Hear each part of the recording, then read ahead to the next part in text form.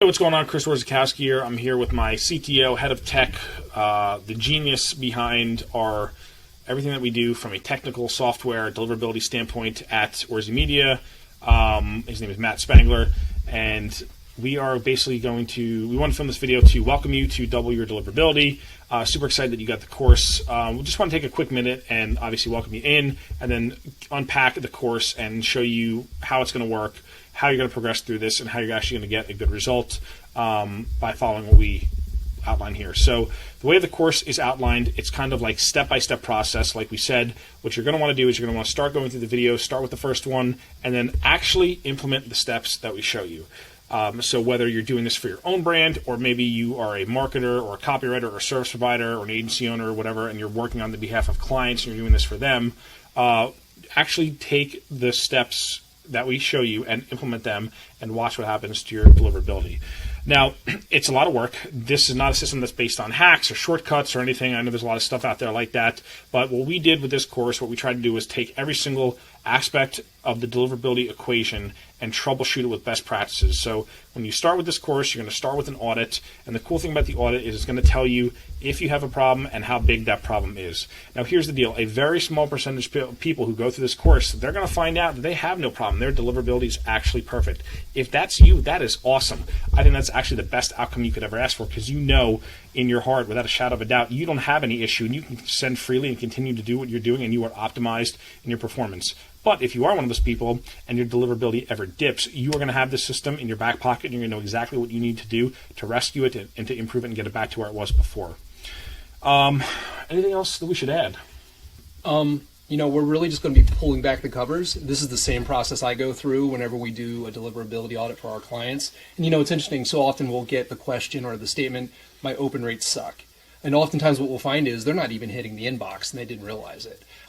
So we go through everything from technical aspects to strategy to content, copy, the whole 9 yards. It's a full, like he said, no shortcut, no hack approach that will fix you in the short term, but give you a system for long-term success, monitoring, staying on top of it. So we think it's going to be super valuable.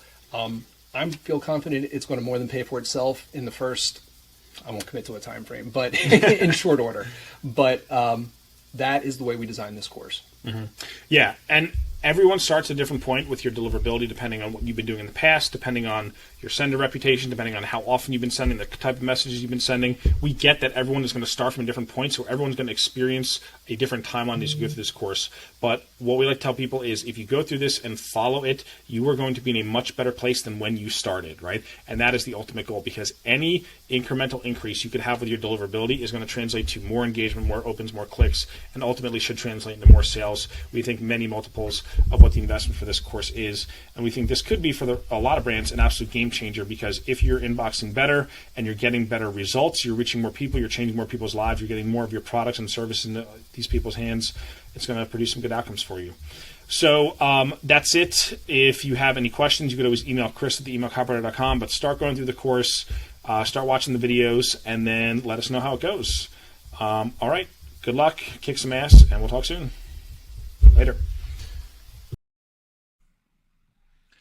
Hey, this is Matt, and welcome to your first lesson in our journey to double your deliverability. So I think it's really important that we start with a really basic question, and that is, do I have a deliverability problem? Now you may say, Matt, that's too basic. I wouldn't have bought this course if I didn't have a deliverability problem. And that's fair, but I think just like building a house, you have to start with the foundation. And we have to do a little research to see, okay, how much of a problem is there? Is there a problem? Where can I improve? And 2 lessons from now, we're going to go over how we can do a deliverability audit.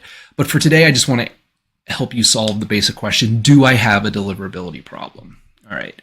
So usually your first indicator that would prompt you to even question this or consider that you have a deliverability problem is that you see your open rates lower than you would expect.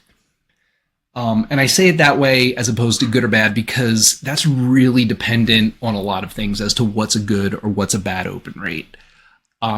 If you have an info product or you have a membership program where people are expecting regular content, maybe it's a cause or a movement where, again, people are expecting regular communication and they're super engaged.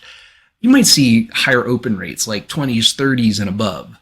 If you're talking about an e-commerce brand, potentially lower, especially if it's not a highly consumable or a higher ticket product where people are only going to purchase once. And even when you're running a promo, they're questioning whether they need to buy another one of what you're selling. Those are just going to see lower open rates in general, and your bar is lower there. So, maybe north of 10 is good for you. So that's why it's sort of your initial indicator that might cause you to be curious about your deliverability. But that still doesn't mean you have a deliverability issue in the first place. So the next thing would be, okay, let's actually test to see where your emails are going. Now you may say, okay, I already do that. Every time I set up a new email campaign, I send it to myself first just to see what it looks like. And that's fine, but that's not a real accurate test of what somebody who newly subscribes to your list is experiencing. Because the chances are you've interacted with those emails so much, maybe you even whitelisted it in your account. So the stuff always ends up in the inbox for you. That's not an accurate test. So what we want to do is create brand new email accounts that have never received anything from your brand before.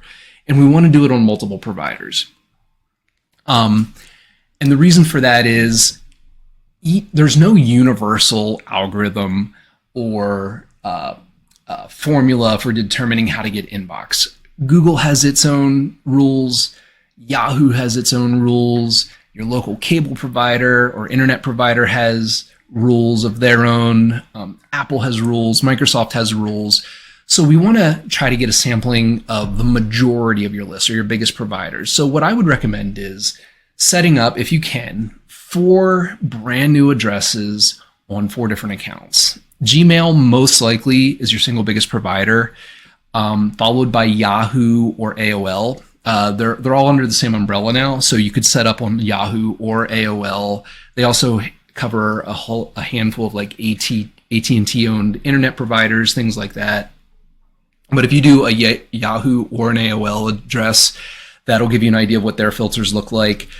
Outlook or Hotmail will give you an idea of how Microsoft views yours, and then iCloud obviously is Apple, and that would tell you, especially on the iOS privacy stuff, just different filtering rules there. That's how I would do it. And what I would do is I would send test emails to each of those. I would sample some of your newsletter or campaign emails. If you've got automations like welcome sequences or cart abandonment or post-purchase, sample some of those. If you have the ability to test transactional emails, Shopify or whatever your e-commerce provider is, test some of those. Sometimes you're limited to only your own email address on those. So I get that. And they're the most likely to deliver anyway, but it's still worth testing. And you simply want to look for, okay, where are they ending up? Worst case scenario is they get rejected outright. That's very rare.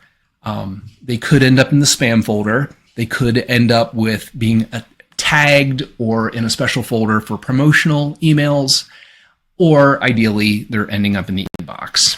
And just do those. I would say sample at least 10 across a bunch of different kinds of emails. We're getting into some audit stuff now, but again, this just gives you an idea, a basic idea of whether you have a problem. We are going to cover stuff, like I said, over the entirety of this course that will help you improve your deliverability, even if you are getting a good delivery rate. But this is just our starting point. So I will see you again at the next lesson when we talk about factors that affect deliverability. Hey, welcome back to Double Your Deliverability. In this lesson, we are going to discuss factors that affect deliverability. Now, this is not a rubber meets the road practical application lesson. We're still just building the foundation and talking about some concepts that are important as we dive into our next lesson, when we will discuss and kind of go over what a deliverability audit looks like. So this isn't going to be super long. I just want to kind of go over this, and I'm going to start with the basic statement that deliverability equals reputation. And so reputation can be broken down into two parts. One is trust and one is value. So let's start with trust. And when we talk about trust, we're talking about individual recipients as well as the mail providers that are hosting those email accounts, Gmail, Yahoo, iCloud, etc. So trust then can be broken down into a few different things. I kind of listed 4 areas that matter. Let's start with authentication. This is a big one. It often gets overlooked. People don't think about it until it becomes an issue. And what authentication means is you identifying yourself as who you are, both in a positive sense, but also making sure that your identity isn't being hacked and spoofed by somebody else, trying to send email as you.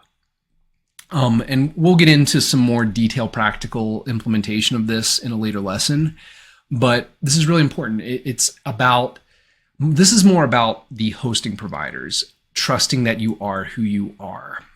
The next one, this is one you can't really control all that much, is domain age. If you have a really young domain that hasn't been sending mail for very long, you don't have as much wiggle room. It's going to be a little harder to send higher volumes. You don't have a history built up. But if you've owned a domain for a long time, they're going to look at the registration history. They're going to look at the email history. If you've had it for a long time and maybe you've just been sending transactional emails, maybe you've just been sending personal emails from a mail client, that actually makes it easier to dive into the email marketing with higher volumes and frequencies.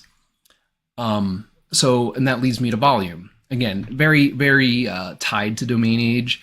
High volume is okay if you've developed a history. So a lot of times with a brand new domain or a brand new IP address or marketing provider, they talk about a warm-up period. And it's important that you just don't go out of the gate with volume. So because they can't trust you yet, you don't have a history with that email provider. And then technical errors or the lack thereof. And we're talking about things like if you're doing custom formatted marketing emails that are highly stylized, it's super important that your HTML and CSS be spot on. You don't want Gmail or Yahoo's filters to look at it and suspect that there might be a hack attempt or something malicious going on. So a lot of times the simpler the better. But being free of technical errors, there's even some other things that aren't malicious but are still a minor flag to the providers that can be an issue. The other is value. And when we talk about value, we're talking about the value that you provide to the end receiver, the individual email addresses to whom you're mailing. And again, some of the areas here in the cloud that we're talking about are frequency. Now, this can go both ways. We could be talking about mailing too frequently, that people are just tired of seeing your emails. You're not really doing much other than being maybe purely promotional without providing any good content or super valuable discounts or anything like that. On the other side of that, if you're not mailing enough, people start to tune you out and they kind of forget about you and maybe don't even pay attention when your emails come in. So, after a while, that matters. The content, again, if you're not making it valuable to them, I know I keep using that term valuable in a generic sense, but maybe it's information, maybe it's a super deep discount, maybe it's tips and tricks, maybe it's really story driven and engaging. The copy, the imagery, everything about it has to be compelling that would prompt people to want to open your emails, that they're anticipating them. Segmentation. Again, this applies a lot in the email campaign newsletter application of things. If you're always just blasting your entire subscriber base, regardless of how often they engage with your emails, you're going to start to raise flags with the providers. And we'll get into some of the actual triggers here in the next slide that some of the algorithms look at. But it's important to frequently email to just your most engaged people. Again, in a later lesson, we'll dig into some good segmentation best practices, but the more interactive people are with your emails, the better it looks to the providers, and it's going to score favorably with their algorithms. And last is list building, and this is about lining up your messaging with the audience. How are you acquiring your list? Are your ads appropriate? Are your audience targeting in the ads appropriate? Do you have spam filters in place? Are you cleaning your lists? So again, these are very high-level questions that we'll get into in a later lesson, practically speaking, but these are all the things that kind of can factor into whether you're providing value to your recipients and then their behaviors that result from that value. So what are some of the triggers might, again, Google, Yahoo, the various email providers to consider you spam or promo? And it's all based on kind of like actions and inactions. So there's artificial intelligence that goes into it. They just might look at patterns. Again, we don't know the secret sauce. Heuristic algorithms are similar, but they're more like just looking at patterns in some of the word choices that you have, your formatting, common things that might make you seem like other, and by other, I'm not trying to lump you in intentionally, but people that are maybe known bad mailers, that maybe you have some similar things that you're doing that make you appear to be similar to them. Again, we don't always know all of the secret sauce that goes into it, but we know that there's a bit of artificial intelligence, a bit of heuristic algorithms that go into determining spam and promo box.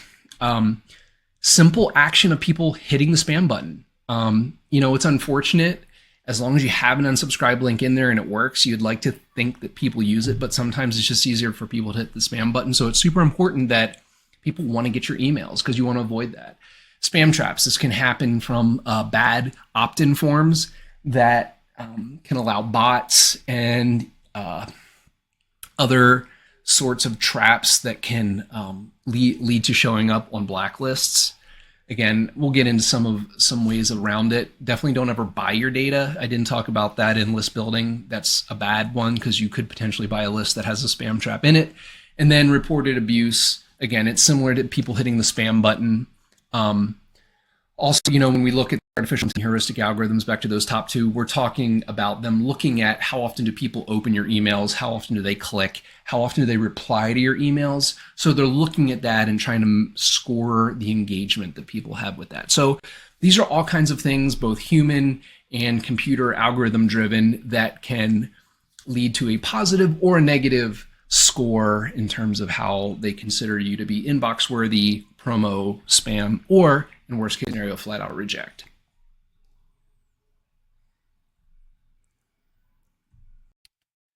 Hey everybody, welcome back to Double Your Deliverability. In this lesson, we are going to finally do some practical application, and we're going to do a deliverability audit overview. This is how I do deliverability audits, and this could be a huge topic. It really could.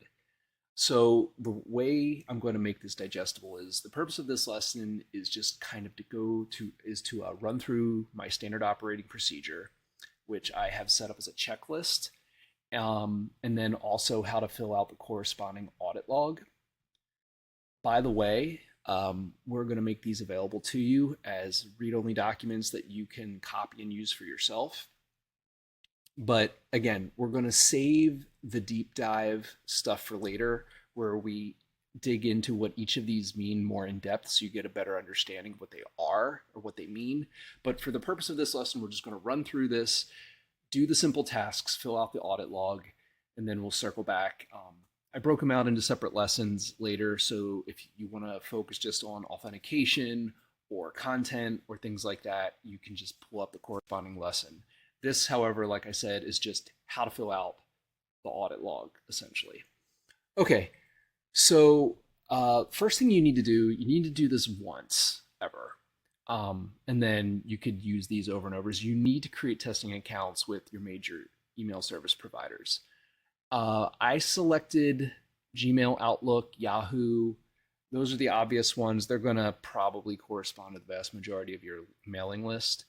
I like using Zoho because you can easily set up a free account, but Zoho is just like Google is popular for corporate desktop email. Zoho is another popular platform that people use for office suites and document sharing and corporate email. So if you have B2B type of lists, that would be one that's worth doing. Mail.com.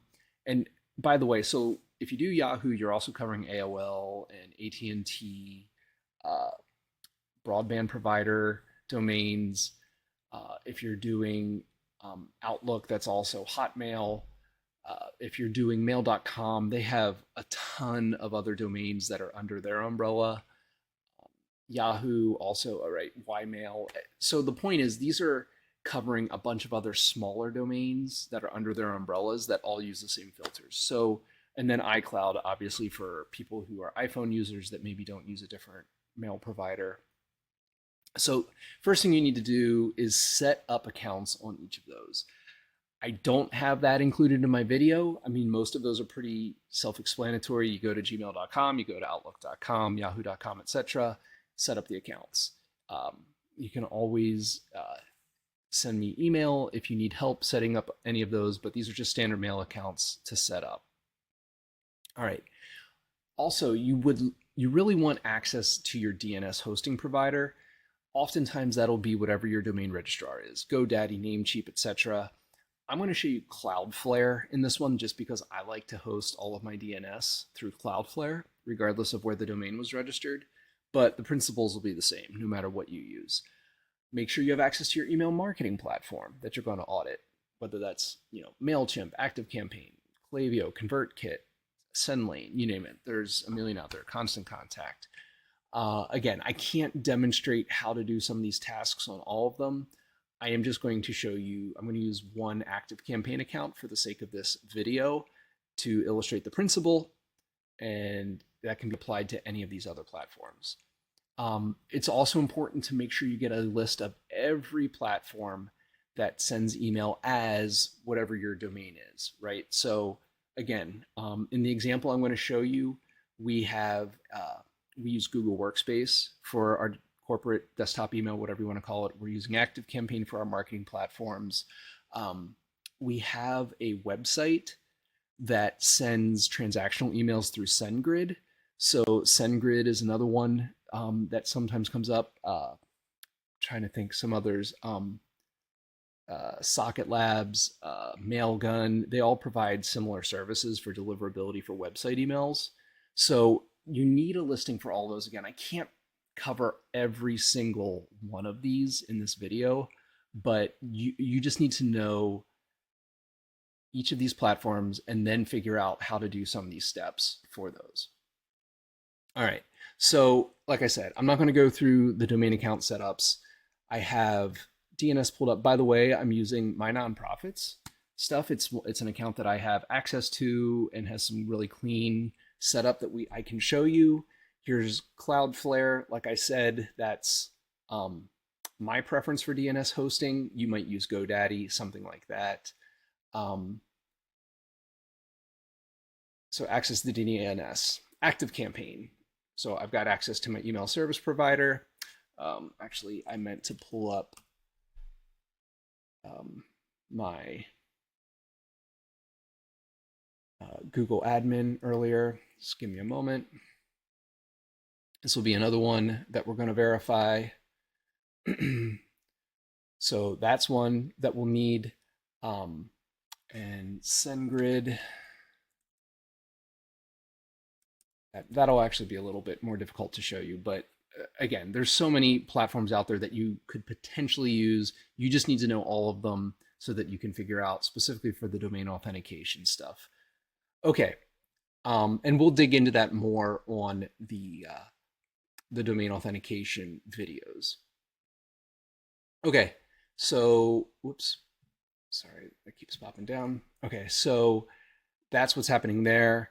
Again, we're going to run through these, then we're going to go through, well, again, let's just start. Okay, so that's the first part in the setup. Setup's done. So now the first thing we're going to do is we're going to work on look at domain reputation. And I say typically test up to 10 different emails on major ESPs. And by major ESPs, I'm talking about the ones that you set up at the top. All right. And we're going to send a bunch of different emails to these test mailboxes. Oh, by the way, I think I covered this in one of our earlier lessons, but the reason you want to set up brand new ones in each of these is you want to make sure it has a pristine relationship with your domain, or at least you haven't gone through and intentionally marked your domain as a safe sender or whitelisted them. You want this to be treated as though somebody that isn't trying to get the deliverability. When you're testing your emails against, your normal domain, you want to see them in the inbox so you know what they look like. This is a different purpose. This is just to see where the emails end up naturally without any help from you, not saying, oh, not spam, like hitting the not spam button. Don't ever do that on these. You want them to just fall naturally based on how Yahoo, Google, etc. are scoring them. All right, so we're going to test up to 10 emails. For the sake of this video, I'm just doing one to illustrate how to fill out the sheet. In there, we're going to be looking at, okay, where do they land? What do the auth headers look like?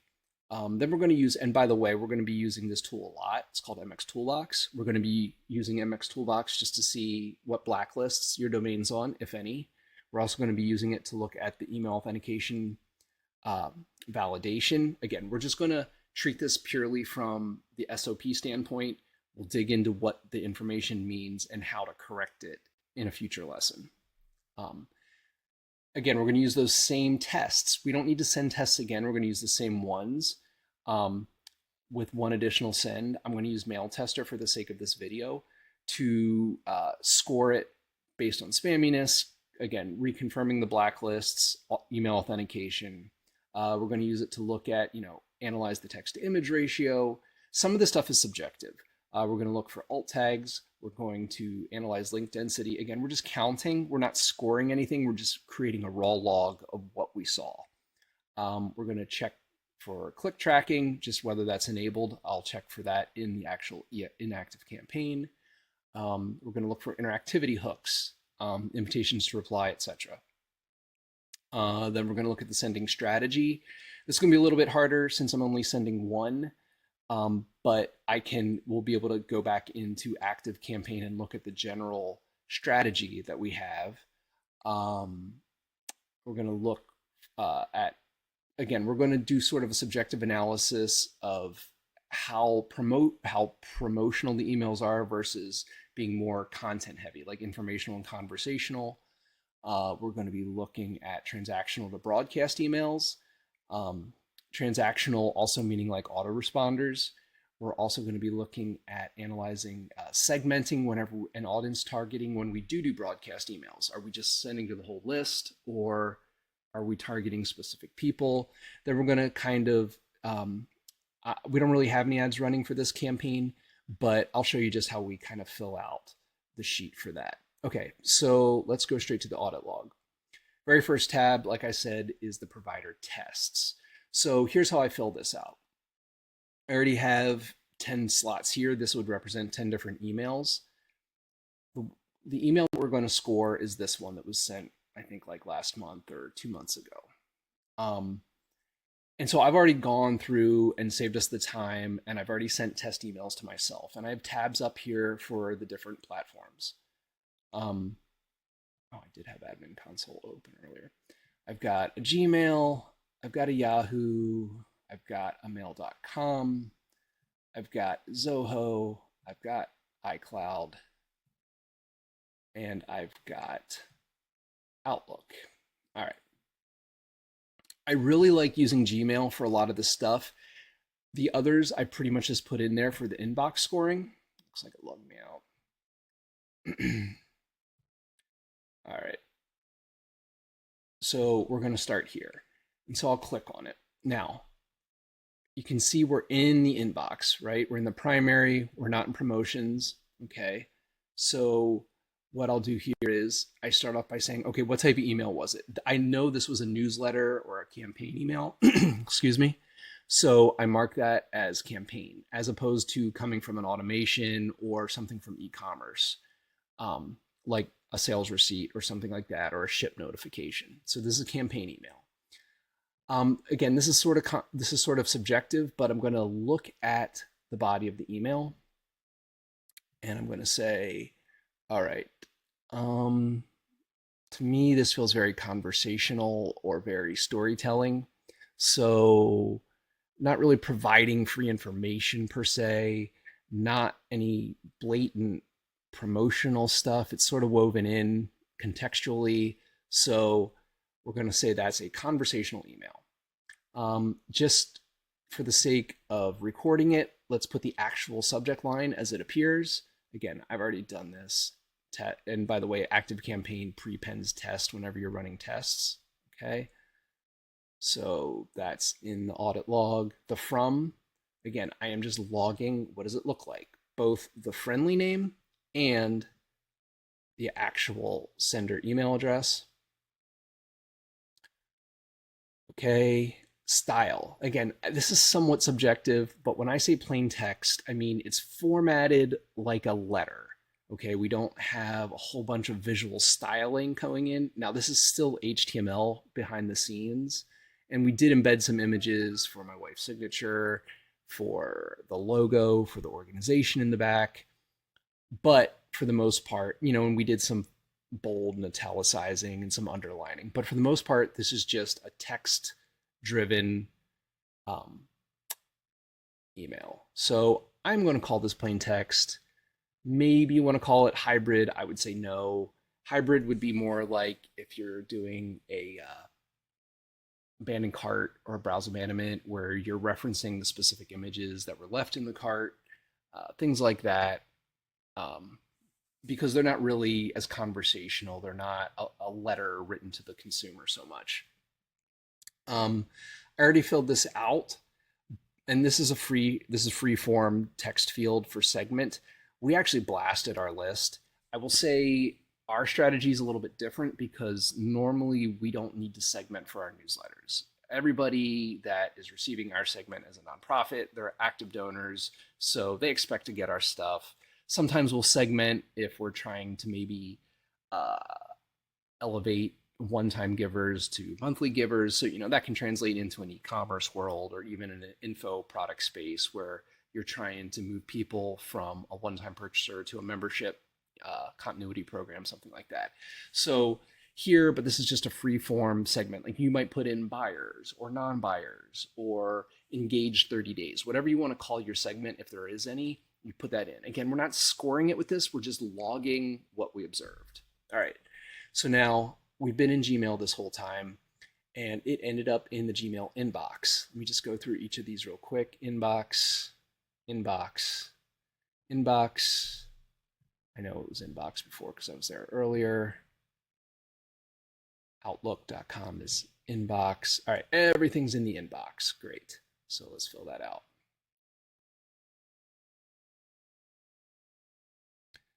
By the way, if you are downloading my template, I have some formatting rules that color code this stuff that make your life way easier. I'm not sure what happened here. I don't know how that got colored. But anyway, it just gives you a really quick visualization. For reference, if it's promo, it's going to be that yellow. If it's spam, it's red. Not received. That would be bad. That probably should have an even more severe color, but those are the three most common. All right. The next thing we need to know is the authentication. Again, I like Gmail for this. That makes it super easy. And the way you do this is when you're looking at the email in the Gmail interface, don't use your local mail client, use the actual Gmail interface. Click over here on the sort of the vertical ellipses and say show original. It's going to open a new tab. And in here, it gives you authentication scoring. Again, I'm going to dig into what this actually means in a later lesson. Here's what you're looking for, super simple. SPF pass, pass, pass. SPF DKIM and DMARC. We're just going to log that over here. By the way, I was editing my template earlier, so the color coding isn't here. By the time you guys have access to it, this will be color coded as well as a pass fail. So it would be green or red. The other piece that matters here is authenticated as. And let me help you understand. That is referencing DKIM specifically. And what matters is pass with domain legacyofhopefoundation.org. That is our domain. If it's possible to pass DKIM with the DKIM of your email provider. So it would be possible for that to say with domain, it's something like acesm1.com, which is Active Campaign's mail server domain. If I saw pass with domain ACES, anything other than legacyofhopefoundation.org, I would put authenticated as provider, but it's not. It's authenticated as self. So again, I'm not scoring anything yet. I'm just logging the information so we have it. And so that's how we would fill out the first tab. I would do probably about like 10 of those, do 9 more, try to sample, do a few more campaigns. I would look at if you have any automations set up, pick out some of your automations, maybe the first in a welcome sequence, maybe try a cart abandonment, something like that. If you have an e-commerce platform, I would consider just trying to do a test against like the receipt email or a shipping fulfillment email. You usually can't test with your different mailboxes up here with like a Shopify, like the Shopify test I was just talking about. That then you can only test against your actual account that you use to log into Shopify. But again, it's a worthwhile test. So in this scenario, now we've run the test, we've done this, we've done this, we've done this, we've done our setup. All right, keep checking. Next, we're going to check the MX toolbox for blacklists. All right. I just so happen to have a tab up here, or I did. It's over here. Okay. So there's 2 different things you can test. I definitely want to test my domain, and I could also test the IP of the mail server that Active Campaign is using for our stuff. So the first thing I would want to do is, and take note of this, mxtoolbox.com/blacklist.axps. I'll list these out for you to in a copy and paste fashion for you guys later in the course. But I go in here, legacyofhopefoundation.org, and do a blacklist check. Real simple. For the most part, you're going to show up greens across the board. So usually what I'll do is I will just come in, and again, they're green by default. If I had one in there, if I saw one in there that matched for whatever reason, I would just check it there, it turns red. Again, we're just logging the information. We're not doing any analysis yet. So, but again, mine turned up green for the email domain. If I come back here, okay, this IP address, this is the IP address from Active Campaign that was used to send that campaign email. I'm also going to test that real quick too, to see what MX Toolbox thinks about that. So I just paste that back in here. I do a blacklist check. Okay, now they're saying they did notice a couple. That's not uncommon with an email marketing platform, right? Because unless you're paying for the highest grade plans on any of these, they're shared IPs that are used by other clients. They do a good job of monitoring and moving you around and removing the bad players as needed. I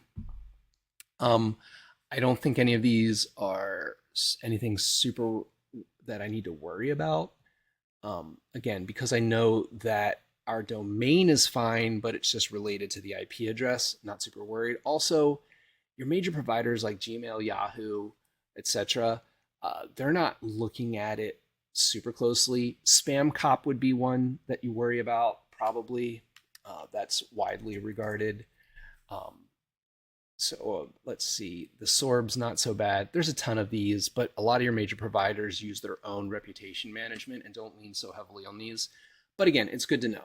So for this, I'm going to say no solicitado, and this one, use protect L. All right, number 2, no solicitado. Okay. So again, we're not analyzing, we're just recording. So we're done with that one. And we're going to look for email authentication validation. All right, I'm going to be careful not to go too deep in the woods on this, but this is going to be using a combination of our DNS and MX Toolbox again. So we already know that it said it passed, so I'm not super worried. But let's just figure out what's in there. All right, so come back over here. I already have this filled in here. Again, mxtoolbox.com, I like to use their super tool because it has all of these different tools. You just select the right button. We're going to start with SPF. Okay. And we'll just say SPF record locator. And all we're looking here is for valid, invalid, or does not exist.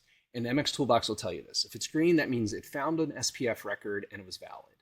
Now, I'm not going to go super deep into this. This would be uncovered more like when we do our testing. By the way, it wouldn't hurt to even send an email from your desktop client to your test email address as well, because that would test like your google.com or Zoho or whatever you use for your desktop mail. But for the sake of the audit, or this step in the audit log, we are just going to mark it as pass or valid. Other possible things you could see here would be it sees records, but it's not valid, like something's not formatted properly or some other error. So you could mark invalid as an option, or it could come back and say, we didn't find an SPF record in your DNS. Another one that we want to look for is DKIM. Now, here you kind of know a little bit about your platform. In Active Campaign, I went in, it's in Settings, Advanced tab, and you put in your domain, you say generate. So I am looking for a record that's the dk._domain key. By the way, all DKIM, I'm going to try not to go too deep in the woods, like I said. All of the DNS entries for DKIM are going to have something ._domain key .your domain, and they're going to have this afterwards. Okay, so I know that Active Campaign uses DK as what's called the selector for their domain key records. Also, I could go in here and just say, I'm going to go down here. It's a text record. I do see it, the dk._domain key. There is something filled out there, but let's just make sure it's filled out validly. So the way you do that is, again, it's legacyofhopefoundation.org, and I just say :DK. It's saying, what is the specific selector? Do a DKIM lookup. All right, it's green, it's valid. This passed all of the checks, so fill out the audit log. This was Active Campaign. The selector for that is DK, and it was valid. Let's do one more. Let's do Google, because that's what we use for, like I said, our desktop or corporate email, whatever you want to call it. And the way you do it here is apps, Google Workspace, Gmail, authenticate email. I've already got it set up, obviously. Here, instead of the DK, it's Google is your selector. I could go in here. It's probably further down on the next page. Yeah, there's a google.domain key, so I know it exists. But again, let's just let MX Toolbox verify that it's a good setup. Again, it's green, that's cool.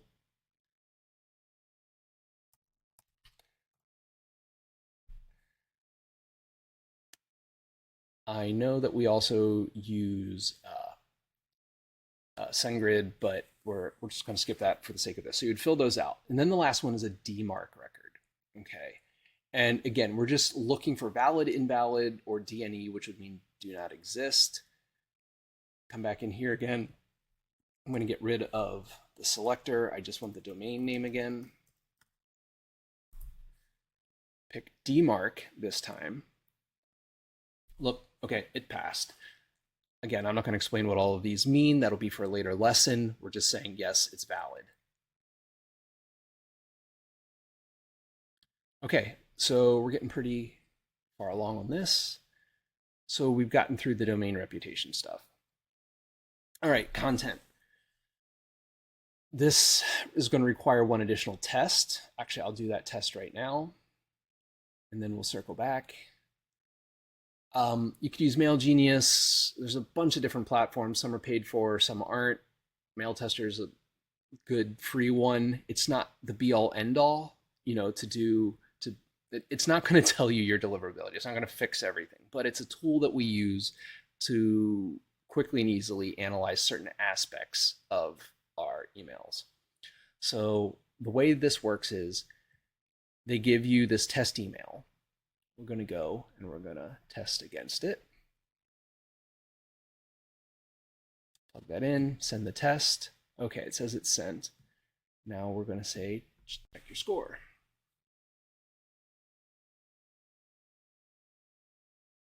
All right, 9.3, that's not bad. Could actually be better, probably. So we'll come back and look at that real quick. But this takes us to the next tab. So again, if you're using my template, you only have to fill out this first table once. These are just copied over from the first tab. So there you go. So now I'm going to tell you how to look at or how to fill out the rest of these. So the first thing is alt tags. Alt tags would be like whenever you hover over an image, it's that little pop-up that gives you plain text description of what that email is or of what that image is. That also can act as a substitute text for when it doesn't display the image. It's also something that a lot of the mail providers look for. They want to see alt tags on all the images. Now, I will say that one of the limitations with, where is that? That's in here. One of the limitations with ActiveCampaign specifically is for whatever reason, they don't put alt tags on their tracking pixel that tracks opens. So it always, nothing you can do about it. It's going to show up as this little tiny image that nobody can even see, doesn't have an alt tag. It's something that they could easily fix, but it's not there. So I always just sort of ignore when it says one image because I know it's just the click tracking. But if you recall, I do have other images in here, but we've already done that, right? So, and in ActiveCampaign, it's this info field. I fill that out every time. Again, here, my wife is the signator on this email, so I just put her name in, and I just put in the name of the organization for that logo. So I'm actually going to say it's fine because I know that we did set alt tags for the ones that we could. I actually don't need mail tester for this next one. I'm just going to go look real quick and I'm going to look at how many links we have in here. Say one. So there was a link. The image is a link. I think the image, is that image a link? Actually, it's not a link, but that one's a link. So let me come back in here. Sorry. So I know that I've got one link here. I've got the logo linked. I don't generally count the unsubscribes because they're not promotional links. So I just have two. So there we go. Again, I'm not making any determinations based on what that is. I am just logging the number. All right, mail tester score is 9.3. The mail tester report URL, if I want to come back and actually look at it again, I'm just going to copy this from the address bar. And any notes that I want to make about it. So let's see here. DKIM sign, that's fine. The way they score it's funny. They always subtract one for DKIM sign, but then they give it to you back twice if everything about it was right. So it found a valid DKIM signature, and it was actually signed by us as opposed to ActiveCampaign. So they gave me the one back plus another one. This is one that you can't do much about unless you're paying for the most premium level campaign, where they're giving you an actual custom branded mail server domain. So you can generally ignore that. There's not much you can do about it. This is subjective on their end. I think it's fine. We have HTML message, but again, look, it's such a super low penalty. Again, these are fine. You can let it go. SPF pass. Again, super tiny, nothing worth noting there. All the authentication it says is cool. Like I said, they did take off a half a point for the alt tag. So maybe if you want, you could say, it's just the click track or open tracking image pixel didn't have an alt tag. But again, nothing really stood out here to me that was worth noting. So I'm just going to let it go. So that is the content test.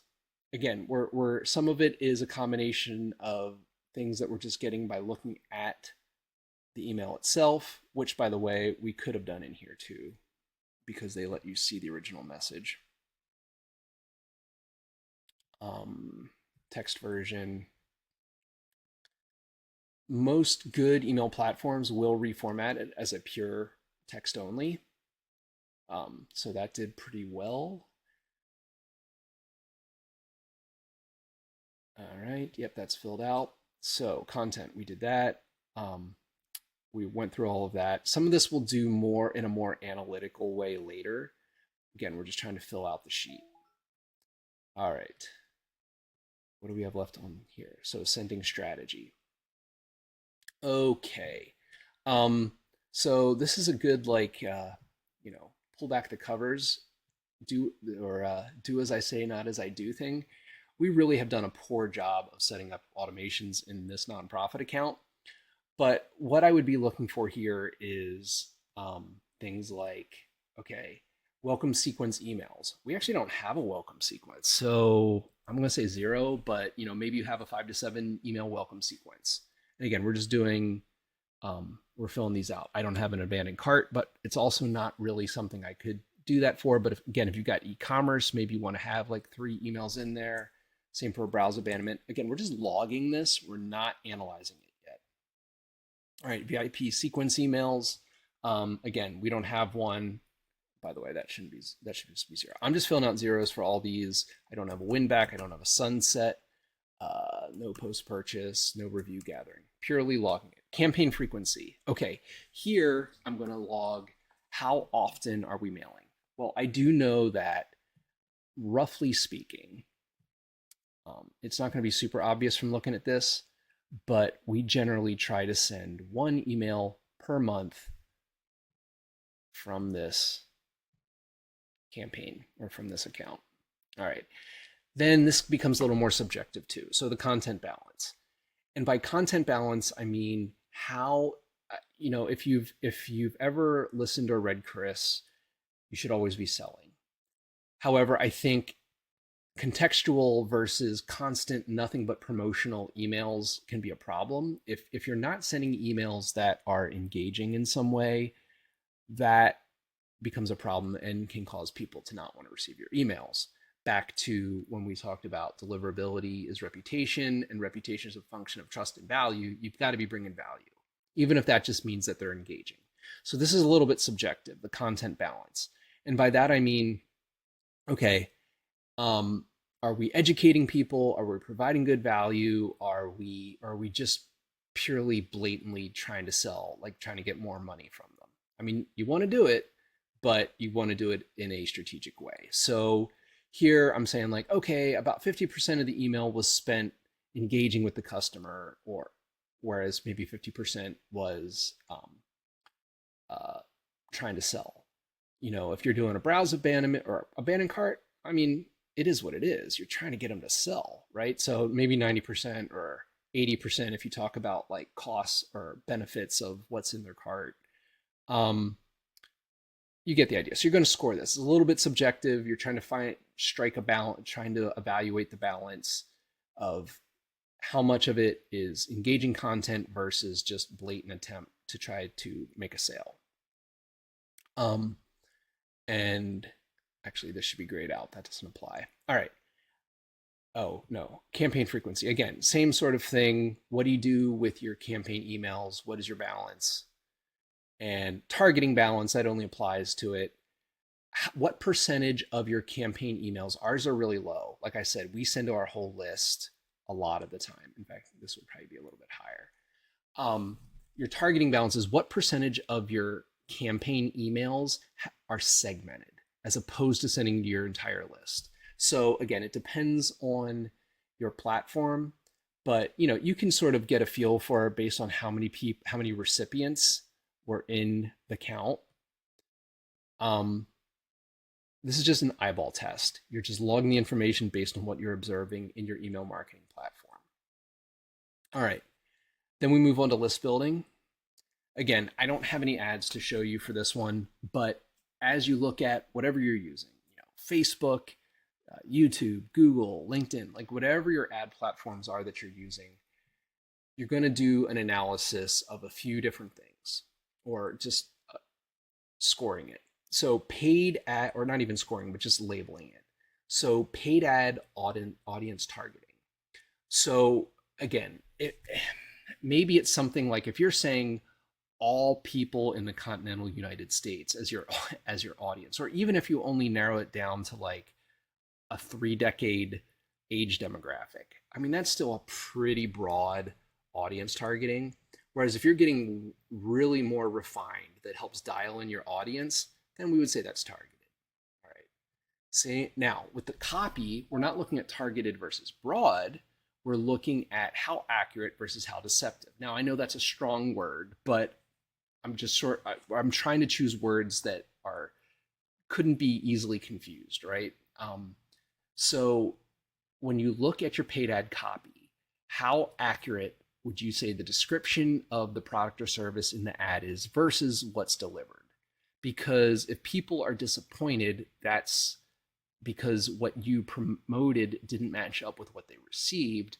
That's a good way to start getting bad reports. So, but again, you need to be honest here about it when you're evaluating it, because this is a factor in your overall domain reputation. Because the ad leads to an opt-in page, generally speaking. They opt in for a deliverable, and you want that deliverable to line up with what was promoted. Same thing with the funnel. After they are on the ad, they end up with a funnel, landing page, etc.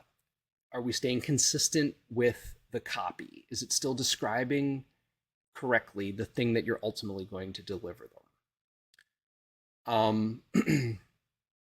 Now, these next two, reCAPTCHA and form honeypot, I will show you how to evaluate this later, but in your actual lead captured form, is there some sort of anti-form spam checker in place? Because there's bots out there constantly scouring websites, trying to find forms and filling them out. And you want to make sure that you're not inadvertently ending up with bad email addresses in your list that come from bots. And the purpose of reCAPTCHA and form honeypot is to do just that, to stop bots from filling out your forms. And again, reCAPTCHA is this doesn't have to be where you're picking like all of the bicycles in, a montage of 9 different images. There's other, what they call version 3 that you can implement. And I'll show you how to do that in a later lesson.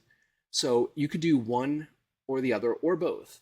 A lot of form plugins allow you to install a honeypot as well. And that's basically a hidden field that a human would never fill out, but a bot would.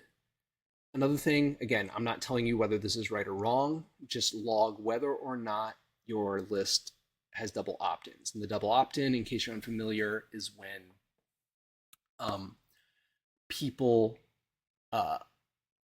don't join your list until they confirm the second email that says, yes, I really do want to be part of this list.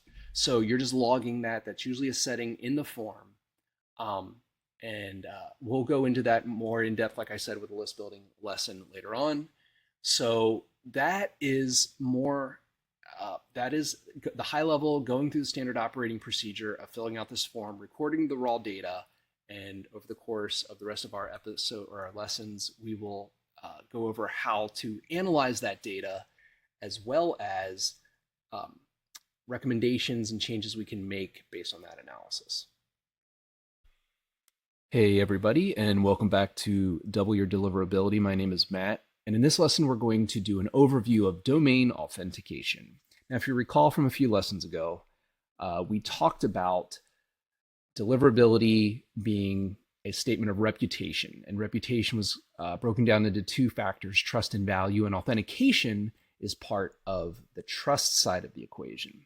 So domain authentication, these are everyday words actually in some way. Authentication is just saying that it can prove, or you can prove, that you are who you say you are. So when you send emails from, whatever at yourdomain.com, domain authentication tells Gmail, Yahoo, Outlook, etc.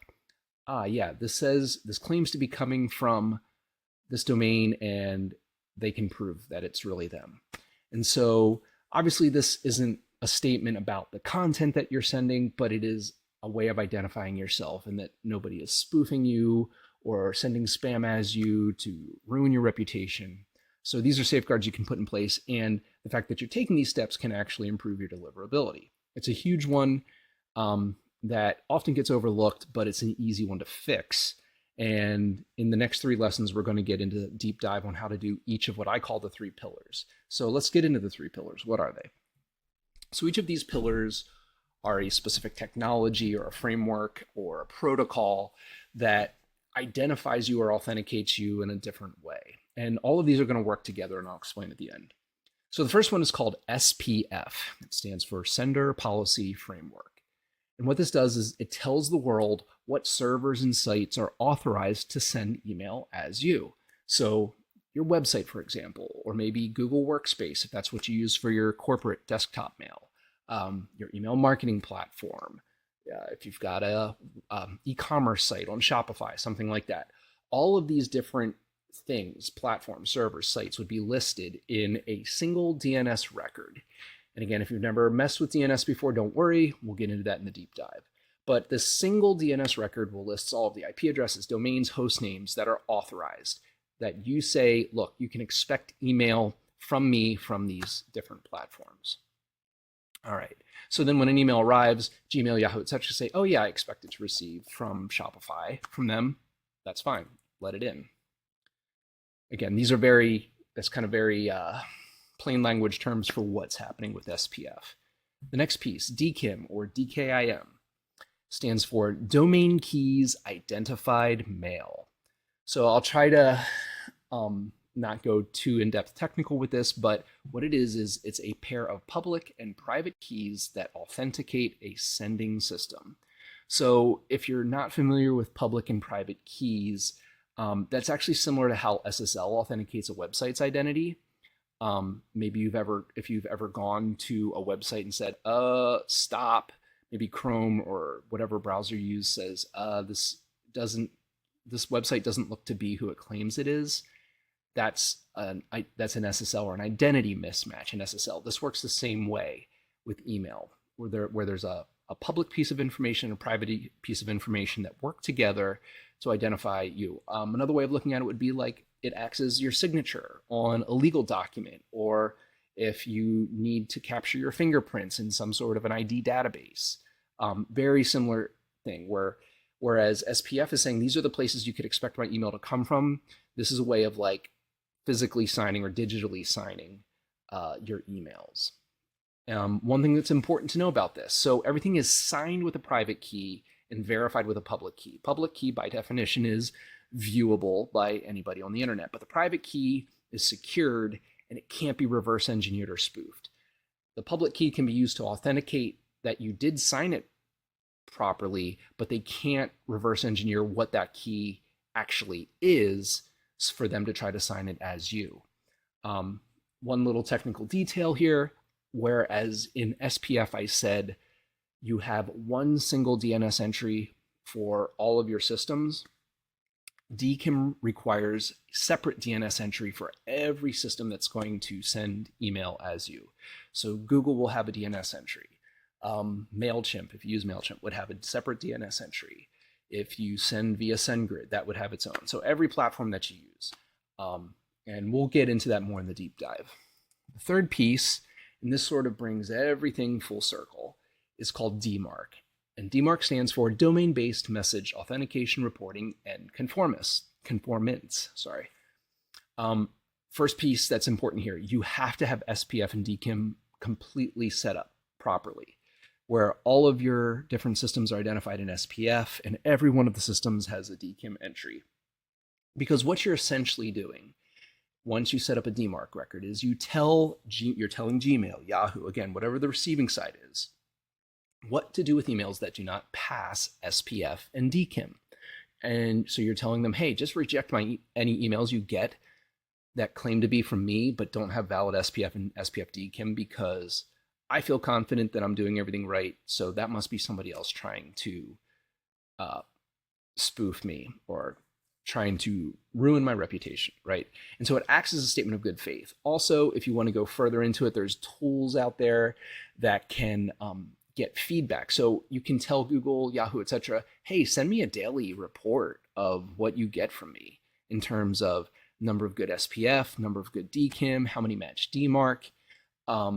And you can either have that sent to you where you can manually look at it if you want, or there's even third-party tools out there that you can subscribe to that you can configure your DMARC record to send to them, and they'll give you nice, pretty graphical reports on that. So these are the three pillars. They all work together to fully authenticate your domain, which helps build trust with the receiving side. It looks overwhelming at first, but you set it up once, and once you do it, it's a super easy fix for deliverability issues if that's part of your problem.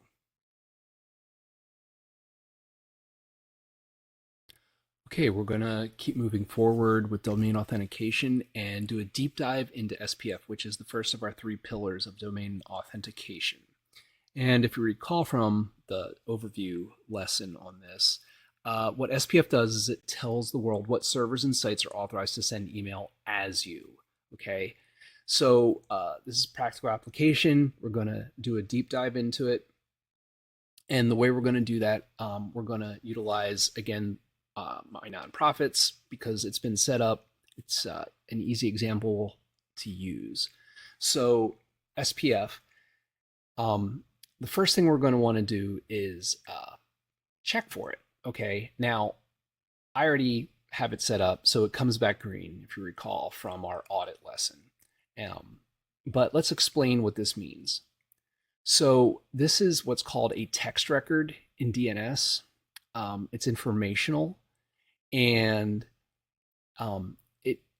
SPF has a very strict format for what this text record needs to look like. And in fact, I'm going to come into Cloudflare, which is where our DNS is hosted, and I'm going to expand it for you. Okay, so you have a bunch. If you're unfamiliar with DNS, you have various types of records. The most common are A records and CNAME records. Those are a way of identifying maybe like where your website is located on the internet, or it ties it to an IP address, or it creates an alias for a different name. A lot of times we'll create what's called an A record that ties your domain name to an IP address for your website, and then a CNAME, which is like an alias, we'll set up for www, and we'll say www is the same as whatever just the domain itself is, legacyofhopefoundation.org in this situation. So for the text record, first what we put in for the name is the whole domain, legacyofhopefoundation.org. And then we have to put in this properly formatted content value. It will always start with V equals SPF1. That tells it it's an SPF record. Then we jump into a bunch of different include statements. We could also have IP addresses in here. There's some shortcuts as well. We have an MX record. You can have an A record. An MX record is another type of DNS entry, and that tells the world where to send email to you.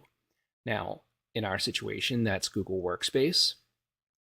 So we can see that we have Google's recommended MX records. So whenever somebody needs to send email to, say, matt@legacyofhopefoundation.org or info@, their mail servers look up an MX record and say, oh, that's Google, we're going to send it to Google. The way that plays into the SPF record, it says, okay, wherever we know, whatever place we're supposed to send email to get to legacyofhopefoundation.org, we should also expect to receive email from it. So that's sort of what that MX shortcut is. We can also do an A record, which simply says we expect to receive email from their web server, wherever their website, wherever the website's located. So that's another one that can go in there. So now I don't expect you to memorize this exact structure because coming back to MX Toolbox, which we've referenced before, they have something called an SPF record generator. that'll allow us to do it. So I'm going to put in our domain name. It's going to check to see if one already exists. And it does. It sees this current record. But let's build it from scratch again, down here in the green area in the lower left. And it does it with this handy little survey or form tool.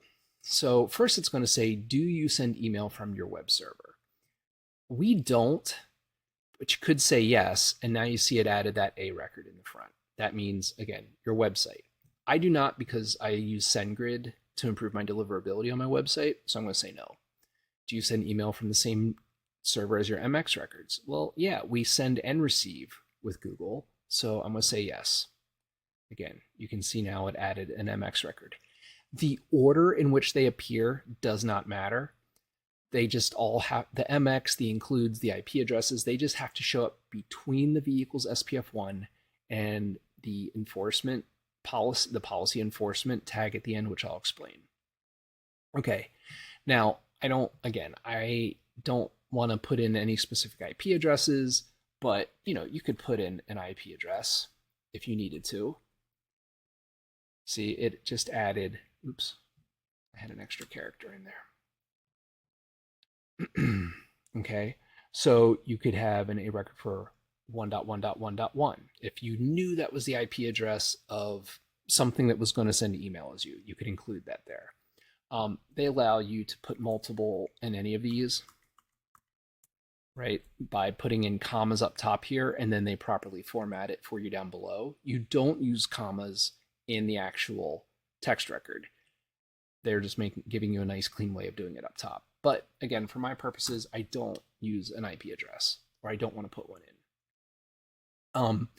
You can actually, that wasn't supposed to go there. That was supposed to be host names or domain names. So like, let's say my web server was called web1.legacyhopefoundation.org. I could put that in there. That would be actually how we do it. I'm sorry.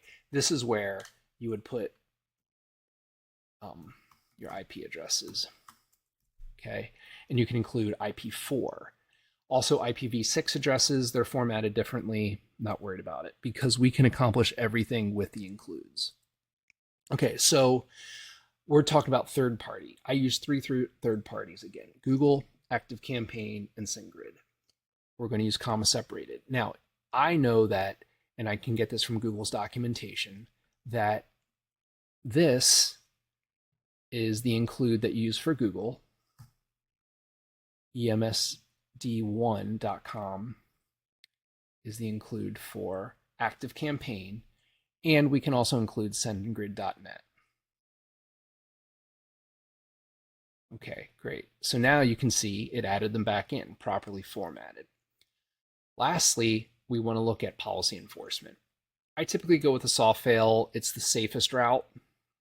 It's more or less a suggestion, neutral, just a little bit more strict, and then you have actual strict. And the way it formats, if you pay attention down below, is this is a dash all, question mark all, or a tilde all. Again, soft fail is usually what you see. If you pick strict, you better be absolutely sure that everything is correct about this, the formatting, that you haven't missed anything, because that's going to instruct the receiving side to be strict in how they enforce it. So then again, just for cross-reference, I'm showing you how to do it in Cloudflare. Maybe your DNS provider is GoDaddy or Namecheap, something like that. It is often going to be your domain registrar. But you would come back in, follow the directions here, more or less, which is the host name would get pasted here, right? Same thing. And then the SPF record value gets pasted there. For me, I just save it. That makes it active. And I now have an SPF record that Google, Yahoo, all of those receiving email providers will look for whenever they get email from you. Hopefully you found that to be useful and informative. I'll be next talking about DKIM. Okay, let's talk about DKIM and do a deep dive here. DKIM is the second of our three pillars of authentication.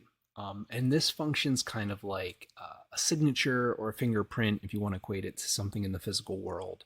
And it's just another way to authenticate your emails as coming from you.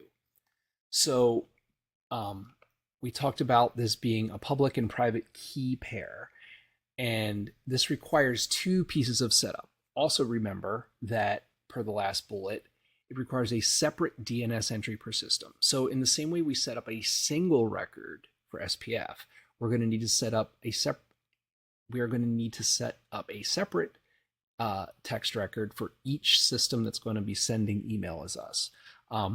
SendGrid for us, in again the nonprofit example that we're using, has its own unique way of doing it, which I'll briefly show you, but we're going to do Google's and Active Campaigns in the more traditional way. Okay, so let me switch over to my other screen. All right, so there are two pieces to DKIM authentication. One is the setup on the email platform itself, which is essentially creating the private key, and then the corresponding public key is what is set up in DNS, and that's what tells the world how to verify the signature that was placed in the email.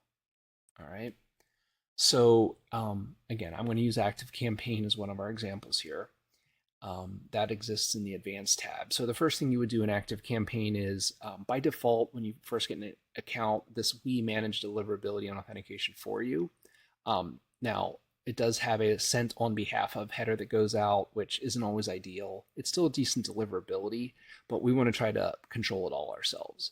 So the first thing we would do is select this radio button. I will manage my own email authentication. And what that does is that turns on the signing in Active Campaign to start signing everything with the private key. And in order to generate the DNS record for the public side, we have to put in our domain name. Okay. And we say generate. Now, again, they give you pretty much all of the pieces that you need here.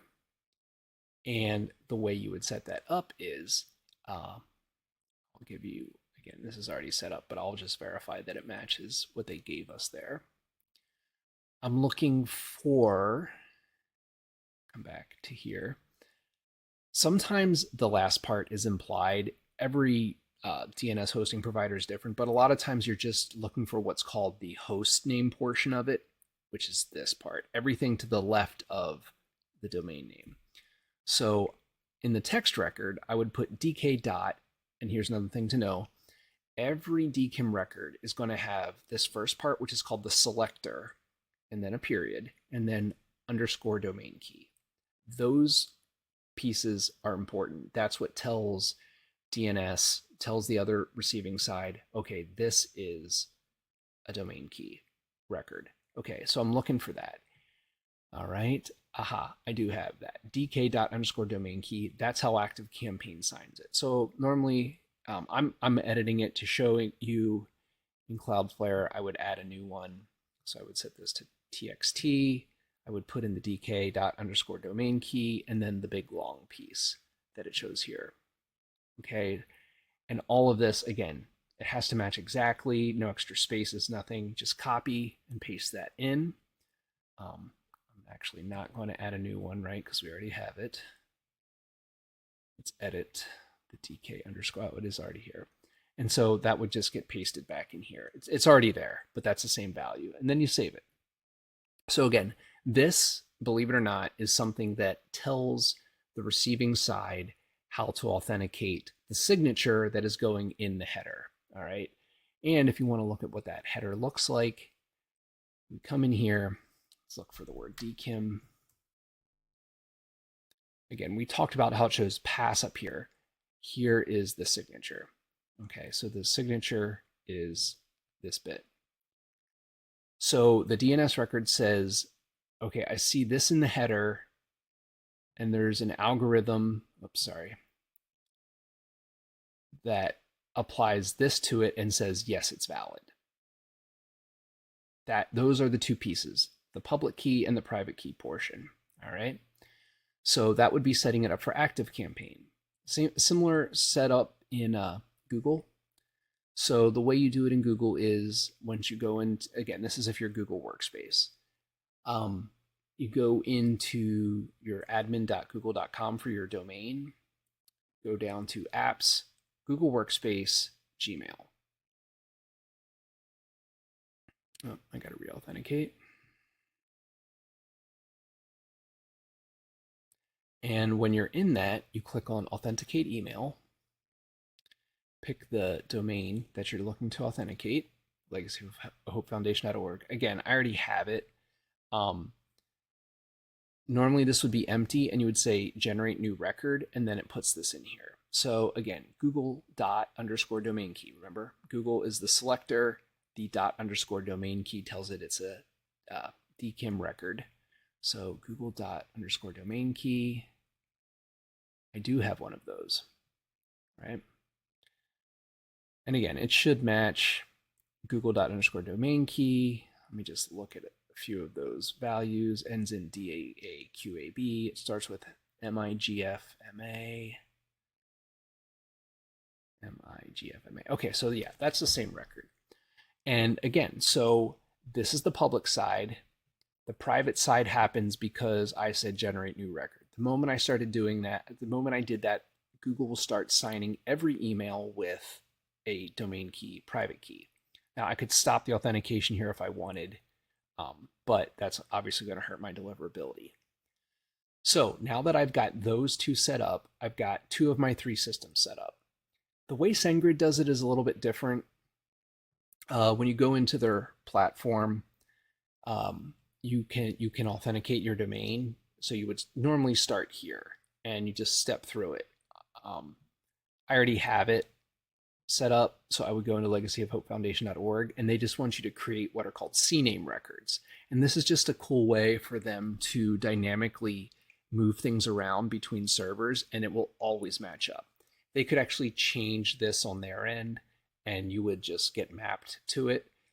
Sometimes that's an easier way of doing it, but I just want to show you that as well. There's other platforms that'll do something similar. Klaviyo is another example of one that will do it like that on the email marketing side.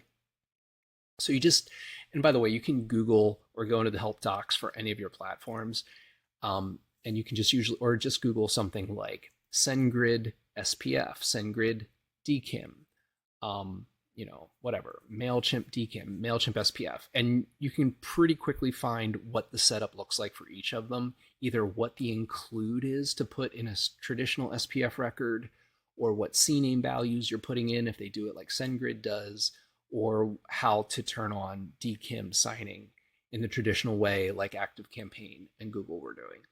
So that is how we set up DKIM, the second pillar. Next, we'll move on to DMARC to round out our domain authentication. Okay, we are going to wrap up domain authentication by doing a quick deep dive into DMARC, which is our third pillar of authentication. And it has to be the third pillar because you can't even set it up until you have all of your SPF and DKIM set up. And that is because what DMARC says is, I have all my, it's basically saying, I am confident that SPF and DKIM are set up correctly. Any email that you receive from my domain that does not have a proper SPF or DKIM or doesn't pass, you can enforce some sort of policy on that, and that'll all be defined within this one DNS record. So let's jump in real quick to see how we set that up. Okay, so we're in Cloudflare again. We're using the nonprofit example. Just like SPF, we can only have a single text record for DMARC. And the way that the receiving side, Yahoo, Gmail, mail.com, etc., know that it's a DMARC record is first it's going to look for a text record, and it's going to look for a text record that has in the host portion _ DMARC. Okay, and then for it to be a valid DMARC record, the formatting is going to have to be conform. It's all just like SPF, everything was separated with a space. In DMARC, everything is a semicolon and a space in between the various parameters. First one is always going to be the version, DMARC 1. In the example here, we have the policy to enforce, reject, other options are quarantine or none. The FO, this is a reporting setting that I'll explain later. And here we have a percentage. What percentage of the emails that you receive should you apply the policy to? That's what you're telling the receiving side. This is a very bare bones. I'll show you how to set up some additional options when we get into the record configurator. So let's actually just jump right into that then. Let me erase this and start from scratch. So just like MX Toolbox had an SPF record generator, they have a DMARC record generator, and it's super helpful. Again, in the same way, we're going to start with the domain name. Check for the DMARC record. Now, it sees that one exists, right? That's the one down here, that real basic one. But they have a form on the left-hand side that allows to populate a new one if we want. I'm going to reset this before we start jumping into it. So if you remember the first thing we saw, the P value, that's the policy.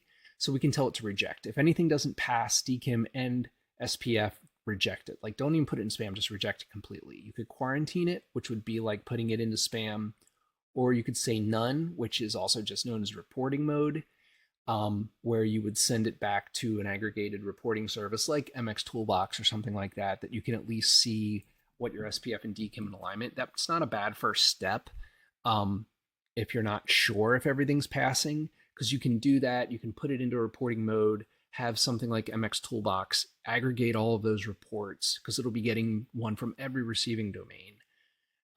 Look at it, see, okay, oh yeah, 100% of mine are passing SPF and 100% are passing DKIM. And at that point, then you could get more strict with rejecting. But you may say like, oh, I can't believe it. Like, I missed my desktop mail platform, or, something, and that'll show up in there. Like I said, MX Toolbox does have a service, which by default, they're usually trying to upsell you on it. So they have this little box checked. And what that does is it sets up the reporting emails. So the first one, the number 2, this corresponds to the RUA equals. That's for the aggregate DMARC reports. That reports on successful sends, failed sends, things like that. Also, you can have a separate one just for fails, DMARC failures. So that can be a completely different one. MX Toolbox gives you 2 different email addresses because they're 2 different reporting types. Again, if you recall, this is the PCT value over here. Maybe for some reason you want to allow 10% to slide by, you could set that to PCT equals 90. But again, the higher the number, the more confidence you're exuding, and the better chance you'll have of them looking favorably on your emails and inboxing for you. Some advanced options. I can't think of too many situations where you would need to do this. You're most likely just going to be sending from your main domain, but if you have a subdomain, you can apply a different policy for it if you want.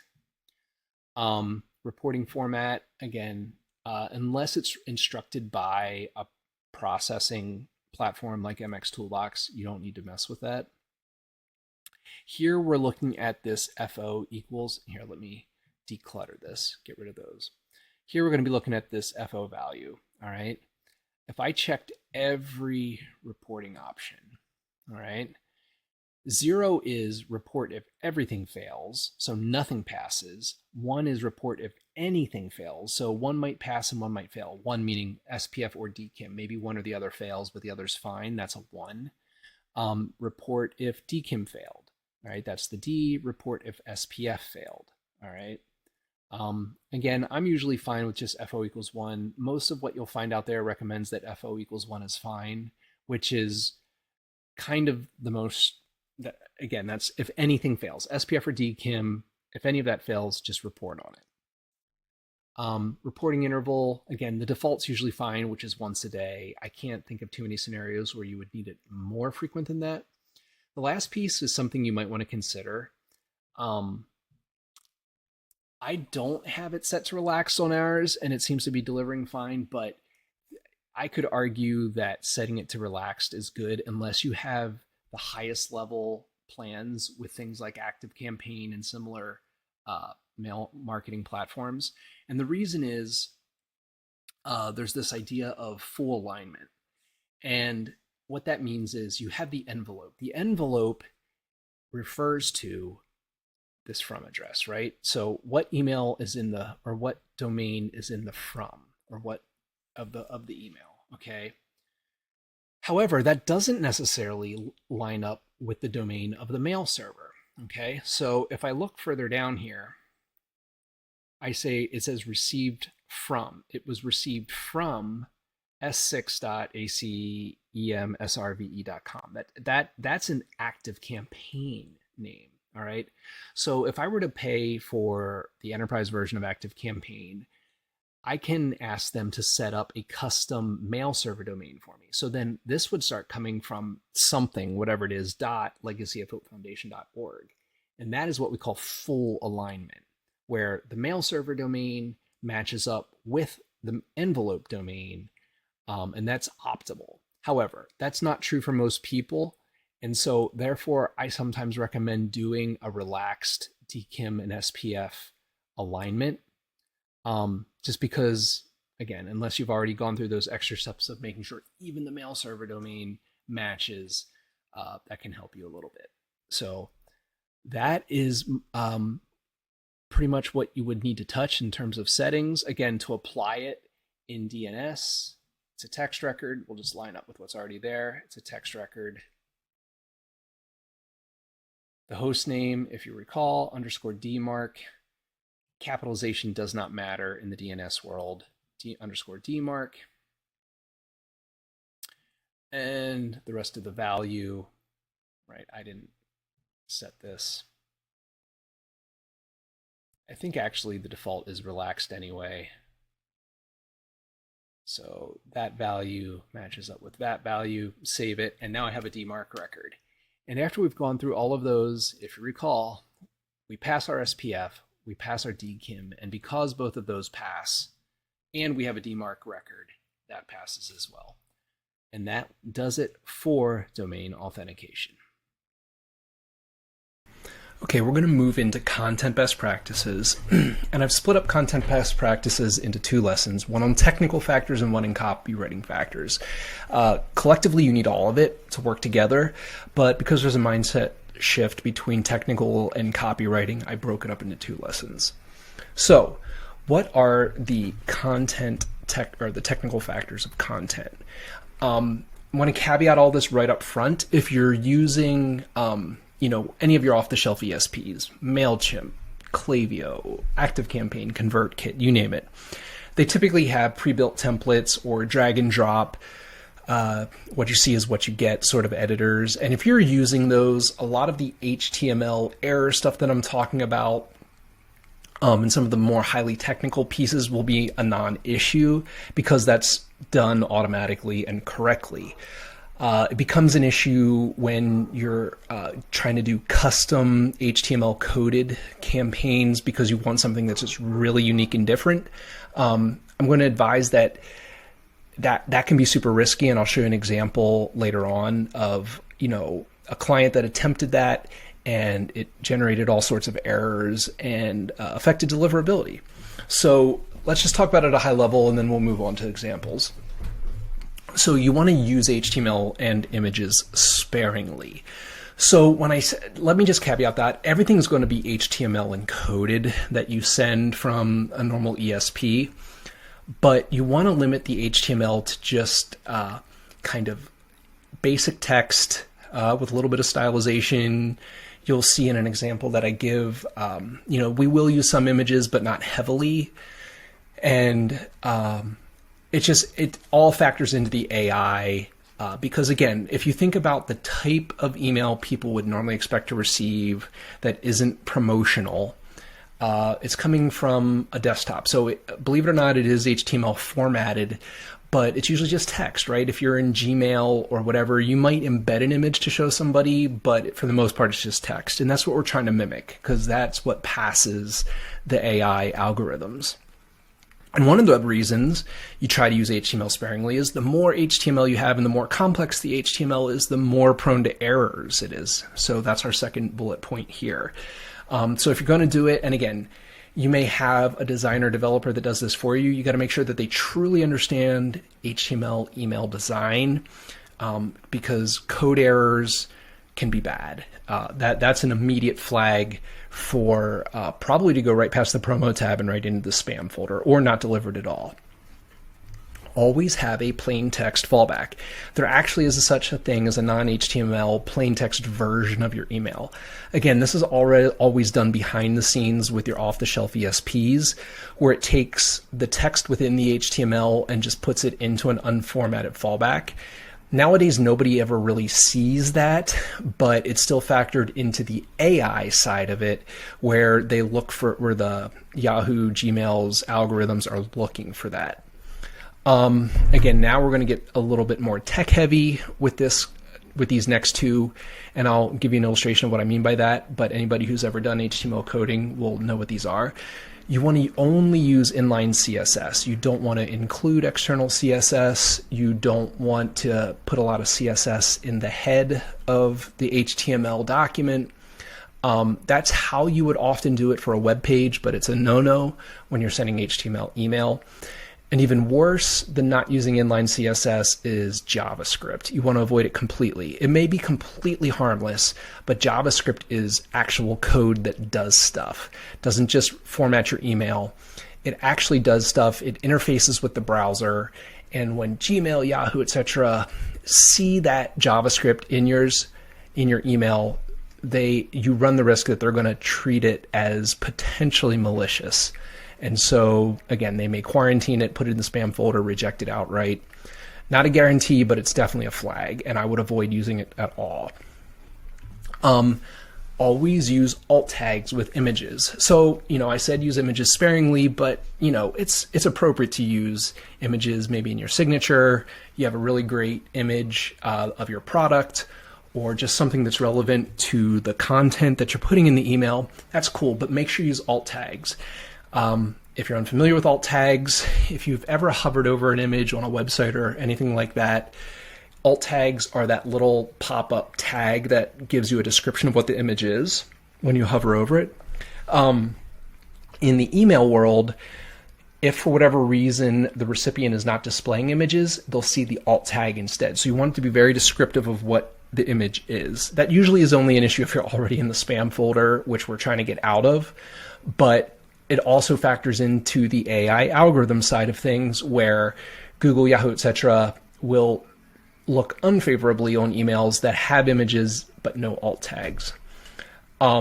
Lastly, and maybe this seems obvious, and it's automatic with any ESP, off-the-shelf ESPs, you need an unsubscribe link. That's CAN spam compliance. It's required. But if you don't have it on the practical side, even if it gets through the filters, if people want to stop receiving your email, they have two choices, right? They can either click the unsubscribe link or they can hit the spam button. And you definitely don't want the spam button, because that gets tracked by the email provider and affects your affects your reputation negatively. And so you don't want them to do that.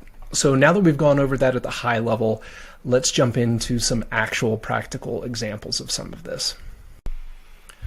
All right, I'm going to show you some real examples of technical errors and best practices. It's actually going to be heavy on the negative side, showing you mistakes that were made and ultimately ended up into deliverability problems. First, I'm going to start with HTML and some errors and heavy use and things like that. So, like I mentioned, a lot of your ESPs, I'm going to show you an example in ActiveCampaign. These are drag and drop, and it's really hard to mess up because they create the HTML behind the scenes.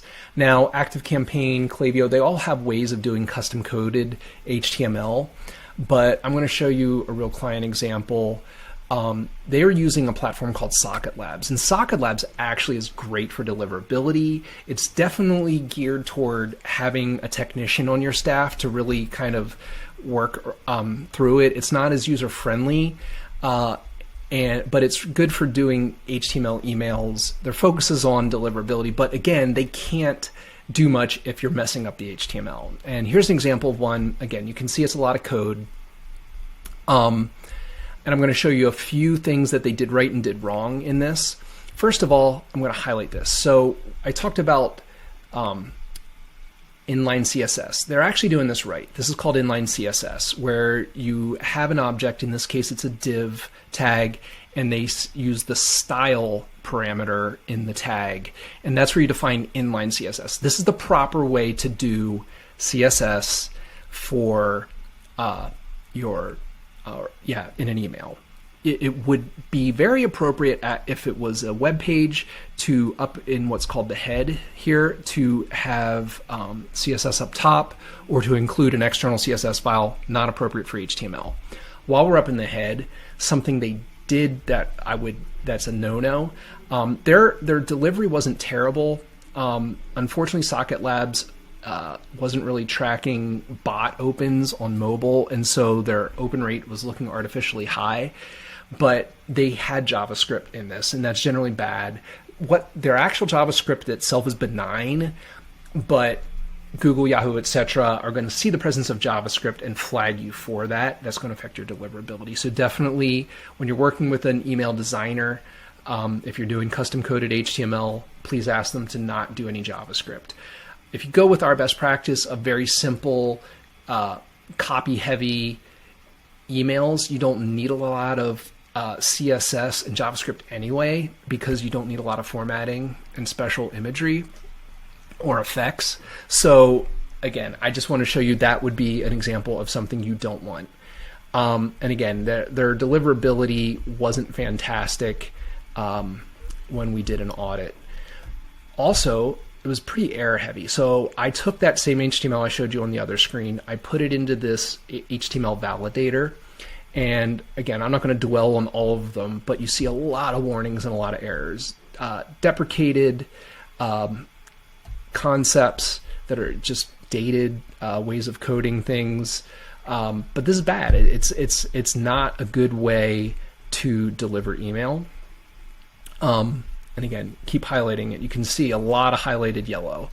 That is definitely not the type of email that you would want to code. Let me jump over real quick to one of our emails that we sent back in December of last year. This is 2022, depending on when you watch this. So in December of 21, we sent an email. Chris sent an email. It was a holiday gift guide. This is really different than most of the emails he had sent. In that, it had a lot of imagery and it had a lot of links. And a lot of not contextual links. And this email got about 1/3 of our open rate of what our typical emails are. The subject line wasn't that uncompelling. The official 2021 Orsi Media Client Holiday Gift Guide. Maybe that's not intriguing to you, but nothing in there strikes me as a flag. But we had a lot of emails, or a lot of images in the email. Like I said, 2 to 3 links per client. And the gist of this email was getting the subscriber base to support our clients, our agency clients. But if I just right click on any one of these and inspect the image, if you have no experience looking for alt tags, I'm going to tell you what you should be looking for, and it doesn't exist. So this is an image tag. Just like you have width and style parameters, you would also have a parameter in there called alt equals, and that would be the text that you see when you hover over the image on a web page, or that's the substitute text if it didn't display an image. And like I said, we don't want to end up in the spam folder. If you were, it would show the alt text in place of the image for things like Yahoo and Gmail, but it also factors into the AI algorithm side of things, where Yahoo, Gmail, etc. are looking for the presence of those alt tags. That helps your deliverability. So we actually did a lot of things wrong. This is us. And we suffered with our deliverability. It was about 1/3 of what we normally see in terms of open rate. One last example, I want to bounce back here. This is for my nonprofit. I just want to show you a quick example of how to set an alt tag. So here, my wife uses our organization logo in her signature, but it's an image, right? So it's important. In ActiveCampaign, it's the info. A lot of times they'll call it the description for an image, or they may actually say the alt tag or the info. You want to put something in that is descriptive of what that image is. and that is an alt tag. Helps with your deliverability if you ever run it through something like Mail Tester or Mail Genius. They're going to look and they're going to tell you whether your emails have alt tags or not, because again, that's part of the formula, that's part of the algorithm for deliverability. So hopefully these examples were helpful in showing you what to do and what not to do. Okay, let's continue our conversation about content best practices and look at the copywriting factors. Okay, so like I said, you need to look at all of these content things when you're trying to optimize your deliverability. But these are a little bit different. They're less tech heavy and more about the actual copy and some strategic things to your copy. So let's look at that at a high level first, and we'll drill down from there.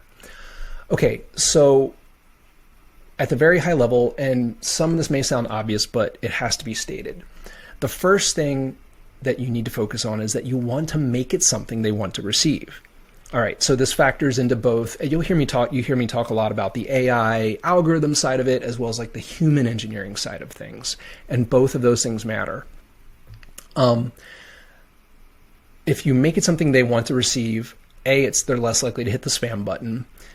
B, they're more likely to open it. Gmail, Yahoo, look at open rates and use that in their calculation of what your domain reputation is.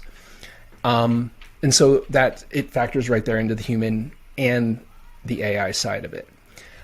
Your copy should generate interactivity. Bi-directional communication looks natural. That's what, again, if you were having an email dialogue with somebody from your Gmail account, you see back and forth, and you want to generate some of that. Obviously not on everything you send, but if you periodically invite people to respond in some way, clicking is a type of interactivity. They're going to check link clicks as well. You see those stats in your ESP, but Gmail and Yahoo, etc., are tracking that as well. And the more you click, the more that they believe that there are things in the email that you're interested in, you're engaging with that, you're interacting with that. So again, that generating interactivity can mean multiple things. We'll dive a little more deeply here in the next slide. And you want to make opting out more attractive than the spam button. Again, I'll go into a little bit more detail in the next slide about what I mean by that. But you have two options. I think I stated in the technical side of content, you have two options if you don't want to receive an email anymore. You can either unsubscribe or hit the spam button. Obviously, a massive unsubscribe rate is not good, but it's still better than the spam button, and we can use some copywriting strategies to make the unsubscribe more attractive, as opposed to just somebody quickly hitting the spam button. Okay, so let's dig a little more deeply. So one thing you can do, headlines, subject lines, short and attention grabbing.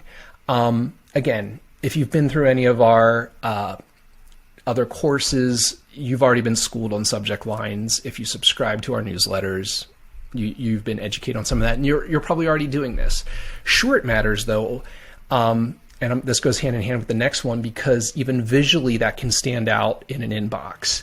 And so that second part is using preview text as subtitles. It allows you to expand upon your subject line, and if you keep both of them short, when you're looking at your Gmail inbox, and I'll show you an example of this later, when you see the short subject line and short preview line, all of the additional white space really stands out in an inbox and creates intrigue and what can lead to better open rates.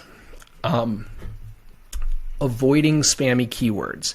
Chris is going to cover this in a bonus lesson about no-no words.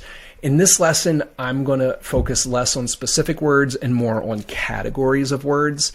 I think it's really difficult to cover an exhaustive list of spammy keywords because you're going to see lists out there, and I'll provide links to those from ActiveCampaign and other ESPs, that if you followed every one of those literally, it'd be very hard to write effective sales copy. But we're going to cover the gist or the types of things you should avoid with spammy keywords without going too specific into the actual words themselves. We want to use contextual links, and you pick your spots with your links. If your link density is way too heavy, it looks super promotional, hence the promo tab concept, that can put you there. Using words like click here too often in your text can be an issue. So the contextual links are nice because you're linking the title of a product or just working it into natural copy. And that favors, that's more favorable in the algorithms if you can use contextual links instead of blatant click here, CTAs. Inviting replies. We talked about interactivity in the previous slide. Actual replies are good. A strategy here would be a classic 9-word email where you're asking a question that you want them to literally hit the reply button to answer. And that question has somewhere in the neighborhood of 9 words. These, again, you wouldn't do this for all of your emails, but periodically do that. Create some interactivity, bidirectional email flow for your brand, and that will score much more nicely. Also, it's interesting on the human engineering side that people want to feel like you're engaging with them directly. It's going to prompt them to open more of your emails in the future, again, working to boost your overall score. These last two have to do with my last bullet on the previous slide about making unsubscribing more interesting than the spam button, or more attractive. First is make opting out interesting and non-threatening. You can do this with things like super signatures, giving them multiple ways to unsubscribe. I'll show you an example here in a bit. Also provide ways to simply change their subscription. So maybe they don't want to completely unsubscribe, but they want to receive less emails, or they only want to receive certain types of emails from you. And by adding those options into your unsub footer or a super signature, then you make that more interesting, or easier, or another option that doesn't completely unsubscribe but just changes things and gives them more of what they want. One more slide here before we go into some actual examples. Let's just talk briefly about categories of spammy keywords. Like I said, I'm not going to cover specific keywords, but these keywords fall into these kinds of categories. So the first would be words that make exaggerated claims and promises, right? So this is more of like your words like never. Obviously, you're going to use the word never, but claims that are really hard to substantiate, that, you know, a claim of a 100% increase in whatever, or completely, you know, if we were in this course, if we were saying that you will get a 100% inbox delivery rate, right? We can't make that claim. So things like that can show up on flags, or it can show up as a flag in the algorithms. Again, this is all very AI algorithm focused stuff. Words that create unnecessary urgency and pressure. Again, we'll do that if there's an actual deadline coming up, but if you're constantly sending emails all the time that are about ending soon, you know, almost sold out. I mean, these can be actual very real situations, but you can't do that all the time with everything that you send. Words that look like shady, spammy, or unethical behavior. This actually works really hand in hand with the last one, words that are jargon or legalese. When you start including words like in compliance with the law, or terms and conditions, or things where you're having to qualify or justify the legality or ethics of what you're doing. Well, if you weren't riding the line, you wouldn't have to do that in the first place. And so try to avoid having to do that, trying to reference law, reference things that people might come into question. You'd be better off just not making claims further up in the other bullet points that would cause people to think, this sounds too good to be true, or this sounds a little unsubstantiated. So all of these things kind of work together. These are categories. Again, Chris is going to cover some no-no words. I will give you some links of some suggested spammy keywords. Like I said, I think it's a little too onerous. If you just took them all literally, you'd probably never have effective sales copy, but they're things to consider if you are having deliverability issues. All right, so let's jump into some actual examples. Okay, let's do some practical examples of the copywriting factors of content. So this one's going to be more about some good stuff that I can show you. This is a recent email that Chris sent out. And let's start off with the subject line at the top.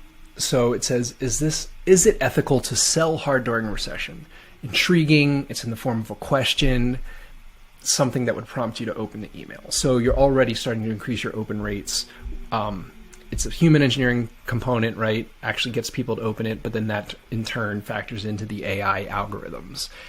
And then let's look at the copy. We don't need to read it all word for word, but you can skim it as I'm scrolling down. It's engaging. He's going into things that he's heard. He provides a counter argument to it. It does work in an image, but it's, it works with the copy. Only one image though. You'll notice we haven't linked anything yet. Still just kind of talking, easy to digest, single sentence paragraphs, a lot of questions, engaging content, and then finally we get to in issue number 30 of Make It Rain Monthly. And it's a contextual link. It didn't say click here. It's just the name of the issue, and if you follow the link, it'll take you to the sales page for what he's promoting. But it took us all the way to this point for that to even come up. He built up to it. We have another link right afterwards, but again, it's contextual. Then we continue with some bullet points, which are engaging, easy to read, kind of draws you down. People are interested, alternating. Even some of the formatting with italics and bolding or alternated font weights makes it interesting enough that it causes you to keep going and doesn't feel mundane. And then last, we do have a non-contextual link at the end, but by that point we have so much copy that our link density is pretty low, and that's okay. So engaging headline, engaging copy, really low link density. And then let's get into, this isn't a full-on super signature, but he's doing some things here that are different than just your standard unsubscribed footer that would be out of the box with most ESPs. Here he's doing a few things really well. He's got 4 different ways that you can unsubscribe. So this builds trust with the recipient, makes it really easy. You can either follow the unsubscribe link. If you don't trust that the unsubscribe link is going to work, you can email him requesting an unsubscribe. You could even mail it to him physically if you want. But the fact that he puts an address in there, again, builds trust. It's obviously not going to be his home address, maybe not even be a real office address, but it at least is a place where he should be able to receive email or physical mail. And again, that's a trust building strategy. The last part of this signature that I want to point out to you is the update your profile link. And this would, when people click on it, it would allow them to do, to not just unsubscribe completely, but modify the subscription, whether it's receiving less frequently, or maybe only receiving certain types of emails. That is strategy that you can get people to not fully unsubscribe, but only get what they want and increase their overall satisfaction with the email subscription that they signed up for. So those are some really good things in just this one email example. I mentioned earlier too about the effectiveness of using short subject lines in conjunction with a short preview text line. And the two really work hand in hand to do this. So I just wanted to show you real quick. This is an example. That first one, again, this is from our nonprofit. This is utilizing a short, for the past 7 years is a short subject line. And then the we've been redefining emergency care is a preview text line. And then in active campaign, there's an actual text. It's a hex code, or I'm sorry, it's an ASCII text code that I can provide in the, I'm not going to show it here in the video, but I'll provide the code below in the text. that will generate all of the blank spaces at the end. And you can see visually here in my whole inbox that it really jumps out with all that white space. Everything else occupies the majority of the line and it all looks the same, but this really jumps out. But for this to work, you need the combination of the rather brief subject line and a brief preview text line that has some unprintable character stuff at the end that pads out that white space. And I will give you that shortcut code here as part of the lesson, just not in the video. It'll be the text at the bottom of the lesson. So that covers what I wanted to show you with copywriting strategies as it affects content best practices. Okay, our first sending strategy lesson is going to be about automations that boost reputation. And there's a reason that at least some specific kinds of automations or sequences or flows or whatever term you want to use can boost reputation. And let's touch on those quickly. So automations can boost your reputation because they have a controlled volume. There's a pace. They tend to be one-to-one emails, whereas your campaign, newsletter, whatever you want to call your larger batch emails are one email that goes out to many people at the same time. Automations happen when an event is triggered, when your subscriber does or doesn't do something, does or doesn't take an action. And then they get that single email goes out. Now, and in a perfect world, these would happen kind of continuously over the course of the day as these events occur. And so that looks more natural. It's more in line with how your desktop or corporate email would work. So it's a good balance against your larger marketing newsletter campaign sends. They tend to personalize content, right? You're addressing the individual. It's, again, because it's responsive, it's transactional, it's because of an action they did or didn't take. It's almost expected in a way. They just made a purchase, for example, right? And you're going to give them guidance on how to use the product, or check in with them on how their experience with the product or service was. Maybe you're going to offer them another product or service that would help improve the experience with the thing they just bought. So it's expected, it's not a surprise, it's helpful, and so it's personalized because it ties to something that they know they just did. It helps segment your data, and we'll touch on a specific kind that'll do that. So automations can help weed out your engaged people from your non-engaged people, your buyers from your non-buyers, things like that. So they can be helpful in that regard. But usually it's really great for dialing in your engaged and non-engaged people. Then re-engaging people who haven't engaged in a while. And again, we're going to touch on one or two that can do that. You don't want to just constantly send your whole list. You want to, send to the people that are going to open it, because that all factors into the AI algorithms of whether your reputation determines your reputation. But every once in a while, we do want to try to bring some people back into the fold and try to increase your subscriber base, so it can help with that. So let's go over 5 categories, and which are really 7 specific kinds of flows that can help boost your reputation. One is a welcome sequence, and by name, it should hopefully be obvious what it does. It welcomes them to your brand, welcomes them to your newsletter. And you're going to indoctrinate and educate, possibly give them some sort of little incentive to make a purchase. But again, it's a very engaging sequence. You might even incorporate some invitations to respond. Lots of options there. We'll cover those visually here a bit later. We have 3 different types of post-purchase automations that are helpful. One would be what I call a care and use.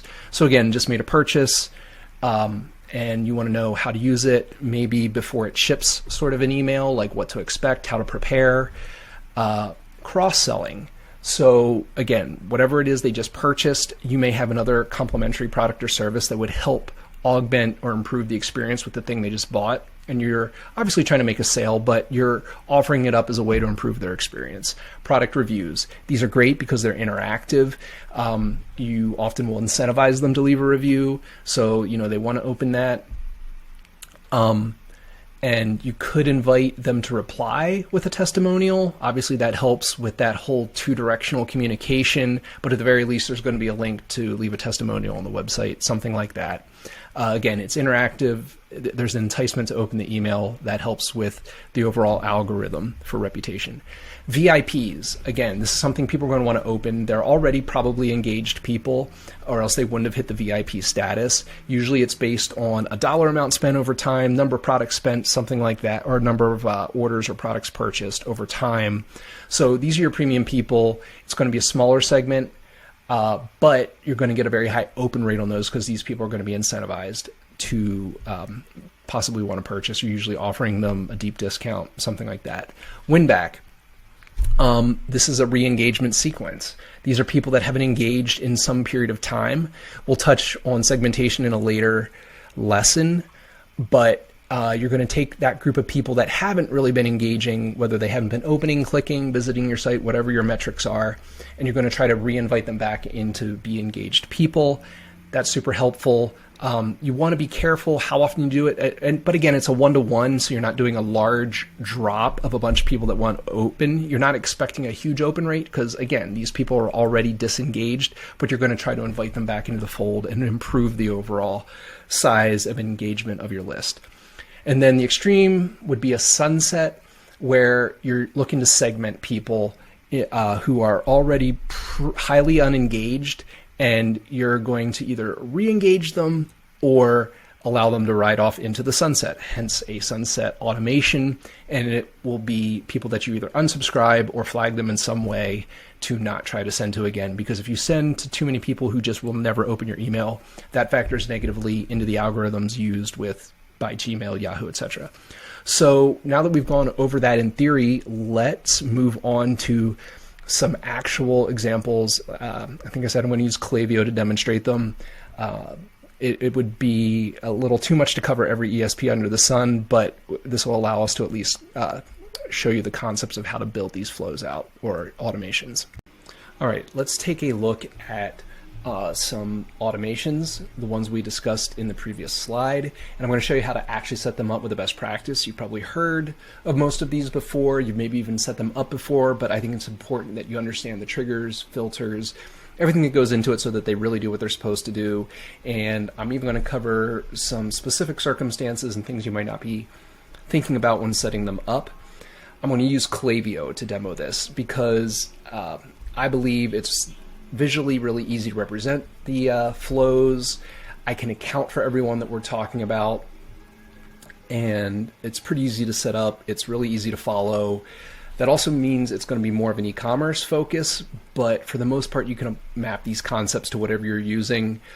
Platforms like ActiveCampaign can be more easily mapped because they're really automation centric.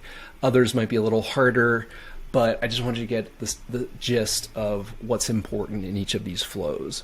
Okay, so first one's a welcome sequence, and the trigger event to enter this flow is that they subscribe to your list, whatever you call it. In this particular account, it's called the full mailing list. And they might opt in one of multiple ways. Maybe it's an opt-in form in the footer of the site. Maybe there's a pop-up with an incentive. Maybe they purchased something and selected the checkbox to receive email updates as part of that purchase at checkout.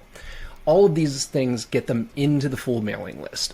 Now I've set up this flow to account for different ways because we might want to handle those people differently. And that's part of the personalization and customization of this welcome sequence that lends itself towards boosting reputation because they really feel catered to in the sequence.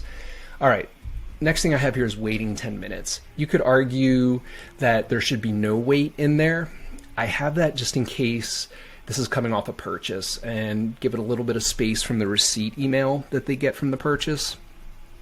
Or if there was an incentive, right? Like maybe they're opting in to receive a free download. The first email they want to get is the actual download link, and then give it a little space before you welcome them. Now, admittedly, I don't have copy in these. This is very generic. The idea is to just give you the structure of what goes into it. It's up to you. I mean, again, it's depends on your vertical, your audience, what would go into this exact email, but I'll talk about, generally speaking, what should go into these emails. So this very first one is an indoctrination. You're just introducing them to your brand, what the experience will be like as being part of this mailing list. Maybe you can talk about how often you're emailing, what types of things you'll be talking about. in the emails they receive. Tell them they can opt out at any time. Make it friendly, inviting, just a really good initial experience with the campaign journey. And I think that's appropriate for every person that enters into this flow, regardless of how they got here. You're just indoctrinating them into this experience. Because even if they've purchased, they may have purchased before, but maybe never opted into your sequence, right? So that's now why we do a split. Now, this might be because it might be because they opted in as during the course of the purchase, or maybe the first time they purchased they didn't opt in, but now they've opted in after the fact, and we're going to treat these people differently.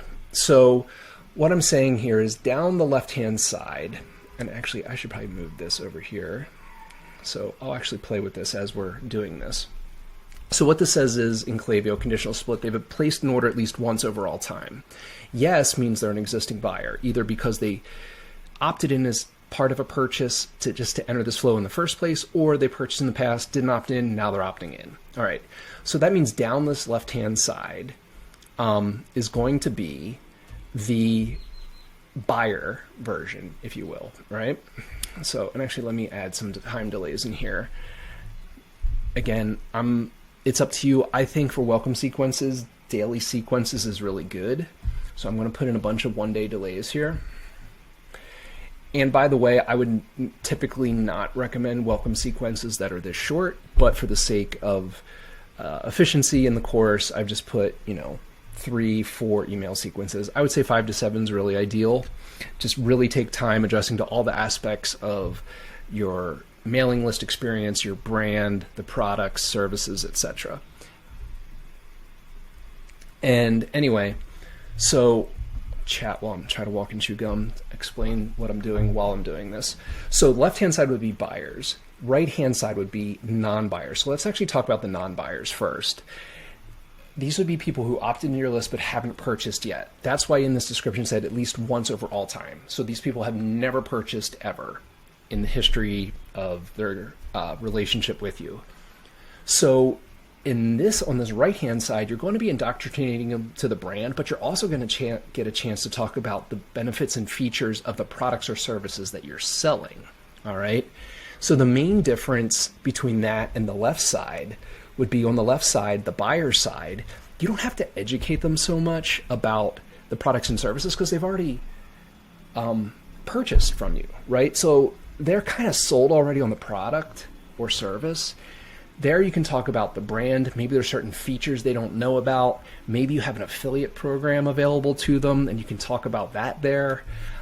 So there's some differences in how you can cater to the people who have purchased from you and didn't purchase from you in the past. All right, so those are kind of the highlights of a welcome sequence. Oh, one other thing I should have talked about in the beginning. This is a Klaviyo concept. Different ESPs have different ways of doing it, but flow filters. This is basically what causes you to continue through the flow. Or you could look at it inversely. What is the event that causes them to exit the flow? Now, oftentimes what we're doing is we're trying to get them to place either a first order or another order while they're in this flow.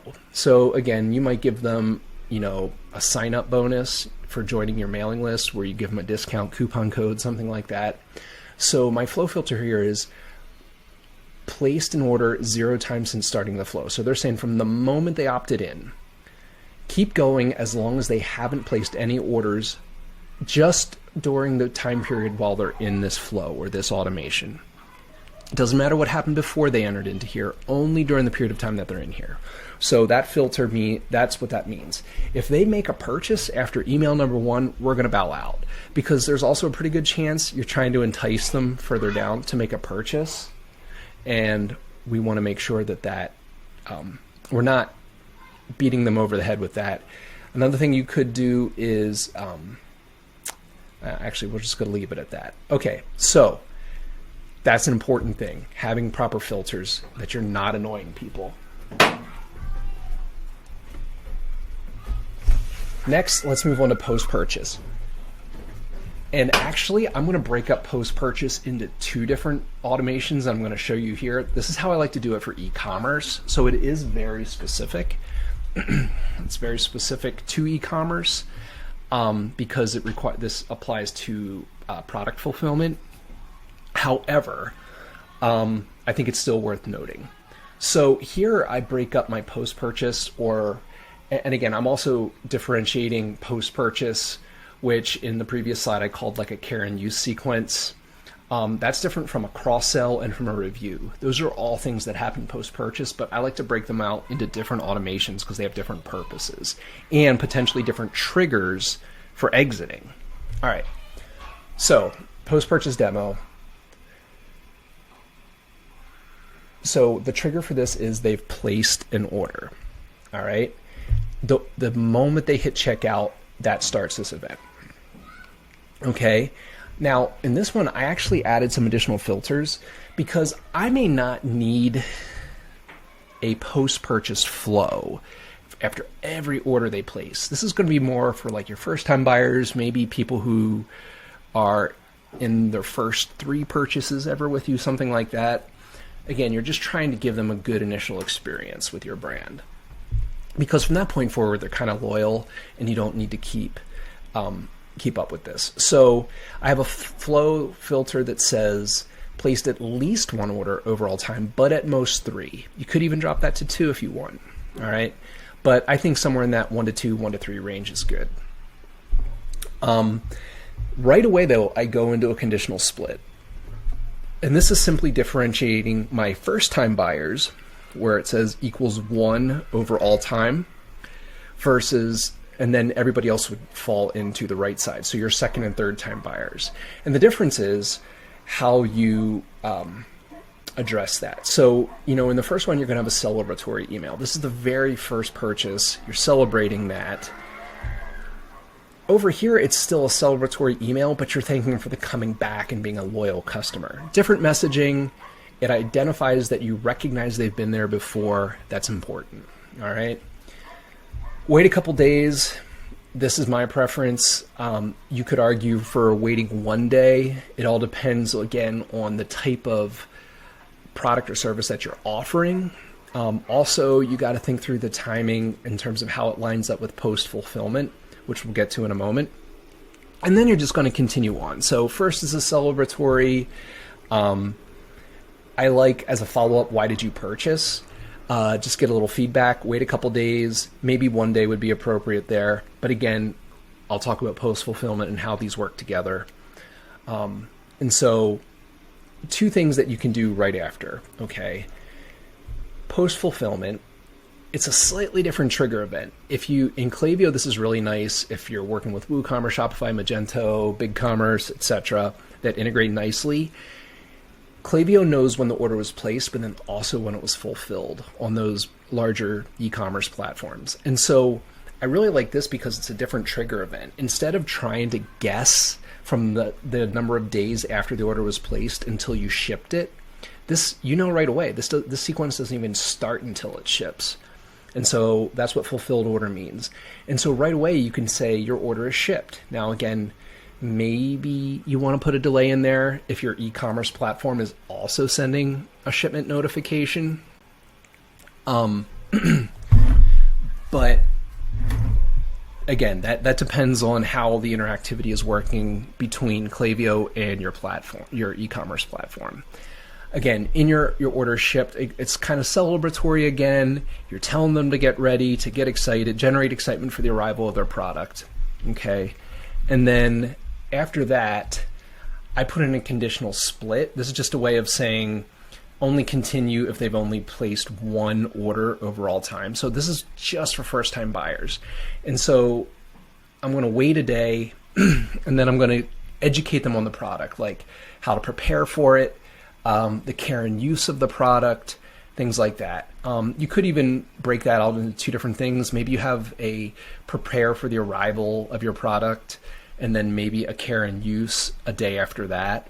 But generally speaking, you're probably only going to need that for your first-time buyers. Your repeat buyers have been through that experience before and they don't need it.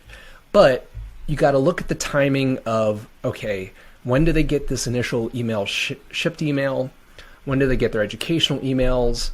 How does that line up with your placed order sequence? It's okay if you send on the same day. Just a little Klaviyo tutorial here for you. These all have what's called smart sending turned on. And what that's meant to be is, I probably would not do that. This is just kind of the default when these were created. I would not turn smart sending on this, which is saying, don't send this email if they've already received an email in, like, say 12 hours, whatever you have set as your global setting in Klaviyo. It's designed to not inundate them with emails. These are important though. I would not turn it on for these. So those two go hand in hand to kind of represent that post-purchase. Cross-sell. Here's another one. Again, you try to work out the timing with all of these. You might get a couple emails in the same day. Sometimes it might help to lay out all of this in a spreadsheet so you can see visually, okay, on day one they're going to get this, on day two they're going to get this, and line them all up next to each other so you can kind of see how they play out. Again, your trigger here is place the order, all right? And then I'm going to say let's wait an hour. Again, because we already know a few different emails went out immediately. And in order to do this in Klaviyo, I gave a real-world scenario on our coffee site that I'm using for the demo here. So this is a very reasonable, these aren't live, by the way, but this would be a very reasonable setup to have. So let's say that in this particular order that triggered the purchase,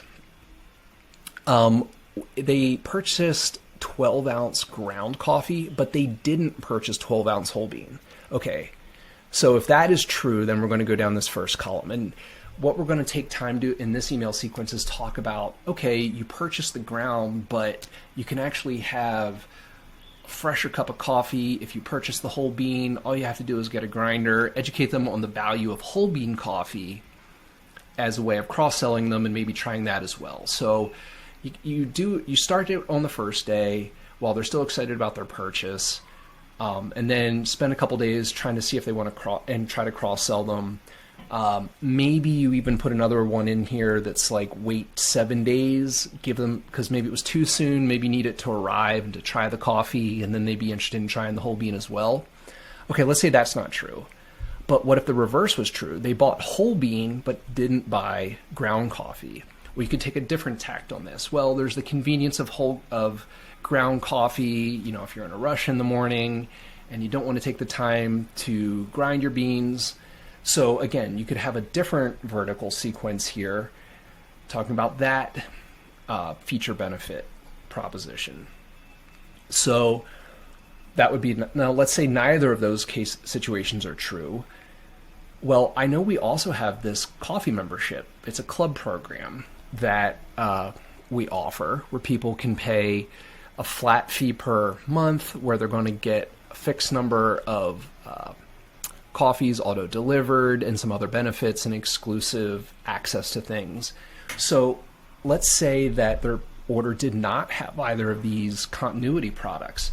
Well, this is almost more like an upsell instead of a cross-sell, but it could still work the same way, where we try to upsell them into that, like, hey, you purchased the coffee, you know, you could save money and make your life easier by just signing up for the club and set and forget and just receive coffee every month.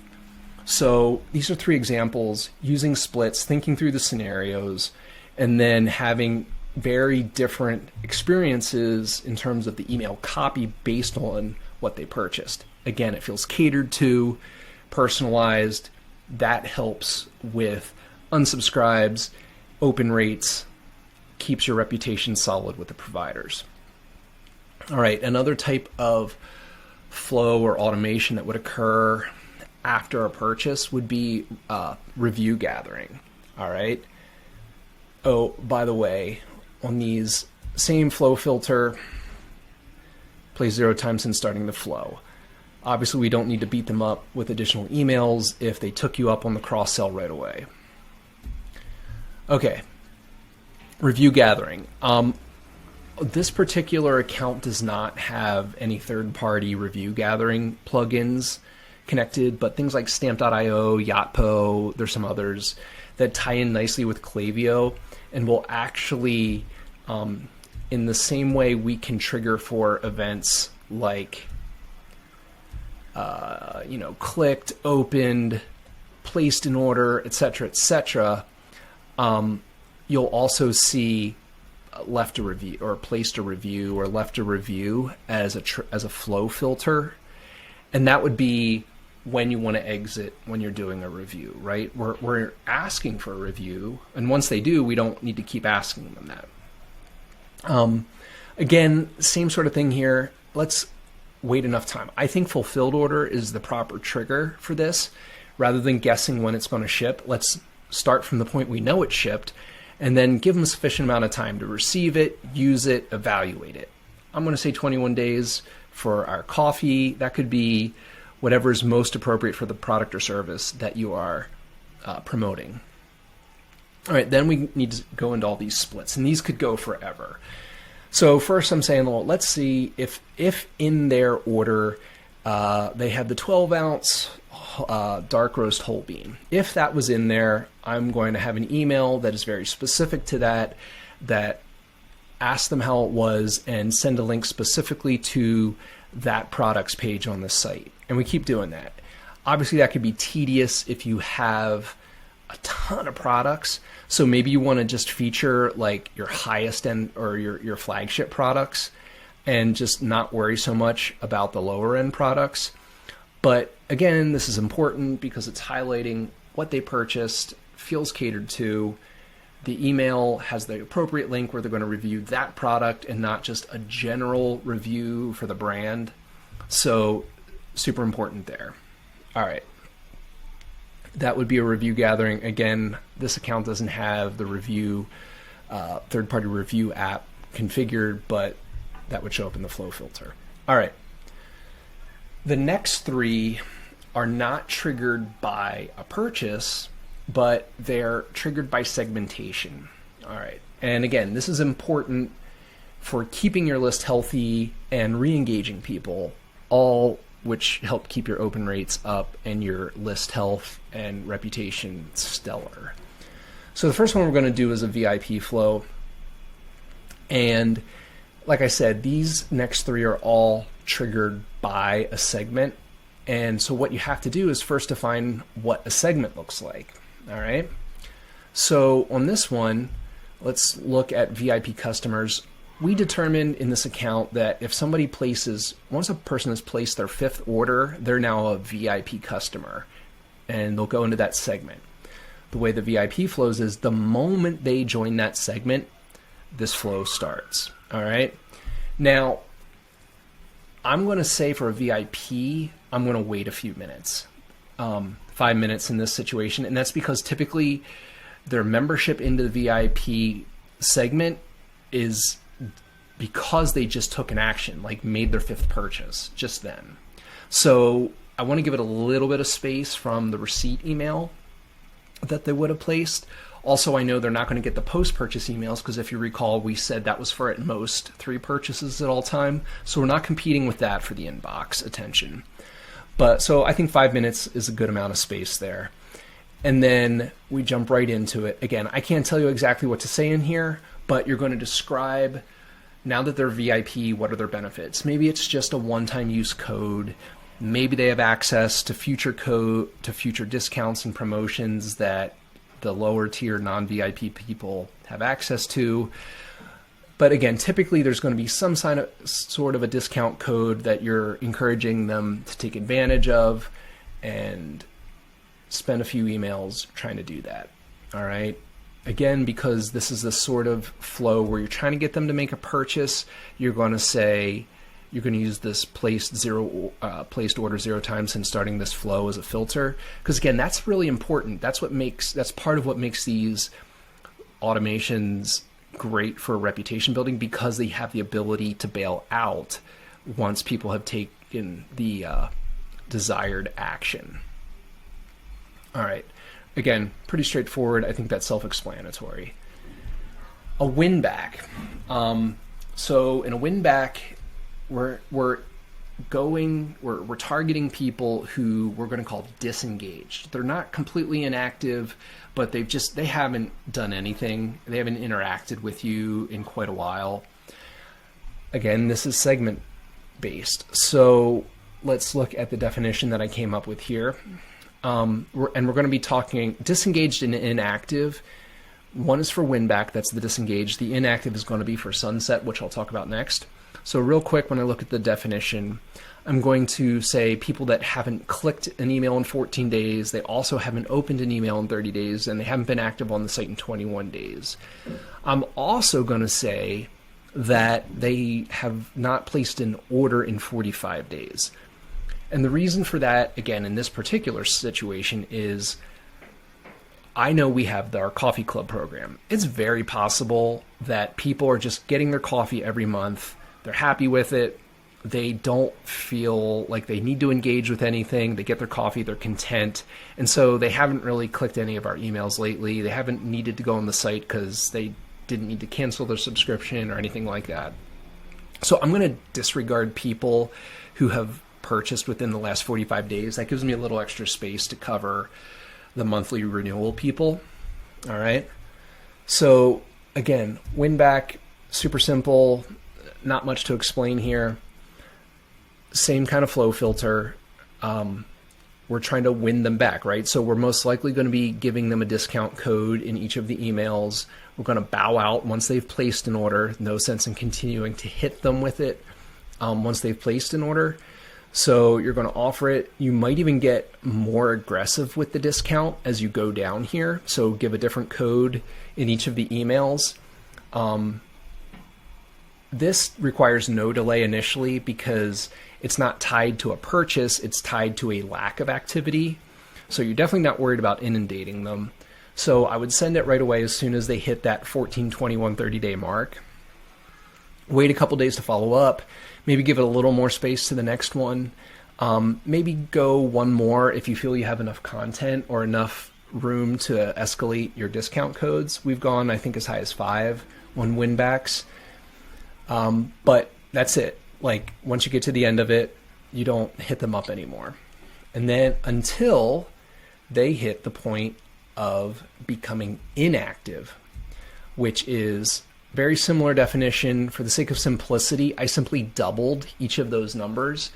Having clicked in 28, opened in 60, active on site in 42. I still kept that same placed order in 45 days. Again, just in case I've got my coffee club people who are just content with their coffee and that's all they care about.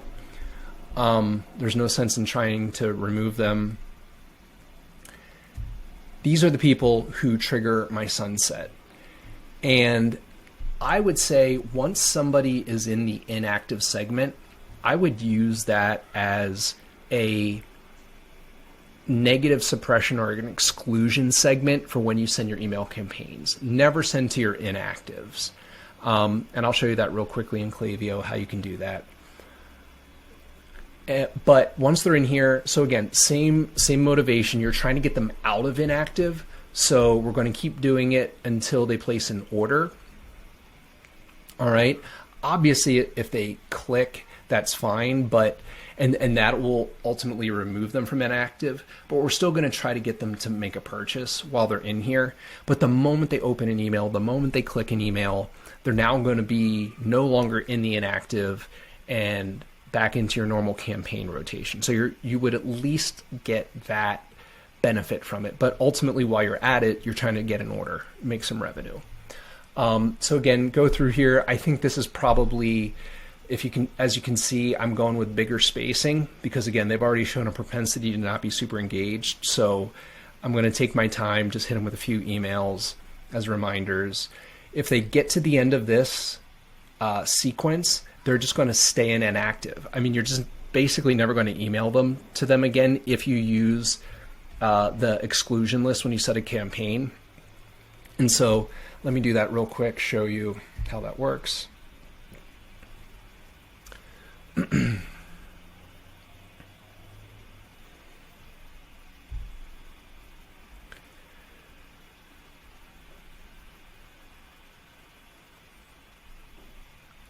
right, give me a moment.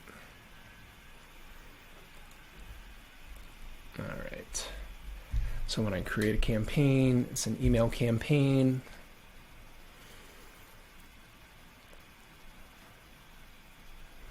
Okay, so normally if you send an email out, you might say to your full mailing list, don't send to inactive, all right? So that's what I mean by an exclusion list. So if you always exclude the inactives, I mean, maybe periodically add them if you've got something really good that you think they might bite at. But this is the way. But again, once people have been through the sunset once, they're just never going to leave that inactive until they happen to click. But I would generally consider excluding them. That'll keep your open rates up and keep things good with the providers.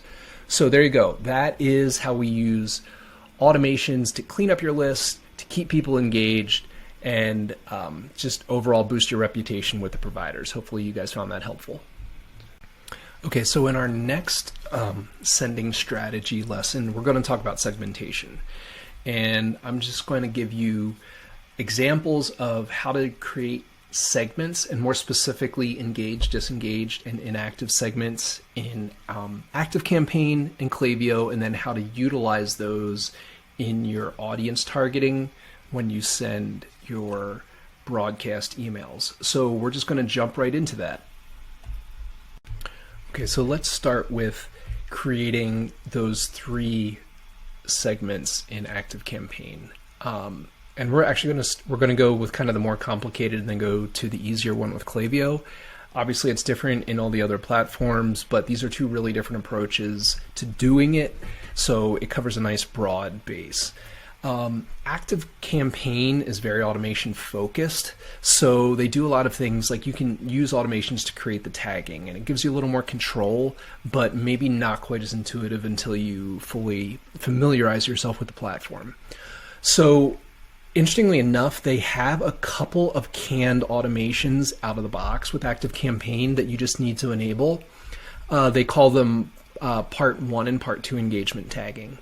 Interestingly enough, Part 2 is the one we need to look at first, and then I'll show you how Part 1 works.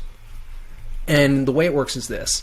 Once any of these things at the top happen, person reads any email, clicks any link, or visits a web page, and they have pixels that that you can install on your site that can track website visits, even if they didn't come from an email.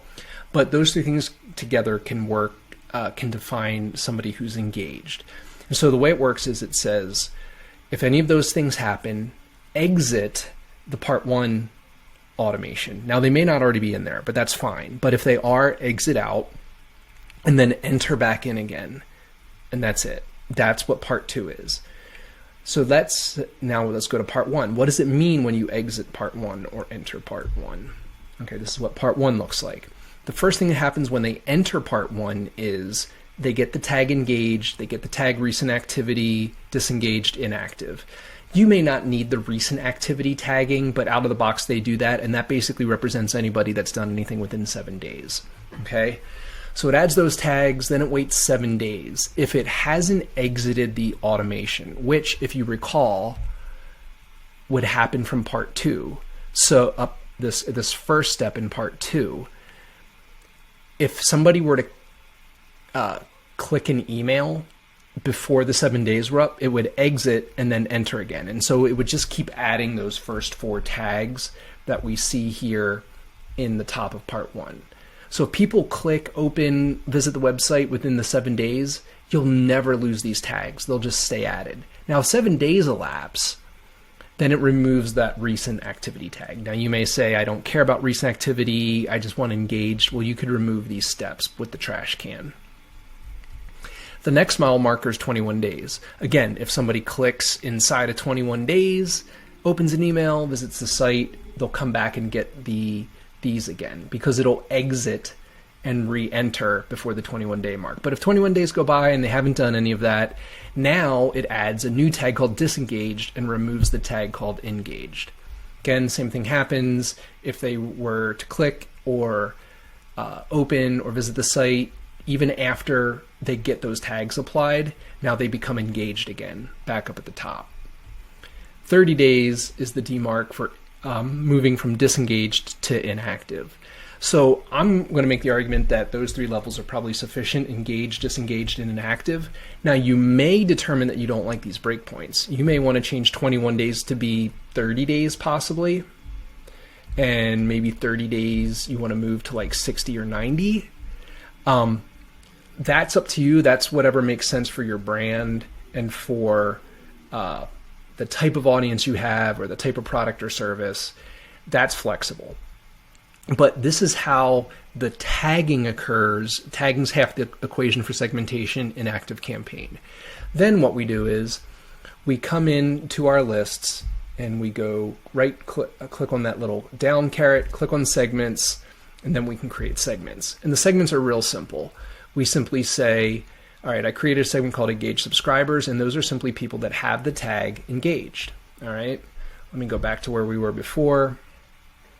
I can create a disengaged real quick.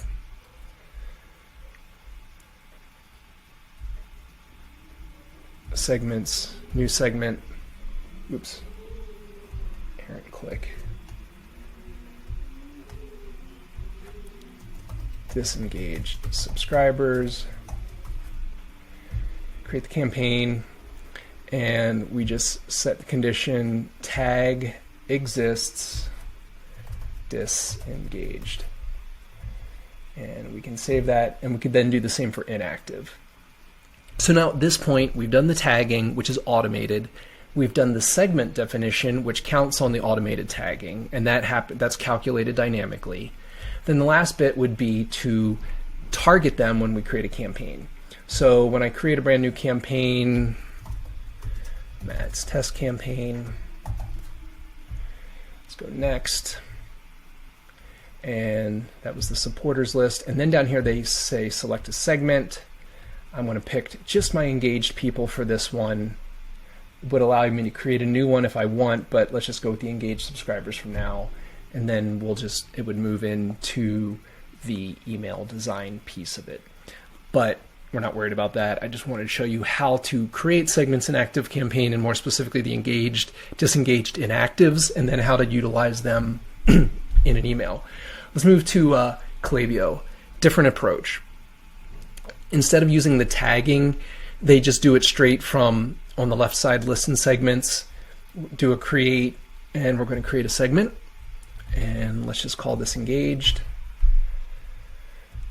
Tagging here has a different term. You don't need to worry about that for the sake of this. And then we go down into our definition. Okay, so what someone has done or not done. Now, this does allow you to get a little more granular than ActiveCampaign's approach. We could say something like, clicked email at least once in the last, 14 days. Or has opened email at least once in the last 30 days. That sounds good. Or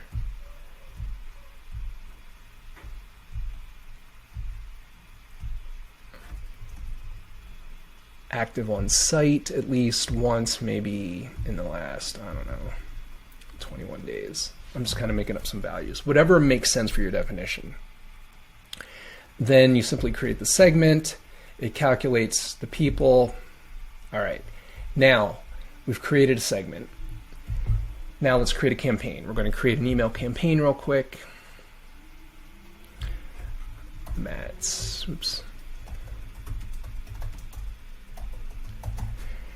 And we could have created another one for inactive, but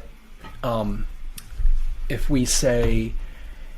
you wanted to target your engaged people, you would say send to, pick your engaged, okay? Or if you wanted to send to your disengaged and inactive people, you would say don't send to engaged. And that would basically say everybody but the engaged people. So this is it's just an interesting way to do it. You can do it as a positive, like include, or don't include. So it's a different approach in Klaviyo. It's a little bit more streamlined. a little bit more granular and a little bit easier to implement in terms of a positive or negative segment. So hopefully that helped in terms of understanding segmentation. Okay, I'd like to spend a little bit of time while we're discussing campaign sending strategies and talk about volume, and more specifically about how to ramp up volume. This would be if you have a brand new domain, or you're trying to rehabilitate your domain. This is a strategy you could employ.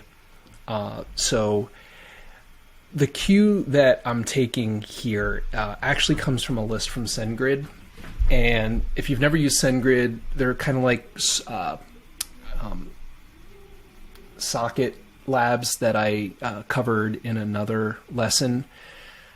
SendGrid acts as a mail transfer provider.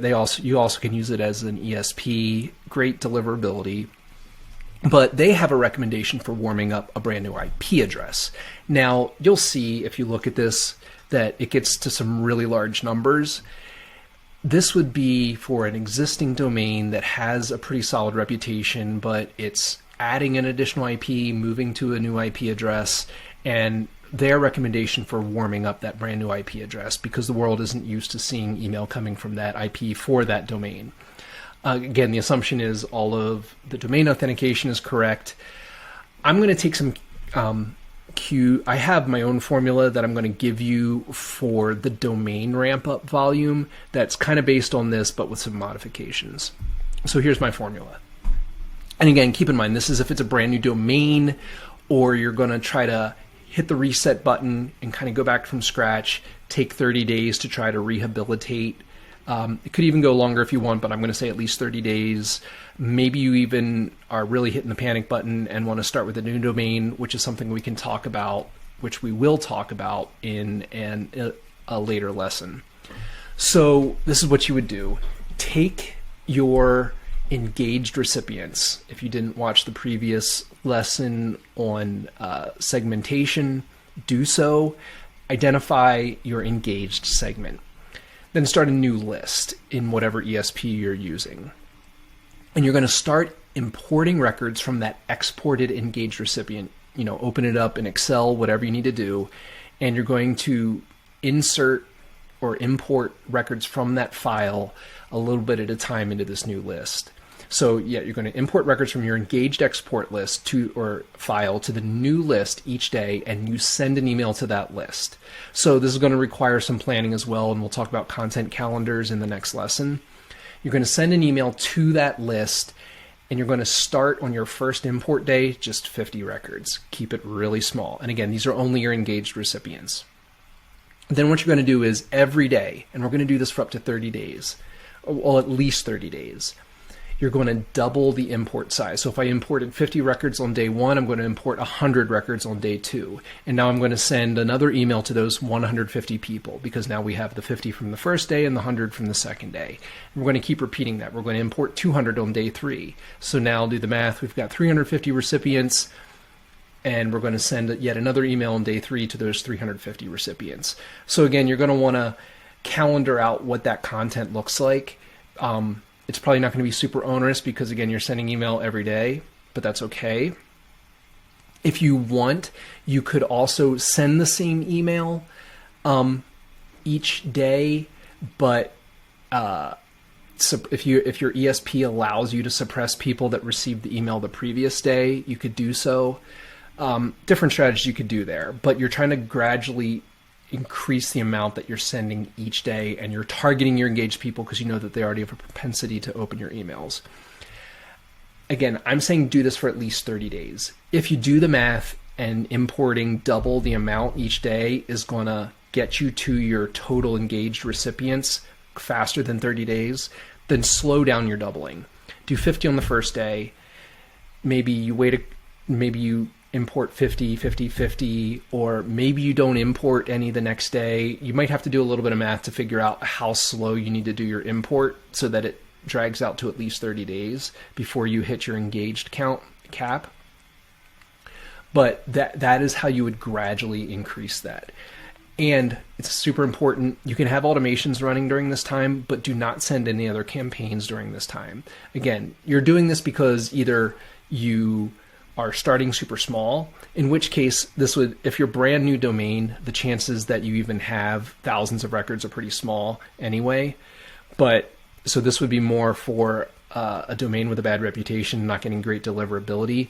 You're already getting not great deliverability anyway, so take a pause from your normal blast sending to the whole list and just take 30 days to try to do this ramp up again. So what that means is no other campaigns, only send these rehabilitation campaigns during the 30 days. And so that is my prescribed formula for how to ramp up your volume. Again, if you have a healthy reputation, you can send thousands, millions of records, not a big deal. This would be if you're trying to rehabilitate and get to the point where you're no longer going to be flagged for high volume because you've done everything else right and you've rehabilitated you've rehabilitated. All right, guys, let's talk about content calendars. I'm going to give you kind of an overview of the best strategy for this. There's no single right way to do it. I'm also going to kind of limit the conversation about content calendars specifically to how it relates to deliverability.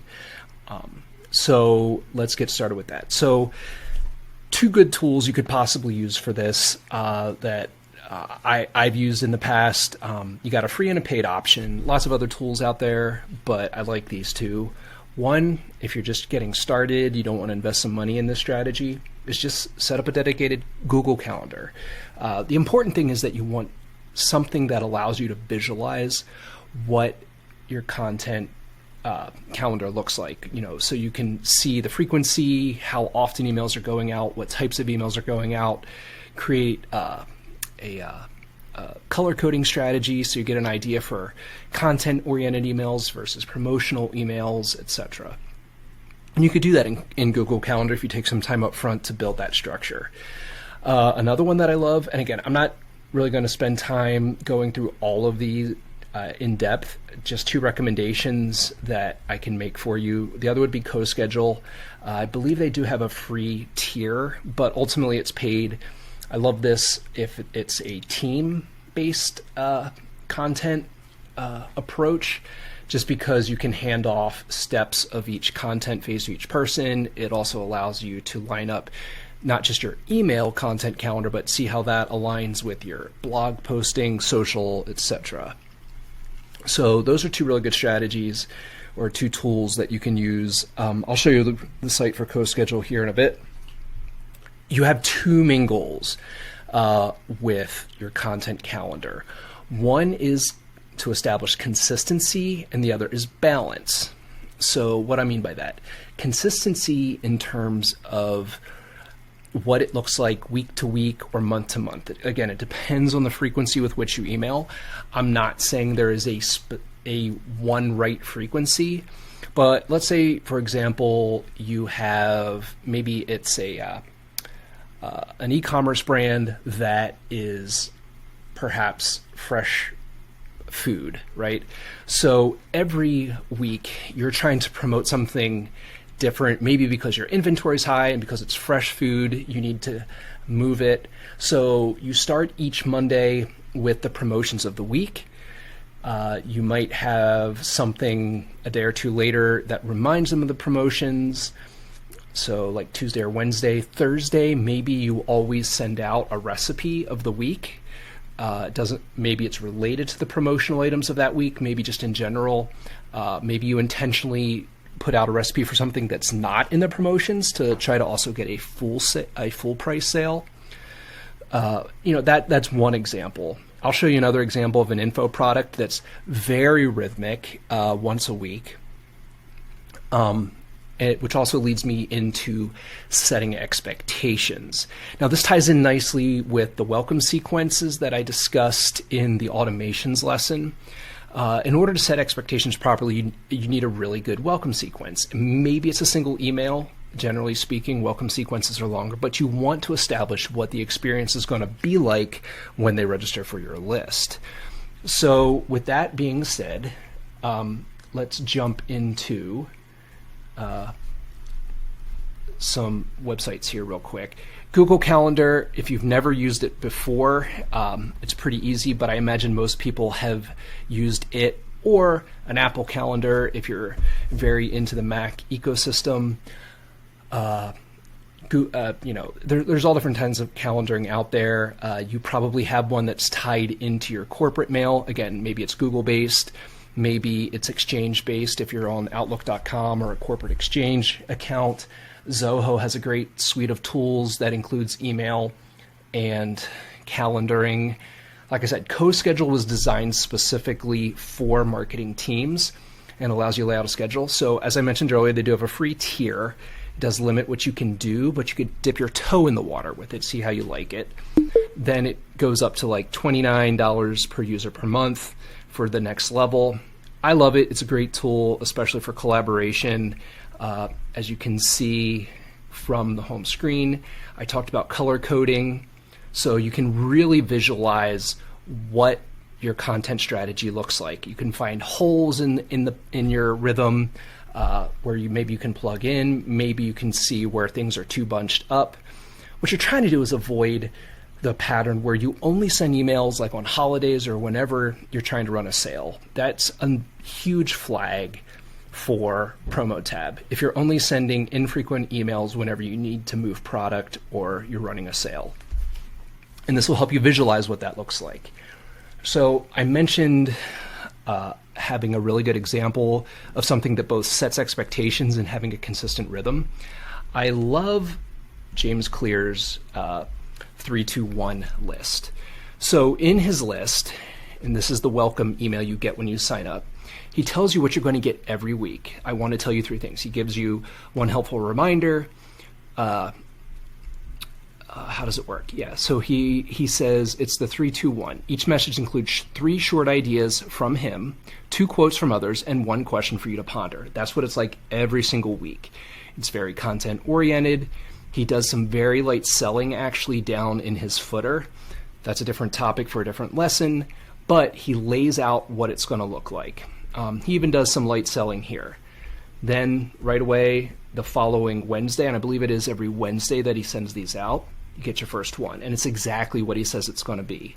3 ideas from him, 2 quotes from other people, and a question for you to ponder. Again, he's doing more of a super signature where he links to some of his other stuff beyond just unsubscribe down in the footer. I love this. It's super rhythmic. You know when to expect the email from him each week. The expectation was lined out up front. He probably doesn't even need a content calendar tool because it's so predictable. He just needs to know what his 3 thoughts are each week, his 2 quotes that he likes, and the question to ponder, which he may have a library of these established well in advance. But this is an extreme example of what a really solid content calendar, or maybe in this particular situation, a content plan would look like. So there you go. A couple tools that you can use, a really good model for somebody that has, I believe, well over 1 million subscribers that delivers to successfully, and just some real rules of thumb around what content calendaring is, and that's to establish both consistency and balance in your messaging. Hopefully that was helpful, guys. Okay, let's talk a little bit about acquiring the right audience. So part of your issue could be that you just have the wrong subscribers in your list. And so I'm just going to cover a few tips for how to, if you're starting from scratch, how to build your list. If you're already into it and you feel like maybe you violated some of this, we're going to talk about list cleansing later, and maybe you just need to go and do some segmentation and start to weed out the people who aren't engaging, and then implement some of these audience acquisition strategies for how to grow your list from this point in time forward. Okay, so again, just kind of 3 high-level concepts here that I want to talk about. Some of it may sound obvious, but I think it's worth addressing because, again, how you build your list can affect your deliverability. So avoid buying, leasing, acquiring lists that did not explicitly opt into your brand. So caveat to this, and I'll talk about this in a bonus lesson later, If you do happen to get, say, a list of people who are membership to an organization, and that organization would be a really great audience for you, but they haven't explicitly opted into your list, or you happen to get some demographic list from a marketing company that, again, it should be a really ideal audience, but they didn't explicitly opt into your list, we can do a cold conversion strategy that I'll cover in a bonus lesson. But for the sake of your main email brand, the one that you're going to do all of your marketing from, the one that's tied to you, you need to avoid doing that. You need to make sure people are explicitly opting into your brand. So again, avoid buying or acquiring any sort of bulk data lists. And so how do you generate then traffic to your list? If one of your strategies are paid ads, you want to be careful how you define your audience. Now you may say, well, they won't opt in if it's not for them. Well, that's true, but it may be worth looking at commonalities in the demographic of your most engaged people. And to the extent you can incorporate those metrics into, say, Facebook or Google or whatever ad platform you're using, try to mimic that same strategy. A lot of times ad platforms will allow you to upload lists of people to create mirror audiences. So it would make sense to export your most engaged people, import that as a lookalike audience into Facebook or Google, and use that to try to find more of those same people. And then lastly, not so much with the audience, but the copy in your ads, your landing pages, sales funnels, kind of coming back to some of the red flags in spammy keywords in your emails. Be careful with the claims that you make in your ads, landing pages, and sales funnels. Obviously, you want effective sales copy. You want people to click. You want people to buy. But you're going to end up with a ton of dissatisfaction if you're making claims that you can't live up to. And even if it's not a purchase, if it's just an opt-in, if what you're delivering or if what the newsletter experience is like is different than what you lead them to believe during the opt-in, you're going to end up with a lot of dissatisfied people and could result in them flagging you as spam or just, wanting to penalize you in some way. Hopefully they would just unsubscribe, especially if you're using a lot of the content strategies that we talked about earlier. But it's important that what you're delivering, what that email campaign, newsletter, subscription experience is like, mimics or lines up with the ads, the landing pages, and the sales funnels that led up to it. That's important. It's about consistency. It's about trust and providing value to the people that opted into your subscription. So again, these are very high level, but things that you need to think about as you're building your audience. If you already have problems, go back to just your most engaged people and utilize these strategies as you build your list moving forward. All right, in this lesson, we are going to talk about bot prevention or form spam prevention. And this is actually really important. And let me explain why. So one piece of deliverability, and we talked about this in the previous lesson, is list health or how you acquire your data. You want your list to be filled with nothing but actual real live humans who can open and interact with your emails. The problem with bots and form spam is that they're generated by computers that are going in, filling out your form. In an extreme scenario, it can be competitive sabotage, right, where they're trying to fill your list full of people or spam traps or things that are going to never interact with your email and try to drive down your reputation. It can be hack attempts, any number of things, but it's really easy for your list to just become chock full of not real emails or catch-all emails or things like that, the catch-all emails you would handle with list sanitation, but the bigger issue is bots that are putting in non-real emails that'll never go anywhere and drive down your open rate and therefore your reputation. So we already talked about this a little bit, is why you need it. And Spam trap seeding, that's another thing. Generally, spam traps are more like they come from purchasing data, which we talked about in the last lesson. But again, you could see that come up in sabotage scenarios where a competitor tries to seed your list with those. So I'm going to cover two really common methods for preventing them in your opt-in form, and I'm going to show you two different WordPress plugins or page builder tools that do it. It would be impossible for me to cover every opt-in form solution under the sun, but I just want to give you a basic idea of how to do it, what they are. I'll just cover what they are real quickly. Honeypots are essentially hidden fields in the form that you do not see, but when a bot interacts with the form, to the bot it looks like a field that it should put a value in for, and when it does and it submits, that tells the form software, hey, that was not a real person, because a real person wouldn't have seen this field and filled it in. So that's what a honeypot is. Recaptcha, you've probably seen it. The really annoying versions are the ones where you have to identify all the boats or the bridges or the bikes or whatever in a tile of a tiled mosaic of like 9 photos, right? You've seen those. Everybody hates those. I'm going to cover a different type, the reCAPTCHA v3s and the hidden version of a reCAPTCHA v2. It's a less intrusive way of doing it. I like to do both if your platform supports it, the honeypot and the reCAPTCHA, and that does a pretty good job. Each one would do a good job on its own, but if you can do both, you're in a pretty good spot in terms of preventing form spam produced by bots. So, all right, let's just jump right into the demo. Okay, let me see if I can pull that up.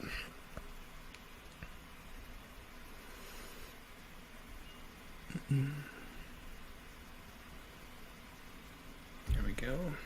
Okay, so let's start with I'm going to Elementor. This is a popular WordPress page building tool that we use on our side. I've used for a number of different sites. It has a built-in form application that will integrate with most popular email service providers.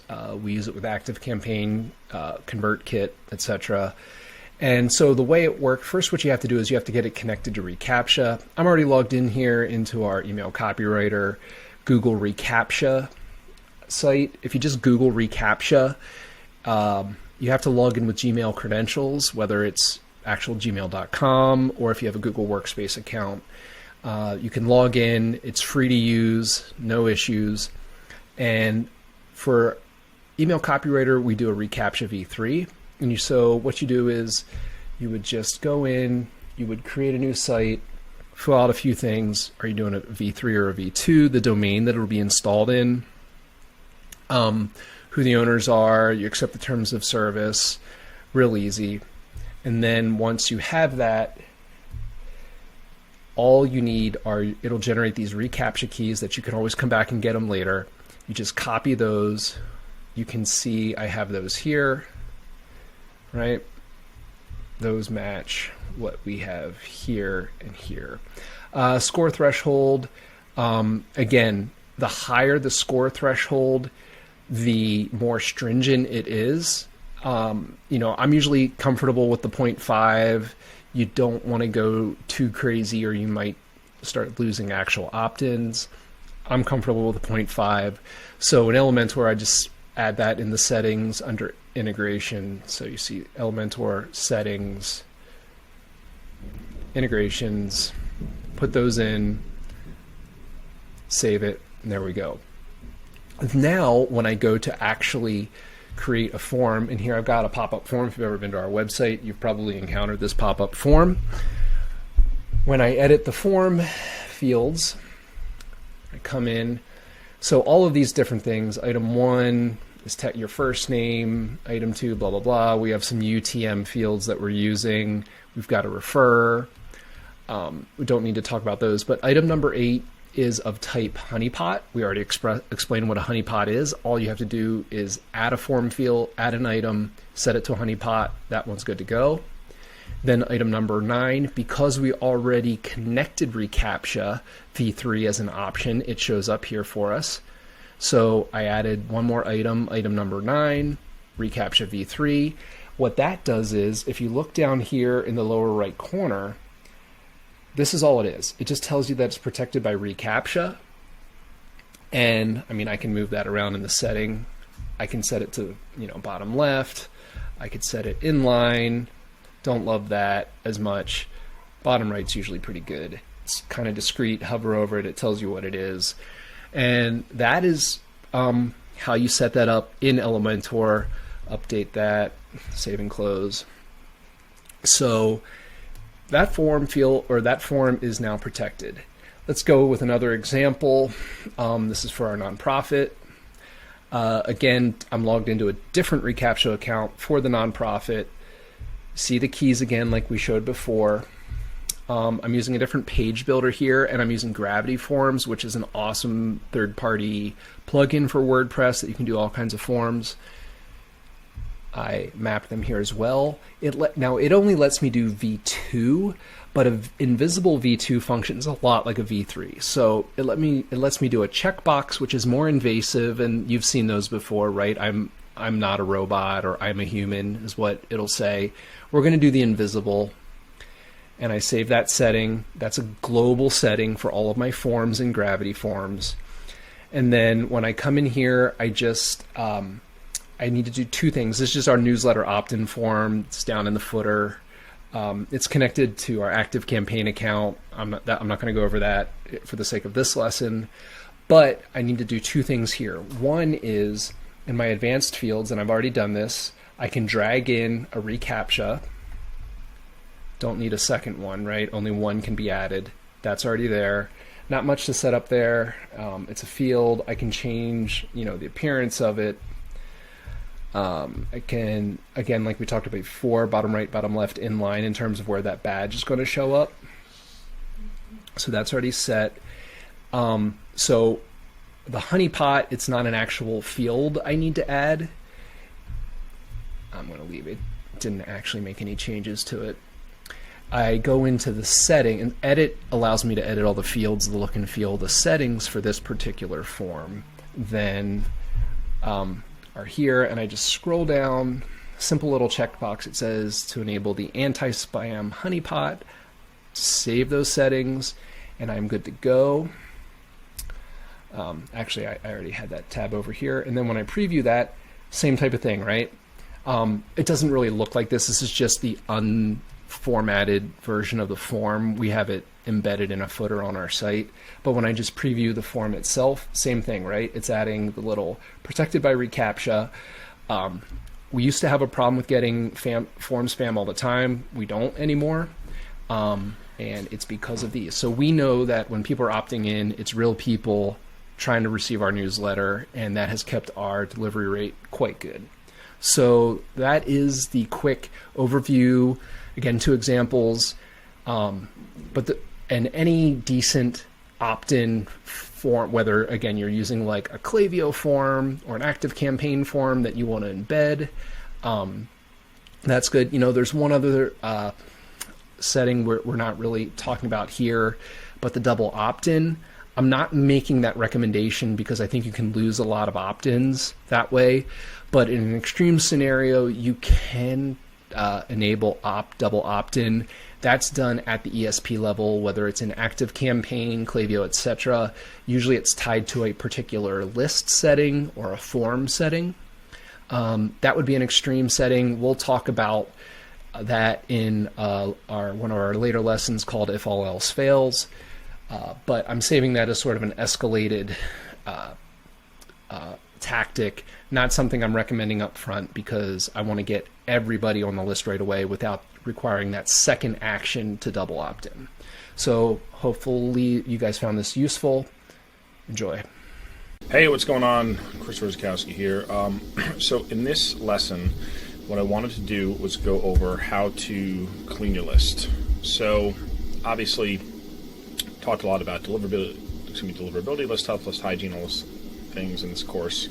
One of the other things we want to talk about is just making sure that the people on the list, the actual email addresses themselves, are legit. Now, there could be any number of reasons why a email that someone used for you to sign up to your email list might not be legit. For instance, what could happen is maybe they misspelled the email. And what happens is if they, whatever at gmail.com, but they said gmail at gmail dot, cod, right? COD instead of COM, like maybe their finger slipped or they messed up on the URL, like it's not going to send to their email address, and that email is going to bounce. And when you have a lot of those, when you have a lot of bounces and things like that, that's something that can negatively affect your deliverability, especially over the long term. It could be that they actually misspelled the email before the at Gmail or at Yahoo or at whatever, right? They could have misspelled any letter, which is causing bounces. They could also use a dummy email address with Apple. They could also use a dummy email address that they just have, that they created, and they know they have no intention of ever opening. They could also, sometimes ISPs will turn emails into spam traps, which means they'll just kind of code some email addresses where there's a lot of inactivity to kind of, basically like if someone's not opening for a while, the ISP will just mark it as like a spam trap and say, okay, the emails going to this email address are not legit. It's kind of just going to mess with the score a little bit. I don't know if I'm doing the best job of explaining this, but basically what we want to know is that, and sometimes email addresses that people sign up with are not in use anymore, or maybe they were using a service and they canceled it, but they're still on your list, so it's getting bounced back, right? So there's any number of reasons why emails, and again, this is probably a small percentage, but again, if it's 5% of your list even, or 2% or 3%, like those are just names that you're paying for that shouldn't be on your list, that are just negatively affecting your score and your deliverability and your list health and inflating your numbers, and you're paying for those people to be on your list anyway, right? So there's a service I use, and this is not the only service I use. I'm not sponsored by these people, though I probably should see if they have an affiliate program. That would be pretty smart. But I've used NeverBounce before. Like I said, this is not the only one of these services. This is the one that I've used. I'm the one I'm most familiar with. So I'm going to show you how we clean your list using NeverBounce. I'm going to use my own list. I haven't done this in a while, so I'm actually a little bit overdue for this. So it'll be a good little exercise, and we can kind of see what results come back. But basically, this is a service where you can do bulk email list cleaning, real-time email verification as well. So you see valid and invalid. See, this is an example, GMIL, if you guys can see this. This is an example like someone who spelled their email wrong, like that's an invalid email address. We don't want those on your list, right? And then there's also automated list cleaning. I haven't done this. I think you could sync it and do real-time list cleaning, but that is not something that I've done. Maybe I will as my list gets bigger, but I like the bulk email list cleaning. That's the feature I like using the best. Also duplicate emails, things like that. I can merge things. So, okay, so let's take a look. I'm going to sign in because I have an account. Hopefully that should load. Cool. All right, so once you have an account and you're in, you're going to hit Add List. But in order to add list, you need a .csv file. So what you're going to do is I'm going to go to ConvertKit. Let's hit refresh. I'm going to do, and I might have to do this in 2 videos or pause this in between, depending on how long it takes.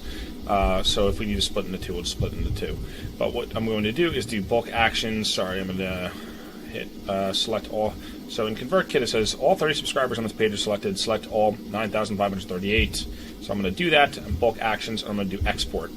We're exporting a list of subscribers. You'll receive an email when the export is available. Okay, so I'm going to wait for that export to come in. And then once I have that file, I'm going to run it into NeverBounce, and I'm going to show you what happens. So let me just pause and see if it's there, and I'll hopefully come right back. All right, we're back. So I got my export file from ConvertKit. I'm going to hit download here. It's going to give me that file, and now I'm going to go back to NeverBounce. I'm going to go to Add List, and oh, this is cool. So you can actually do. They don't have ConvertKit, but they have ActiveCampaign, which we're switching over to. So again, if you have an integration, great, and you could just sync it up, and I might actually eventually do that.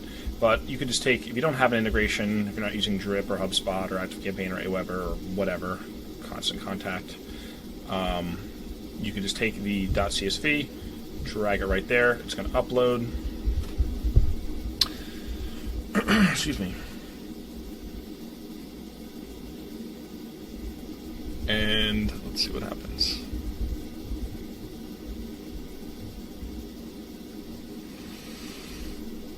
any second now. Let's refresh. Oh, here we go. Here's the list. Okay, so we have analyze my list and clean my list. Now, where the hell did this go? Sorry. I'm going to hit clean my list. The price is going to be $76.30. That's fine. Again, like, people are like, can't I just use free tools? Like, yeah, but $76 is not a lot, for a list of just, 9,500 people. I think it's worth it to get this kind of analysis and see if there's anything. You'll probably make more than $76 back, sending better emails, right? So let's hit purchase. And now it is going to start analyzing. What's cool is you can watch it in real time. It's going to say which emails are valid, which ones are unverifiable, which ones are unknown, which ones are invalid. So you can sit here and sit here and watch this. I don't know if I'm going to sit here and watch this in the whole video. That might get kind of boring. So what I might do is just clip this video and do a part 2. So I'll be back soon, and we'll take a look once it's all done. All right, I'm back. So these are the results that I got. I have a very clean list. Obviously, I take care of it, right? A lot of valid, 96.6. That's a very good score. Some invalid, some unverifiable. So what we could do here is we could download. What I like doing is doing the undeliverable and then downloading that. And what that is going to do is it's going to give me a list. Let me move my face of all of the people. Why is that? Who are active, but they're either disposable, invalid, not good email addresses. So what I could do with this now is I can take this .csv file, I can go to ConvertKit, and I can hit Add Subscribers. And I need to create a tag first. I'm going to do create a tag, delete these people. Or, why don't I just do invalid, never bounce 8 for 2022. Hit save on that tag, and then what I can do is hit add subscribers, import a .csv. I'm going to upload this here, and the tag that I'm going to give them is the invalid, never bounce. And then what I have to do is just match the field data. So first name, email. I'm not going to worry about this other stuff. I'm just going to import these people because they're already in the system anyway. And that should import those people. And then I'm going to go to my tag that says invalid, and it's going to start populating those people. So what I could do now with all these people is I can actually check to see if they are customers or not. And the reason why we don't want to, now sometimes if they're customers and there's something wrong with their email address, we might still want to get rid of it. But as we're looking at the never bounce data, it's going to show, like if we pull this up, and again, I don't want to show everyone's email address, but I'll just go real quick. It's going to say whether they are disposable or invalid. Like, it's probably a good idea to get rid of these. If there's an issue, like you see, like they messed up spelling at gmail.com, you can just go in and fix it. Sometimes people do that as they're ordering things, they're in a rush, and they're like, but most of the time you could be pretty safe that the disposable / invalid ones from a never bounce thing are good to delete. So what I'm going to do is I have all these emails, I can just go in and delete them. And even if I go into, like, who the hell is this person? They've never opened anything, or they've opened one email. So, like, you could tell that's not necessarily a good email, right? This person that says not available. Again, they've opened one email, right? So we can make sure, we can take a look at these people and say, okay, are these people actually legit? Are they bouncing? Again, ConvertKit does a good job of removing people who are bounced, but we can just verify as we're looking through these, like, okay, this person opened one email, hasn't opened an email since. They're probably not a great subscriber. So that is it. That's how we do it. And pretty simple, pretty straightforward, but I would run your list through that and see what you find. All right, everybody. We're coming to the end of the course, and I call this one Putting It All Together. And what we're going to do in this course is I'm going to run through my master checklist, which is kind of a summary and a highlight of everything we covered in all the previous lessons, but condensed down into a quick checklist. You can always reference the specific lessons if you're unsure about how to do one particular step in here. But if you go through and you can check off each piece of this, then you should be in pretty good shape in terms of your deliverability. All right, so let's pull this up. And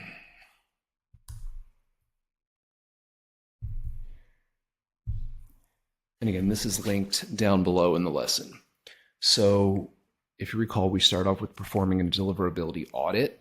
For the sake of this course, this was a way of determining just how bad the deliverability situation is, or what areas you can improve on, even if it's not bad.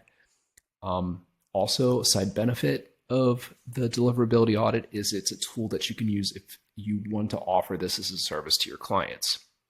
So again, it's a pretty lengthy lesson when we run through it, but first do the deliverability audit checklist and complete the audit log sheet as a part of that exercise. Okay, once you've done your deliverability audit, you have a sense of where your deliverability often is. I like to start with domain authentication. It's one of the quickest things to turn around and can often have the biggest impact. So you're going to research authentication configuration steps for every platform that sends email as, whatever, info@youremaildomain.com or whatever, addresses you have for that mailing domain. This could be your email marketing platform, your website, any MTA services that you might use like SendGrid, SocketLab, Mailgun, etc. Your corporate or desktop email like Google Workspace, Zoho, if you have a cPanel server, Microsoft Exchange. All right, once you've looked into it, and again, I would just Google SPF and whatever the name of the platform is, MailChimp, Gmail, SendGrid, etc. SPF, DKIM. Once you've got that whole list, go to MX Toolbox, which again we cover in a couple of the lessons actually, and create a modified SPF record and add or edit in DNS hosting in your DNS hosting platform. Sometimes you'll find an SPF record's already there. You'll find that sometimes, like if you registered your domain with GoDaddy, you're also using GoDaddy for your email, they'll just automatically create a record for you for SPF, but then you're going to have to go back in and modify it to add in ActiveCampaign or MailChimp or whatever other tools that you're using that send mail. There's even a few that'll do it via CNAME, like SendGrid will actually do it via CNAME. But again, that's why in that first checkbox we have in this section is research each of your platforms to figure out what your steps are. So you follow the steps provided in each of those email platforms above, also creating a modified DKIM record for each and add it to your DNS hosting platform. Again, SendGrid, you can do it with a CNAME. Some others, I think Klaviyo will allow you to do it with a CNAME. But a lot of times you'll have to create a text record, and those will be outlined for you when you research it. You're going to send test emails from each email platform to a Google email address to easily analyze the authentication headers. Again, I covered this in the authentication lessons.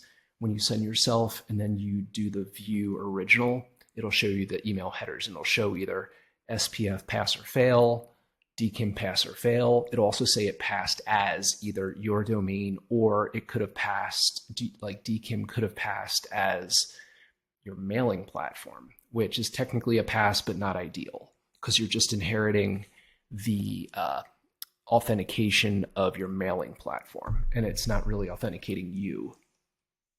And we would call that not fully aligned. So you can look at that. The DMARC record, the third record that we talk about, it could be missing if you don't have a DMARC record set up. But if you do have a DMARC record set up, then there'll be a pass or fail, meaning either SPF and DKIM passed or one of the two failed, in which case DMARC would fail. All right, after you've done those and you've found that both your SPF and DKIM are passing, go back into MX Toolbox, let it help you create, by the way, the links in here take you right to the page on MX Toolbox that you need for each of these tools. You'll create a DMARC record and add that to your DNS. Again, you want to make sure that SPF and DKIM are working properly first, because if you set up DMARC and you messed something up or you missed something in SPF or DKIM, it's going to compound your issue. All right. Then once you get through your domain authentication stuff, then start looking at your content. Some real easy stuff you can do here. Try to trim down the images if you have them. Either reduce them in size, reduce the number of them. Also, it's a little bit different for each email platform, but make sure you have alt tags for all of the images that you have left in the end. Sometimes that might be called description, but it's usually a text box that accompanies the image that you have embedded. If you're doing a fully custom coded HTML, you would use the alt parameter inside the image tag. All right.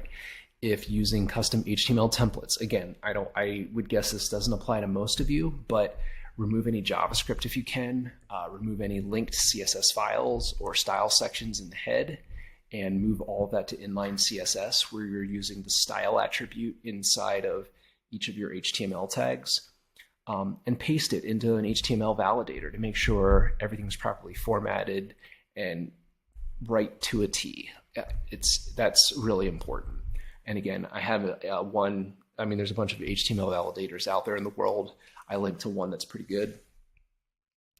Some quick and dirty spammy checks that you can do. Remove anything that is all caps in your subject lines.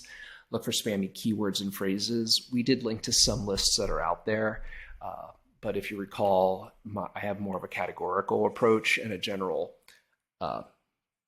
approach to it as opposed to adhering to a strict list of words.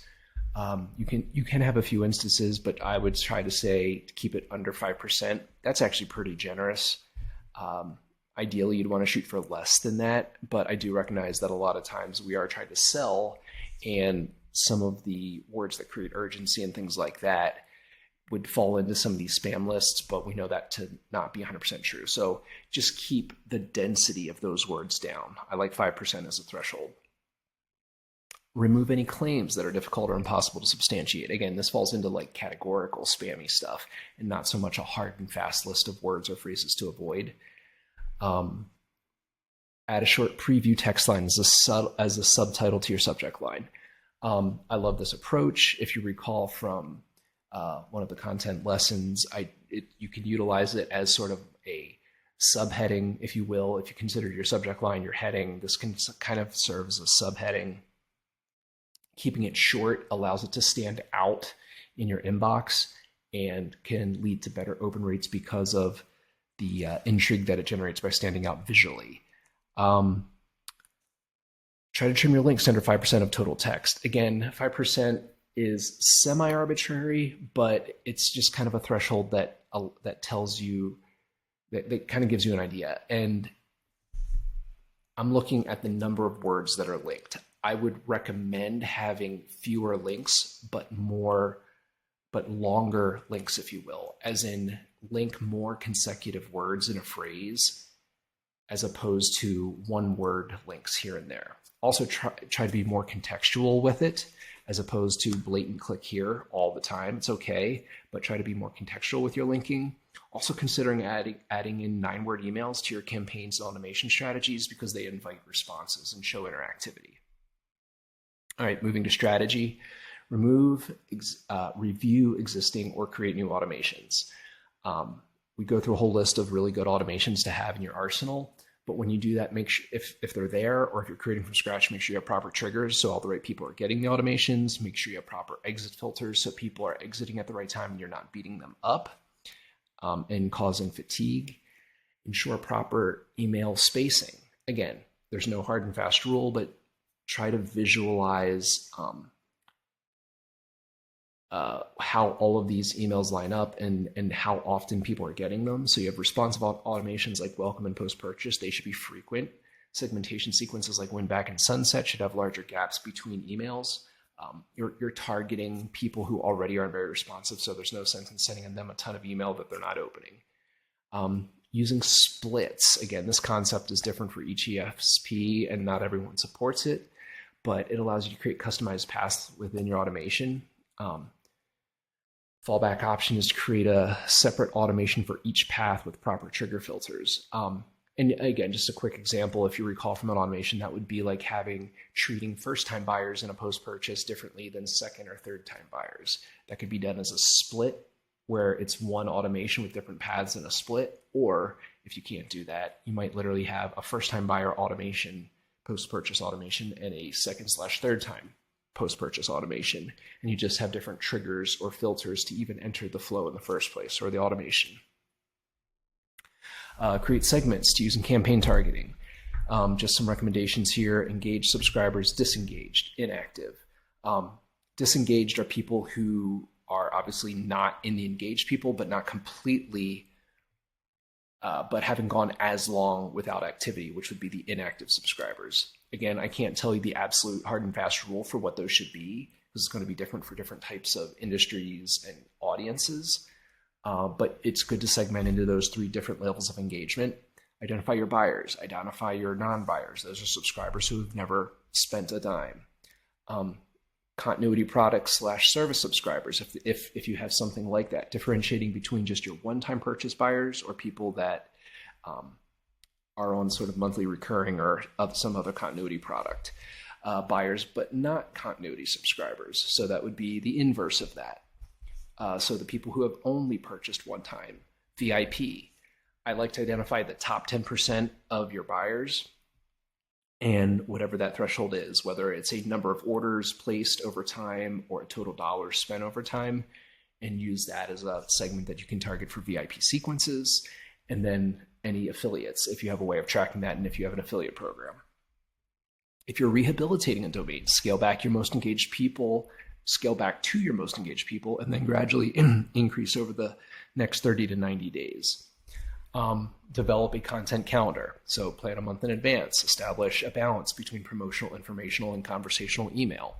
Find a rhythm that works for you and your audience, and stay consistent. So if you recall from that lesson, balance and consistency are the key words there. Improve your list health. The people that you're getting onto your list in the first place. Upload your existing list to a cleaning service like NeverBounce to remove problematic emails. You'll see NeverBounce's link there. Consider removing any disengaged recipients that come from purchased lists or any other method that didn't have an explicit opt-in. Again, if they didn't come through a form or a checkout or something that you have control of, they really haven't explicitly opted into your list. And if you have a way of identifying any people that you got by some other means, whether you work with a list manager or purchased like an industry list or something like that, that might feel like a good audience but didn't explicitly opt in, consider removing them or segmenting them out somehow, because they would theoretically have a claim that they did not opt into your emails. Use a tool like Mailshake to opt in any future cold lists that are purchased or obtained in some other way. I cover this specific product, Mailshake, in a bonus lesson, but it's a great tool for warming up people to your brand without actually using your email domain. Add bot prevention tools to your opt-in forms whenever possible. Again, if you watch that lesson, I talk about honeypots and reCAPTCHA. These are just spam prevention tools in forms. It can be done a million different ways. It all depends on what tools you're using for your opt-in forms. And then lastly, review your ads, landing pages, and sales funnels for any language or claims that don't align with the actual mailing list experience. One great way for people to unsubscribe or hit the spam button is if they think they're going to be getting one thing when they sign up for your list, and then the experience is completely different. Also, in the calendaring lesson, I talked about James Clear's 321, and I highlighted how his welcome email lays out what the experience is going to be like. So I think that does a great job. I think that's really great for building expectation and then stick to that. So, and again, that can apply to an ad, it can apply to a welcome email, it can apply to landing pages, sales funnels. Just make sure that what you're delivering matches up with what you're promoting. So there you go. That is my run through of the checklist. Use this when evaluating your domain or any client domains, and you should get their deliverability in the best possibly healthy state it can be. Okay, guys. So this is the final non-bonus lesson in the course, and I call it If All Else Fails. So by this point, you've done everything in the checklist, and either you've given it a fair amount of time and you don't see improvement or enough improvement, this is a real desperation model, or you just need it to go faster, and maybe just there's been a lot of really bad practices for a long period of time. The reputation's just in really bad shape, and you're looking to try to shortcut it. This is a strategy that you can use to try to accelerate things. Now, again, this is kind of a desperation measure. I don't recommend it per se if you've got a few months of trying to let extended periods of time of good practices by going through the deliverability course take hold. Because again, it's just like in a human relationship, right? It takes time to build trust. And that's normally how you would do this. But if it's just really shot, or you need to move the needle a little bit faster, this is a strategy you can try. All right, and it's 4 basic steps. First one is you need to register a new domain. If the domain that you have been mailing from just has such a poor reputation, it's just taking too long to recover, I would recommend registering a new but related domain. What do I mean by that? Okay, so if Chris has the emailcopywriter.com, we could do something like tech, TEC, like for the email copywriter, techmail.com, something like that. That might be taken, but that would just be an example. So it has branding relevance, but is different enough that it would be treated as a different domain by Google, Yahoo, etc. Make sure you've already done everything right according to the checklist that we've developed in this course. So make sure you've got your automations in place. Make sure you've got all of your content cleaned up, your strategy solid, all of your domain authentication. You're going to have to run through that again for this new domain that you set up. Once all of that's in place, go back through and change all of your from email addresses to now match this new domain that you set. I would argue I begin with super low volume to your most engaged subscribers. In the early days, I wouldn't even send campaigns. I would just let your autoresponders do their thing. And one final step, and I'm going to show it to you real here, give you a cursory overview of it. Sign up for a warm-up service like LemWarm. And I'm going to show you LemWarm specifically. It's from a company called LemList. I'm going to show you their LemWarm product. This could be used with a more mature list, but the bigger your list is, the less impactful it is, and I'll explain why when I show it to you. All right. Okay,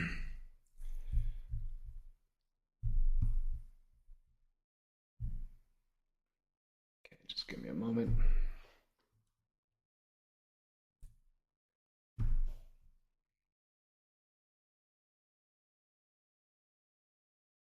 There we go. Okay. So here's LemWarm. This is a brand new account that I had set up. It doesn't have much of a history, but here's what LemWarm does. It is going to interact with your mail account at this new domain that you set up. So you're going to want to also set up like a Google Workspace account or something that would be sort of like a corporate desktop account for this email domain. It's literally going to log in to your account, send emails as you to other LemWarm users. Also, while it's logging in, it's looking for other emails from other LemWarm users, opening them, replying to them, and basically artificially inflating the responsiveness to help improve the perception of Google, Yahoo, etc. And so what it'll do is it will naturally warm up over days. So it'll send very few emails in the first day and gradually increase how many emails it's sending from you to other LemWarm users over the course of 30, 60, 90 days, however long you want it to go. And it gives you a dashboard that you see here, and it recommends whether or not you can start sending data. I would be cautious and goes slower even than what it's suggesting. And I'll just really quickly kind of show you the basic config on it. Like I said, I just set this up for the sake of demoing the account. So you create your account, your email provider. When you first set it up, if it's like Google or Outlook or something like that, it'll kind of do an auto config for you. But if you need to come in and refine it, so like this is hosted on Gmail, it plugged these in, but you can also look up what your SMTP and your IMAP settings are. SMTP is what it uses, the credentials it's using to send email as you. The IMAP that's the service or the credentials that it's using to log in as you to check the emails that you're getting from other Lemwarm users and interact. So that's that. The email settings. I highly recommend doing a custom tracking domain. That'll just, again, if you've already done the SPF DKIM setup, the full authentication, you're going to want your links, your tracking links, to be from the same domain. So that's important. Skip the two-factor authentication. I had created a custom tracking domain. It's just so I used our nonprofit's domain, legacyofhopefoundation.org. So I just added a C domain, c.legacyofhopefoundation.org. So it's going to use that for the links that people click through or for the tracking pixels. You can use whatever you want. I was just keeping it super simple. I was thinking C for click. When you set it up, it'll detect who your DNS provider is. So it picked up on Cloudflare being my service provider, and you can click on instructions. It'll tell you how to set that DNS. So basically what it told me was I needed to create what's called a CNAME record. Remember, we called it c.legacyofhopefoundation.org. So C, and it needs to go to custom.lemlist.com. And again, this is a good way for it to do white labeled, be compliant with your domain authentication for the tracking. So, but make sure you have your SPF and DKIM set up first.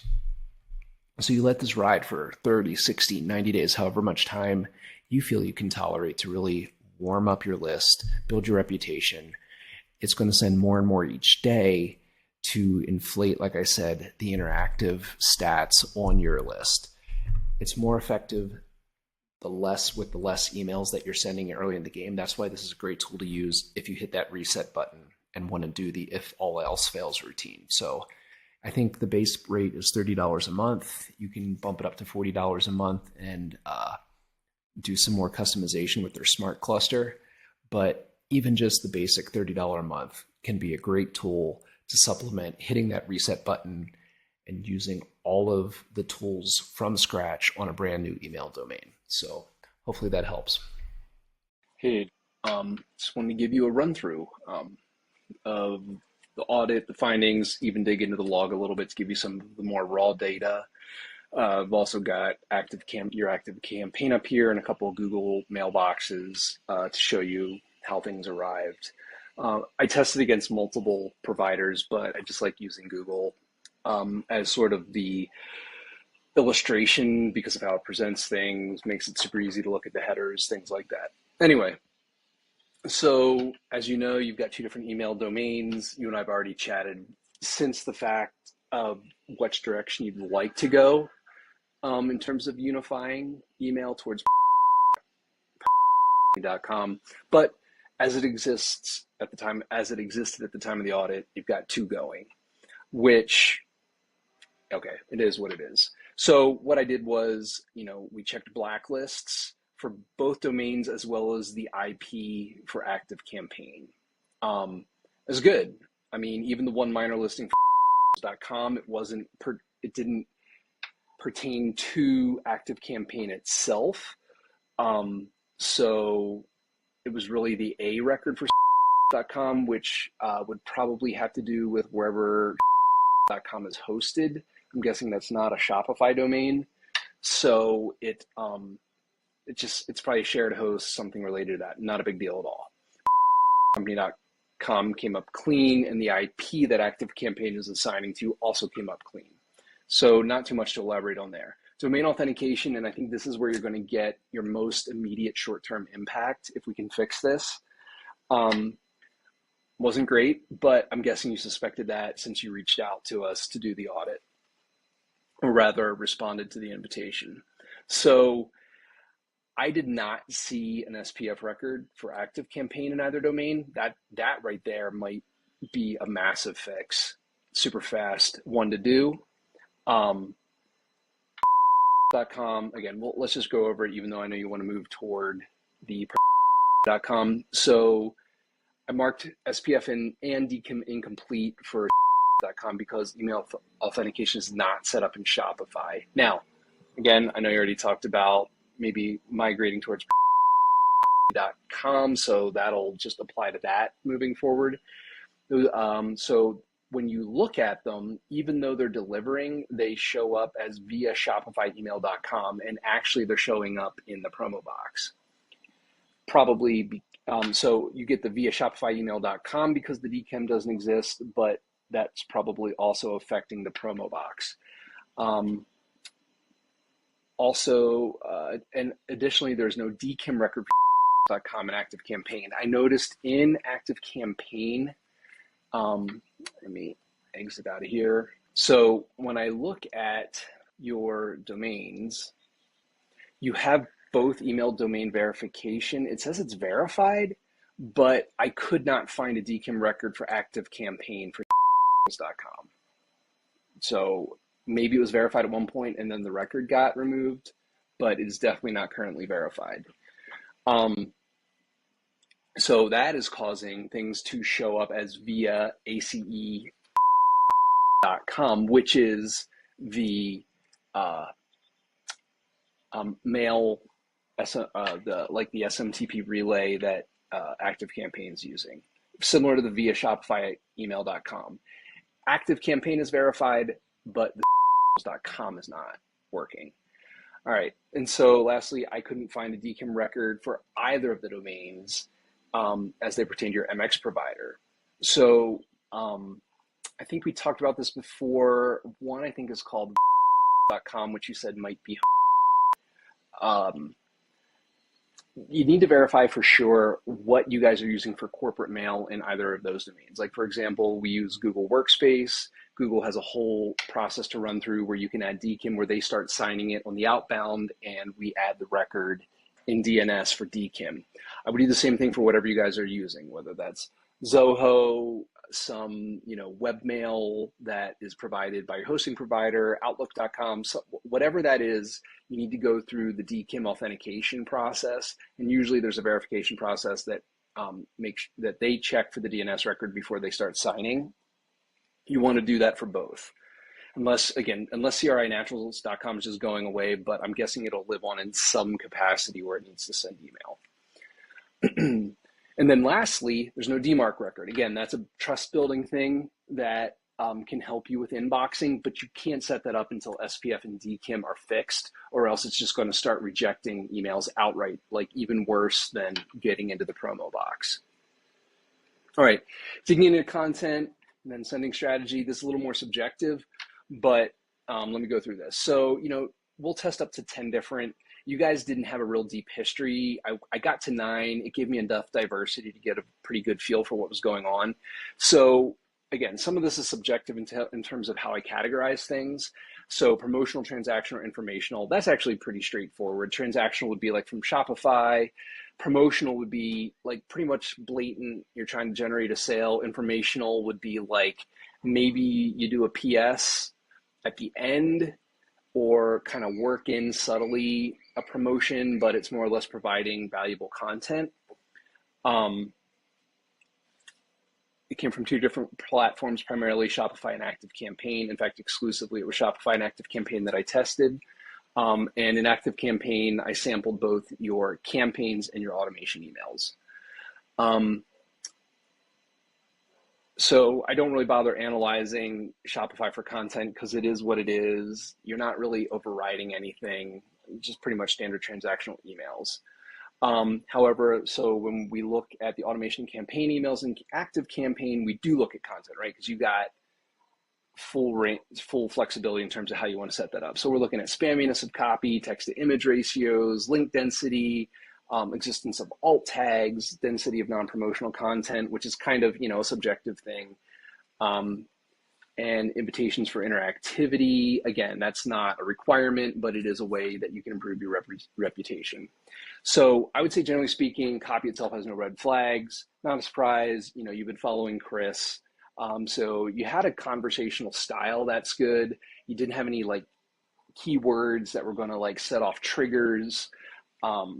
So that was great. I mean, really no commentary on that. I would say continue with that general approach. I would say also the formatting is copy heavy. Really, you're not including anything more than a header image. On the abandoned cart automation, which was the only one I could really test.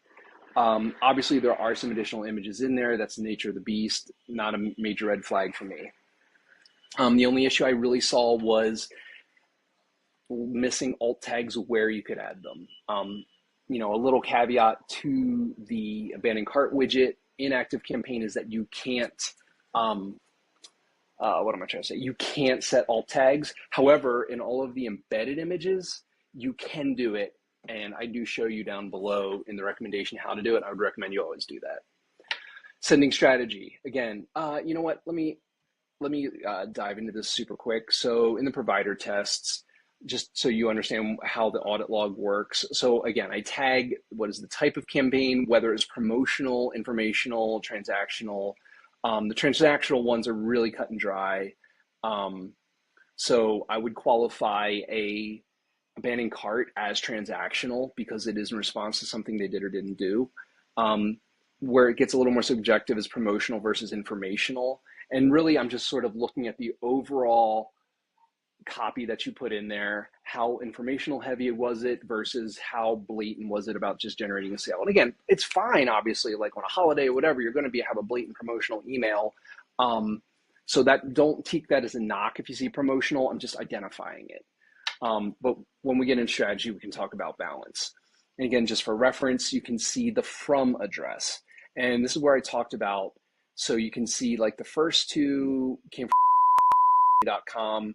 The third one came from .com, which interestingly enough, Gmail did not penalize all the way to the spam folder. They did put it in the promo folder. Not great, but definitely not spam. So it's an improvement. Again, I'm looking at style. When I say plain text, I don't literally mean plain text. It's still HTML email, but just minimal formatting. And that's good. I do call some of these more transactional emails hybrid, again, only because you have to put in some widgets that are show the abandoned cart and you have more imagery mixed in as a result. Again, that's not necessarily a knock. It's the nature of the beast for those particular types of emails. I did notice, at least in 3 of the campaigns, that I felt that there was a very intentional segment being targeted. I didn't mark it for Remember the Fallen. Maybe there was a segment, but it wasn't obvious to me or how segmented it really was. And again, this is just for your reference so you know. And also in terms of ActiveCampaign, when I did testing, what I would do is I would take your original one, I would copy it. They're still sitting in there. You can wipe them if you want. I literally just cloned an existing campaign and simply sent the tests to myself for testing. So again, I think it's pretty self-explanatory. Where did they land? On the Shopify, I can only really I can only test against my Shopify admin email. I couldn't test against anything else. So I could only give you Gmail results. But again, I'm less concerned about that because it's coming from Shopify and it should deliver. Again, mail.com is not super picky. The others are. Again, I think it's mainly related to the email, the domain authentication stuff. Zoho, I just like that as another one that can be whitelisted. So, that's going to be more like corporate recipients, but they're, more generous than the other big ones. .com. Now, you may see a conflict between how I'm marking the authentication here versus how I categorized your email authentication, in further up here, right? So here I summarized your overall SPF settings and DKIM settings. What I'm doing in the audit log here is simply saying, okay, this is what the email header looked like when it came in terms of SPF, DKIM, DMARC. But then I say authenticated as. So in a perfect world, you want SPF, DKIM, DMARC all to be valid and authenticating against self, right? So what do I mean by that? Look at the third one. If you recall, I said I couldn't find a DKIM record for .com for the active campaign setup. However, when I did receive email number 3 here, which came from support@.com, SPF was marked as passed as well as DKIM. However, what passed in the DKIM was actually the provider's DKIM, the activecampaign.com, because it had the VIA, if you remember, right? So while it technically delivered, it wasn't the crinaturals.com that was being authenticated. And again, it was promo. So it didn't get all the way. Perfect world, you want to have a full continuity of what they call the envelope as well as the from. The envelope is sort of the stuff you see that are in the headers that you don't really see to match up with the from of the sender. Here there was a mismatch because we were authenticating the active campaign envelope, but you had a support.com. Again, same thing with Shopify, right? The second and third to last, because again, if you recall, we didn't set SPF and DKIM were not set up in Shopify, so you're really authenticating Shopify email, not CRI Naturals or eventually company.com. And again, the last campaign email is the same situation as the third one up top because it came from @crinaturals.com. It was authenticating the provider. Now, this one, and I think it had to do with some copy differences, referencing their subscription and things like that. That one actually did make it all the way to the inbox, but I think it still had an uphill battle, and there's things we can do to get it more guaranteed inbox. Okay.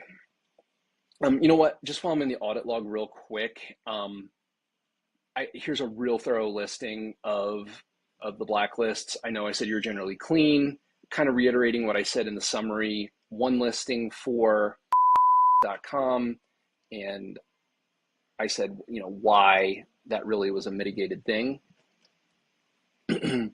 And we'll get into this here now because we're just wrapping up the content. Okay, so this tab, the content test, again, same 9 emails, right? That first, everything like frozen to the left, all the header columns, it's all the same as the other tab for reference. So here I'm looking at for just different flags and counters, existence of alt tags didn't exist. So that's an issue, right? So I would say that's one easy fix you can come up with. If you run it against something like .com, you still will, even after you fix that on, say, they're still going to complain about the tracking pixel at the very least, and mate for doing open rate checking, and for the what is it called? The abandoned cart emails you're going to get as well because you can't control the alt tags. But again, set them wherever you possibly can, wherever you have control of them. Link count, again, there's no like red flags here. This is just really sort of try to provide a visual analysis. Nothing jumped out here. When I say link counts, I'm counting any linked images, any contextual links in the copy, as well as I think you guys have just a single Instagram link down in the footer. So that's what counts. Obviously, these 3 here had the abandoned cart links. I think there were 3 products in there. That's why it's, go figure, 3 more than the others. Again, not anything huge. It's not a terrible idea to link your images. Like if you wanted to link your header image back to the site, that's fine. But I'm more interested in the alt tags. Full transparency here, I do use .com as a testing tool, but it is far from my be-all, end-all. It's just a quick and dirty way to look at some things like the alt tag analysis, quickly check for spammy keywords, things like that. Don't get too worked up about the score itself. I would say these are all quite good, which tells me that probably your biggest issue is email authentication. This 6.0, ironically, is the one, right, that showed up in promo, but that's because mailtester.com treated that lack of a DKIM record from ActiveCampaigns.com. It penalized it heavily, whereas, say, Google, when they received it, they were able to authenticate it against ActiveCampaign itself and gave you some deliverability. But again, that will move up. I think you'd move out of the promo box when you get the DKIM situation squared away in DKIM, but again, if you're trying to move away from CRINaturals.com, that's a bit of a moot point. And you already do have ActiveCampaign authenticating properly for PerfectSmileCompany.com. Okay, again, reiterating what I talked about, the envelope mismatch. So your from didn't match the envelope domain, invalid DKIM signature. And so that registered as an invalid DKIM signature.com. Not the be all end all, but it's a great tool to point out some real quick things. All right. Then I'll come back to this after I give you the summary of sending strategy. So this is sort of like personal and ORZ general beliefs, but there's some evidence in this. So it's up to you how much you want to go with this, but I think it can be valuable. So sending strategy. So when we're looking at sending strategy, we're looking at the entire mix, not just any one individual email, but the total mix of your emails, transactional, promotional, informational, automations, campaigns, etc. So the real quick, easy thing we look at is automations. Again, I don't want to just read this verbatim. You've read it. My favorite ones for getting some good indoctrination and informational content out there that's not like blatantly promotional are welcome sequences and post-purchase, right? Because you have an opportunity to interact. It's tied to an action they took. They're not likely to mark it as spam. Either they just registered for your mailing list or they just made a purchase. However, I didn't see either of those. Please stop me if that's not correct. I specifically looked at all the active automations in ActiveCampaign, so maybe it's there and just wasn't turned on. All I could really find were like 3 or 4 different abandoned carts that were tied to different sub-brands. So, you know, I was kind of limited to testing with that.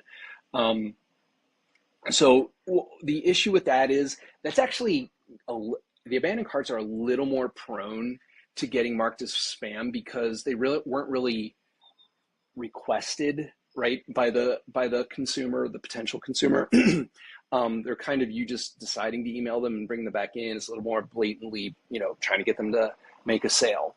So I would say of all of the abandoned carts or of all the automations, the one you picked can be super helpful, right, for recovering the cart, but also is maybe the most prone to being flagged as spammy and definitely creates a potential issue in terms of the balance of your overall pool of emails that you guys send out. It'd be nice to see it counterbalanced by welcome sequences and post purchases. Okay, and then looking at campaigns, so looking for a few things: consistent frequency, a balance between information, promotional content, and proper segmentation, audience targeting. Again, not any one email, but in like the grand scheme of things. So there's a little bit of subjectivity to it. I kind of looked through, handpicked the few that you had. I mean, it was kind of quick to do for you guys because you don't have a deep history. The entity is pretty new. And from what I could tell, it seemed that most emails were going out infrequently and tied to maybe holidays, or I think there was a specific, like some sort of like national something related to Dentistry Day that you sent out a promotion. Again, sales are good, but if that's all you're emailing people about, they feel like, you know, you get the idea there. A little balance would be good. Having consistency, not just from the consumer standpoint, but from the Gmail, Yahoo, AOL, mail.com, everybody, that they see that their algorithms pick up some sort of intentionality to communicate and converse as opposed to just get their money. So that's why I really think, and we'll get into the recommendations here in a bit, you know, why a content calendar would be good there to be able to visually look at, okay, how often are we mailing and what is the balance of our overall messaging? Segmentation was good. Actually, like I said, in the ones that you did, it was mainly emailing engaged people who hadn't purchased the previous product. So I think that was actually you guys are doing fine on your segmentation. And so, like I said, then maybe a lack of consistency. I've already sort of explained all that. Let me just get in the audit log real quick. Again, there isn't a ton of meat because there really was only the abandoned cart sequence. It had 3. Content score, this is my subjective review of it, is 90%. I mean, it was very again, I think it had a proper amount of copy. The obligatory abandoned cart widget was in there. Nothing spammy. I gave the content, the copy itself, pretty high score. It's kind of impossible to get 100% on an abandoned cart, I feel like, just because it of the purpose it serves.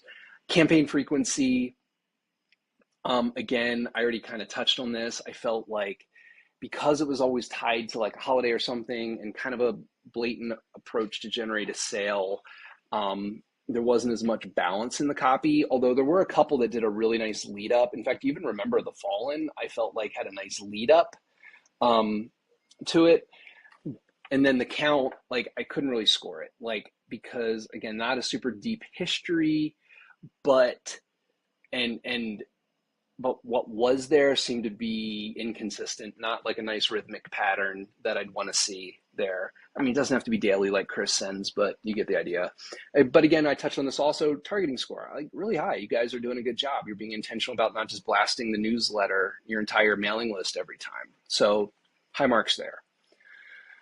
All right, provider reputation. Again, this is just to the extent that we can do it. We don't have a backdoor into Google or Yahoo. We're just sending out test emails and seeing where they land.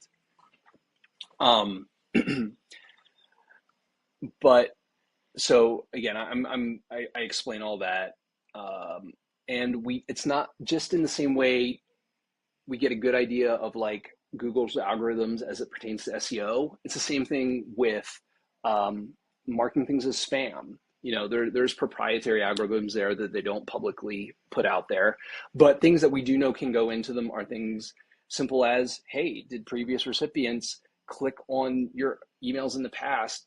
You click on the spam button, you get penalized for that. So you want to make sure that you're sending as much welcome, not literally welcome sequence emails, but welcomed emails as possible. You're looking for trigger words, which again, I feel like you guys have been fine on. Incomplete email authentication, which we've talked about, is an issue. Broken links are fine. Lack of alt tags is an issue. Excessive HTML and styling or poorly coded HTML in the email. Again, you guys are subscribing to the minimalist approach, which I think is solid. It's more copy heavy. It's conversational, which is good. It's going to score better. And it's less prone to poorly coded HTML, which you could run into if you got somebody to give you a custom coded HTML template. Again, we've talked about this already, broke it down into your 2 email domains and how they appear to the various providers. So it really .com really struggled to reach the inbox. In fact, we couldn't get anything that actually had a from of perfectsmile.com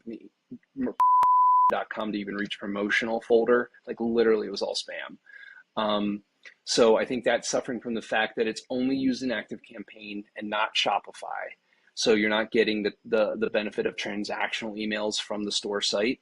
So you don't have the balance. Additionally, you've got domain authentication issues. crinaturals.com like is a little harder to analyze because Shopify is using it and Shopify authentication wasn't done. But I think there was a little bit of a bump there from it coming from Shopify's mail servers, which was getting, I think, more promotional instead of the spam folder, which was helpful.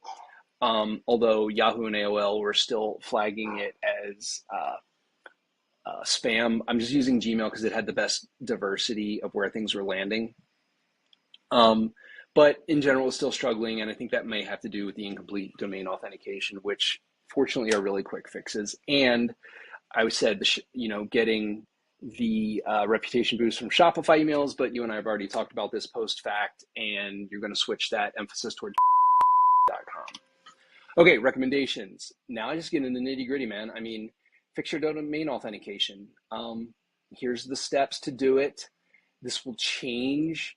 You'll need, if you're going to make .com, the email domain for the Shopify site, you're going to need to take number 1 from above in the .com and apply that to .com once you change the email address that's being used in Shopify, and then continue on with all of the other recommendations.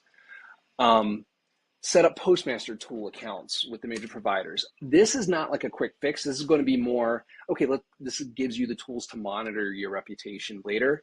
And I jump into Google, Yahoo, and Outlook, how to set those up. But also setting up feedback loops can help you because it's a statement of good faith with the providers. All right, unify all emails. We talked about this, only you want to do .com instead of .com. That's great. Told you what you would need to do above if you're going to do that. Add alt tags, specifically talking about ActiveCampaign, and I did a quick screenshot here to show you where it's done. Just try to be conscientious of that whenever you guys send out emails. Develop a content calendar. Talked about this. It's a planning tool. It helps you visualize the frequency and the balance of your messaging. Angie, who works for us on the Noisy Media side, and teaches some of our courses, is a master of this. We could help you with it if that feels like a daunting thing for you guys, or maybe teach you how to do one. Develop a welcome sequence. If you're unfamiliar, generally 5 to 9 emails that are designed to indoctrinate the new subscriber to the brand, educate them on the product line, provide new non-promotional high-value content, and perhaps deliver a discount code for subscribers. So you can work in some promotional stuff, right? Because the gist here would be that maybe they just signed up and haven't actually subscribed, or maybe in the event you guys, I think actually your list building has more to do with just buyers. So that might make a difference. We didn't really talk much about list building. So that might be a separate conversation we could just have that's not in the report later. If your list is pretty much derived 100% from buyers, that would change the type of welcome sequence that you would possibly create.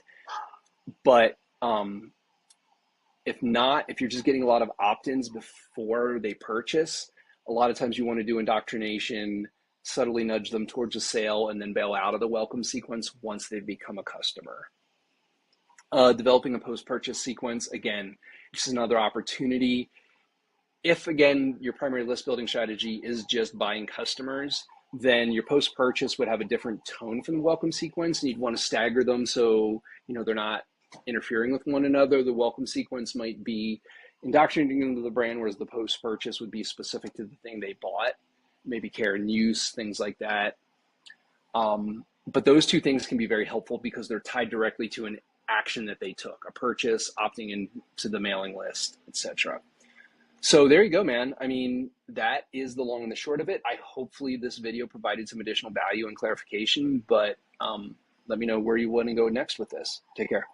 All right. So this lesson is all about, we'll call it no words, right? Everyone always has those questions when it comes to deliverability about, like, should I not use certain words like free or like millionaire, or there's all these different words and different, over the years, people have said different things about words that you should and shouldn't use, and people have done things like, if they're using the word free, like they'll do like FR-EE, or put a period between each one, or space the letters out so they can get around spam, the spam filters, everything else. And, here's the deal. The words that you use in the email are just one of the factors, right? But it's still something that we should take a look at, and I'll explain what we're looking at in just a second. It's not the most important thing, but it is a factor. And after a while, you tend to learn what you can get away with. And, for instance, if you have, really bad scores all over the place and you're using a lot of no words, it's going to really affect you. But if everything else is pretty squeaky clean, you have a really engaged list, and like you use the word free or millionaire in your email, like it's probably not going to affect it that much.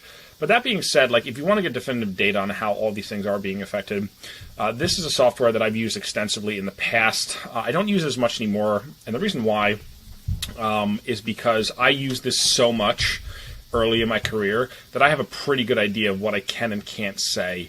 Again, like, could I give you a list of every single no word? No, I can't do that, right?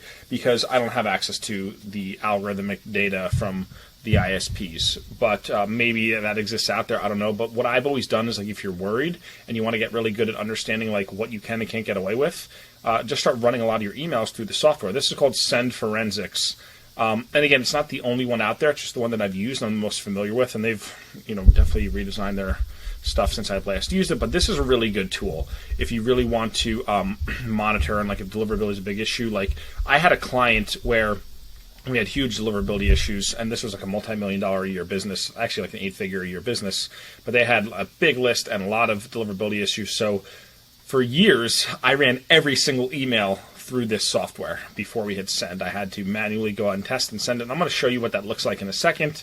But for now, let's dive in. So what I'm going to do, I think I have a login. Let me just check. I believe I have a login. Let's see if this is it. Nope. Okay. Maybe I have to sign up now. So let me sign up real quick. What I'm going to do here is this is a paid service. I'm going to do monthly. I think most people will just need the brand one. And again, like, it's $49 a month. You don't have to use it forever. You could use it for a month and just try it out. Or maybe if deliverability is like, if you really are suffering, you really need to make sure that every email you send out is tight and good and solid, and you're not hitting any flags when you keep this around. I mean, $49 a month, if you were to do the annual, that's what's 40 times 12, 480, like $500-600 a year. It's not that bad. So let's do try for free. I'll set this all up. Let me just pause this. Okay, I'm in. An email with an activation link will be sent to your email shortly. Let me take a look and see if I got it. All right, here it is. I'm going to click this to activate. And this should be good. What is this?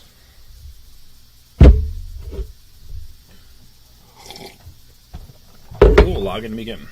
All right. So remember me, log in. Any day now, please.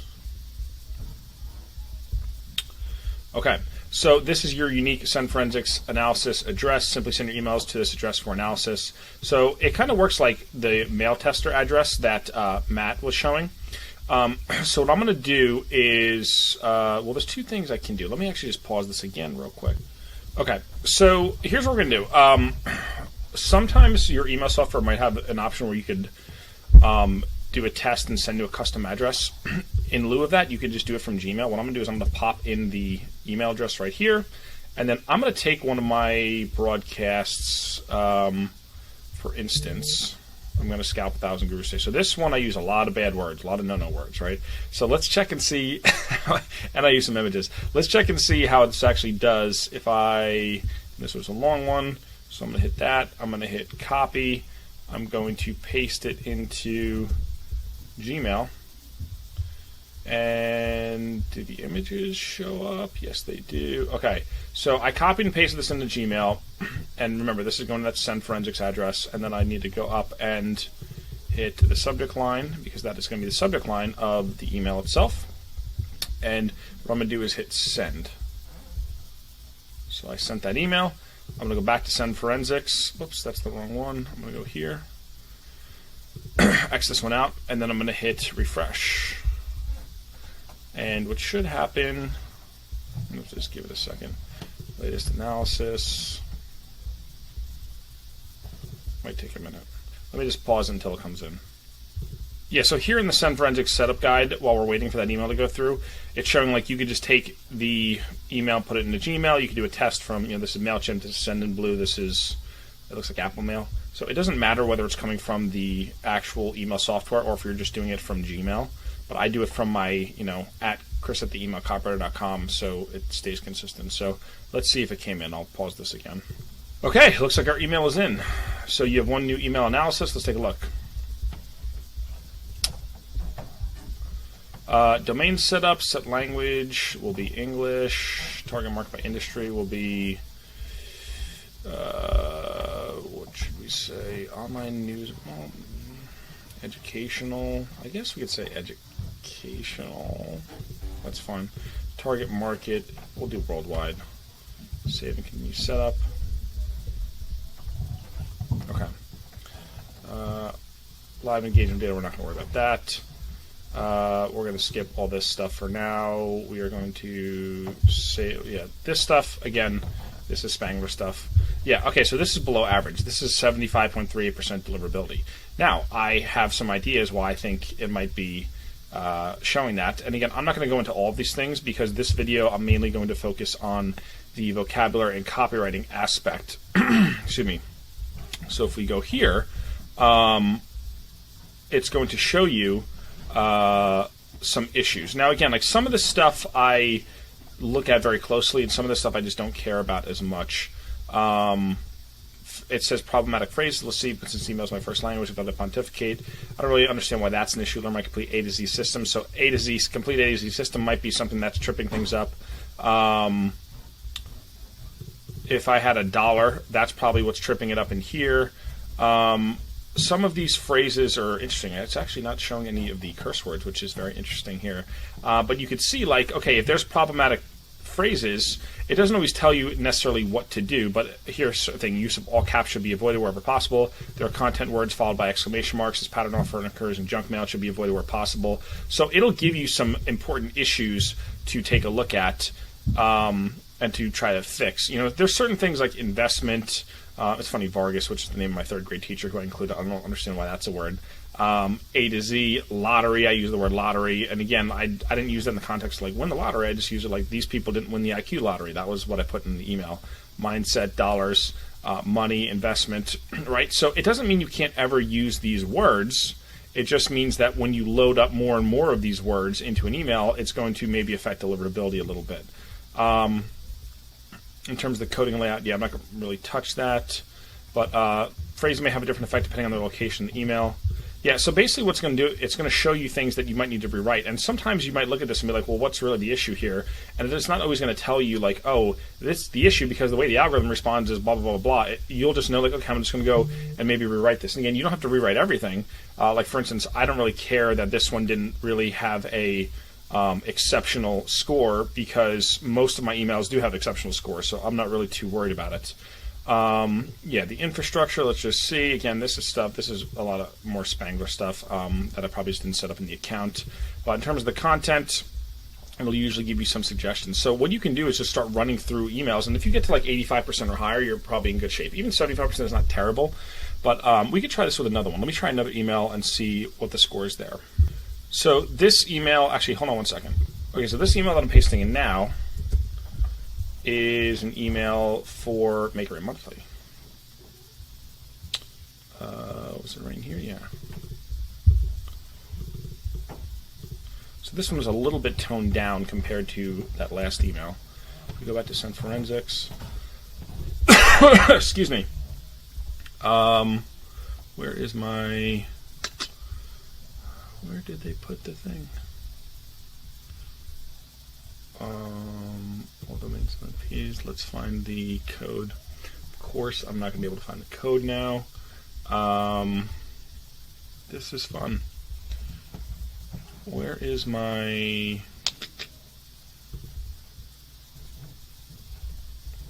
Let me find it. Give me 1 second. Okay, so I went to Profile, and here is the analysis address. They used to have it handy. I know. They've changed this around since I used it a lot. So let me go back here. We'll put in the recipients, and then we will take this email and send this one off. We'll see how that does. Okay, let's pause and wait for it to come through. All right, let's take a look at the new one.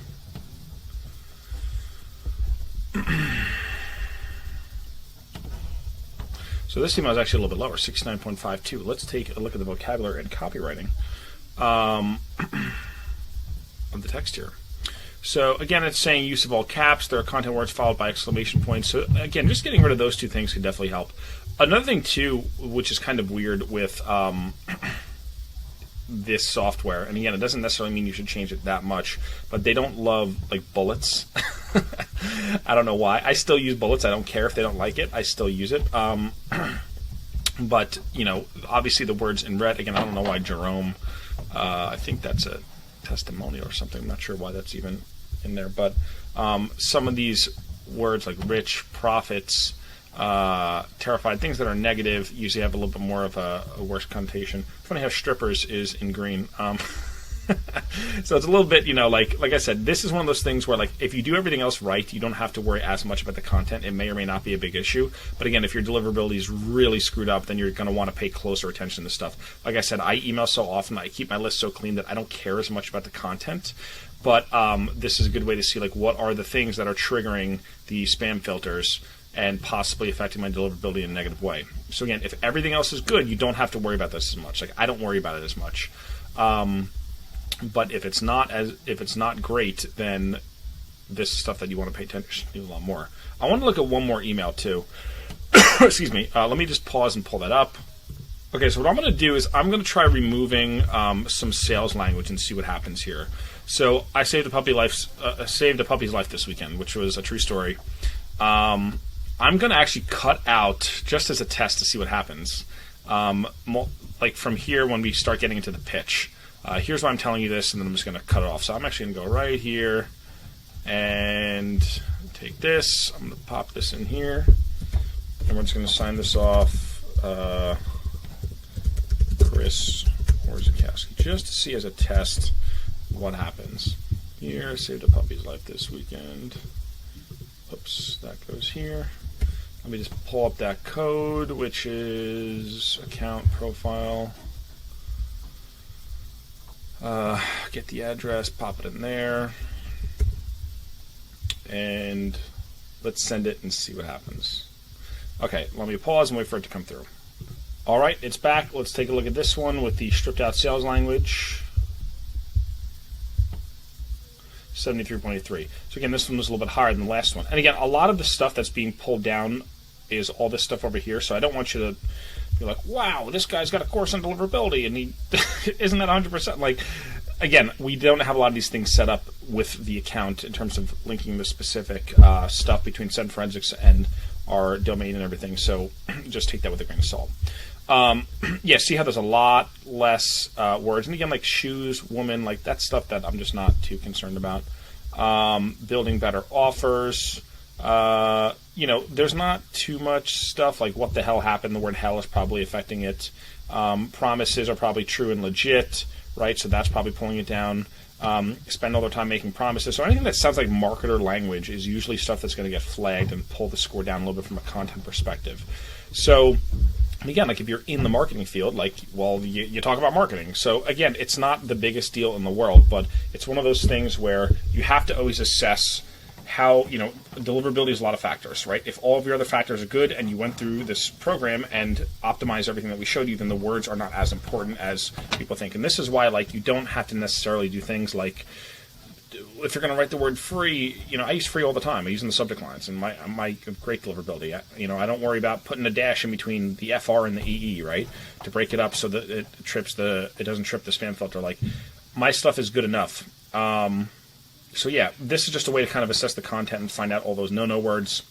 Again, some of them you're going to take with a grain of salt because you could change stuff, but you don't want to water your copy down to the point where like your message is lost and the impact of your message is lost, because at the end of the day, what's really going to affect your deliverability, in addition to everything else we showed in this course, is, does it hit with your audience? Do you get replies? Do you get engagements and clicks so those people come back for more? So yeah, you might use, like I use some no-no words all the time, probably in every single email, but people love my stuff and they keep coming back. So that factor outweighs the fact that I used a word that maybe the spam filters don't love. So I hope this makes sense. And obviously, it takes a little bit of tinkering around, but when you're working for clients, when you're doing this for yourself, if your deliverability is on the toilet, it's definitely a good idea to experiment with this tool. If you want a paid option, it's going to give you a little bit more insights than the mail tester, although I've used mail tester as well, and it's an exceptional tool. I use that a lot, or have used it a lot. But if you need some more nitty-gritty data, specifically in the content, what things are triggering, Send Forensics is a good option.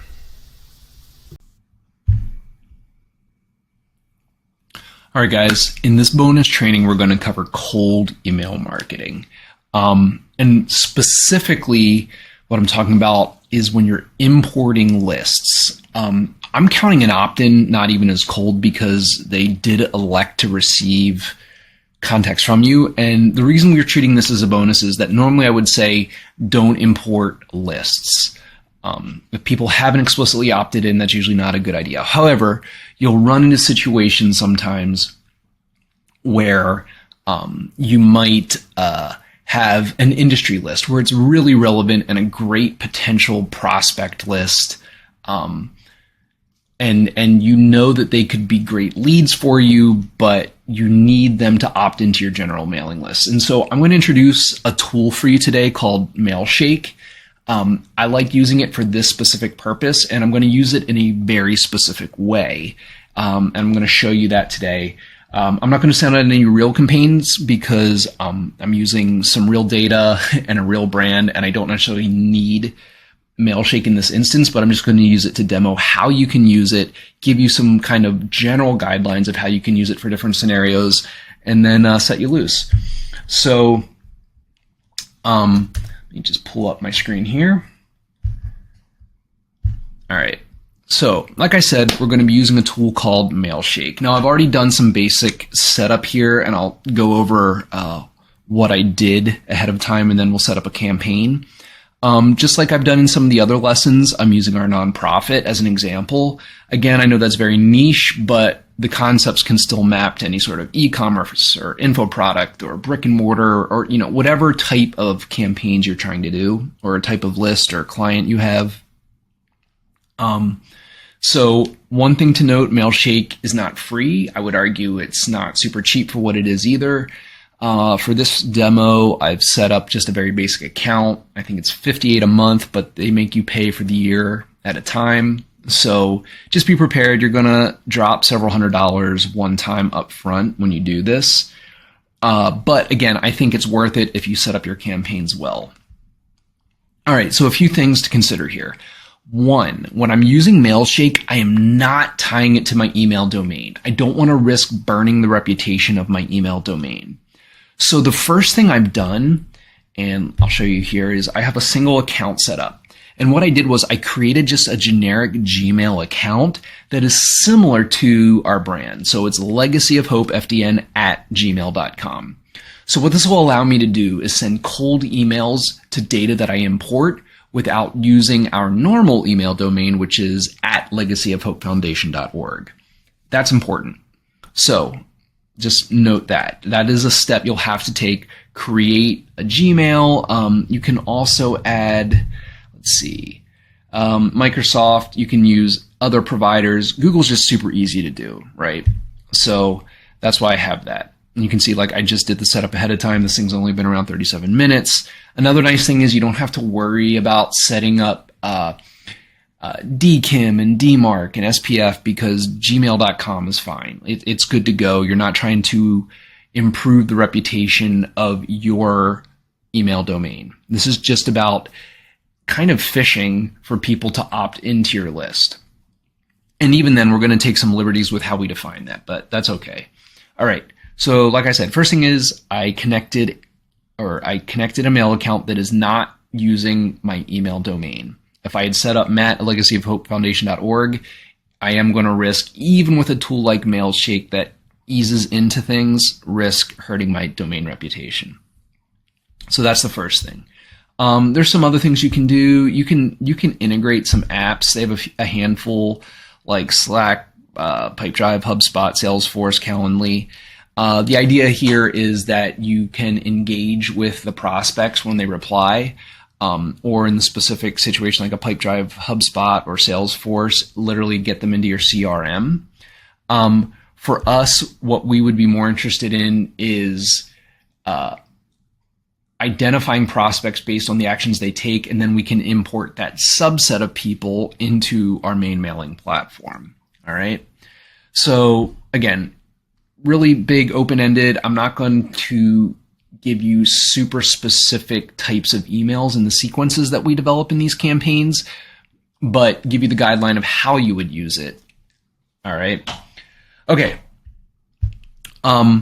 So it has conversion tracking as well. This would be something more advanced you can do. Like if you have an opt-in page on the site or funnel or whatever, you could add this code if you wanted, and that'll streamline the people or tagging the people as prospects. But we're just going to look at replies and clicks and use that to define our lead catcher. That's a term that they use. All right. Just also real quick, I've already imported a list, these people actually are already in my list, but I just wanted to have kind of a base group that I could start with. In our specific context here as a nonprofit, so, we're a faith-based nonprofit. So, a real world application for me might be that if we've got a church or an organization, something like that, something larger that has members, and if the organization itself partners with us, again, like we have churches that, give us donations on a monthly basis. But let's say I wanted to include the individual members of that church in our recipient list. I could ask that church for their member roster and import that into this and use it to warm them up, and then import them into our, or the people that do engage with our emails, we could import them into our main brand mailing list. That'd be a real world application for us. Like I said, for other things, maybe it's real estate and you've got a list of all of the local realtors in your area that belong to the local association, or any other site. Associations are a great resource. If you may have to purchase it. They may be willing to share it. Maybe you can work out a deal. But if you can import a really relevant list into a tool like this, you can mail to them without affecting your main brand, and then import the people that do engage. So that would be an example of who you might import into the prospects list. All right. So I've got my mail account connected. I've got my prospects imported. So I'm going to create a campaign. Again, I'm not going to mess with the defaults here. They're just calling it September 13 outreach. I can have team members, but again, teams, for each mail account and team member that you add, there's a cost. So I'm just trying to do this as cheaply as I can. So I have a single mail account connected and I'm the only user. I could use my name, but I often like to set my from to be something like that, a name or a person, to really personalize it at the brand. That's my favorite way of doing froms. Lead catcher. So these are the rules that are going to identify how Mailshake tags leads, or the people who are engaging with your list. So out of the box, it says reply one time. All right. So anybody that replies at least once to my emails, it'll tag as a lead. Let's also say anybody that clicks any link in an email that I send will also tag them. Also, you can say like pause all other prospects from the same company. So let's say you just got all of the sales, business development people imported into here from a particular company. And you're just trying to get one person from that company to bite. You could say pause that, and anybody else that has the same corporate email domain, so at whatever, like at cisco.com, if you were trying to get a hold of some sales representative from Cisco. So the moment you tag one person from that company, it would stop marketing or stop sending campaign emails to anybody else in that email domain. That's not relevant for my purposes. But so we did that. So I've got a definition that says anybody that replies at least once, or anybody that clicks any link in any emails that I send in this sequence, it's going to mark them as a lead. All right. So again, I didn't integrate any of the apps. I don't care about the Salesforce or the Pipedrive or anything like that. So nothing to sync there. And then in the prospects, so I could have uploaded a list here. I could have manually entered some people. If I had something else integrated, like if I had integrated Salesforce or something like that, I could have done that. But I already have a list that I imported earlier. So I'm going to import that into this campaign.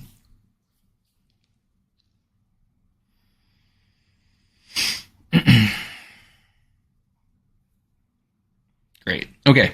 There were 210 lists. It did notice some infos at or office at, right? So I could have removed those if they're too generic. It's up to you. Also, in the base campaign, I think you get something like 5,000 cleans per month. So you can open up the list cleaner here and run that list through, to check for balances and things like that first before you send, because that can help. I'm not going to worry about that right now. Next. I want to track opens. I want to track links. I can schedule this to send on a day in the future and a specific time, but I'm okay with starting it right away, and it's going to trickle this campaign based on how warm my account is.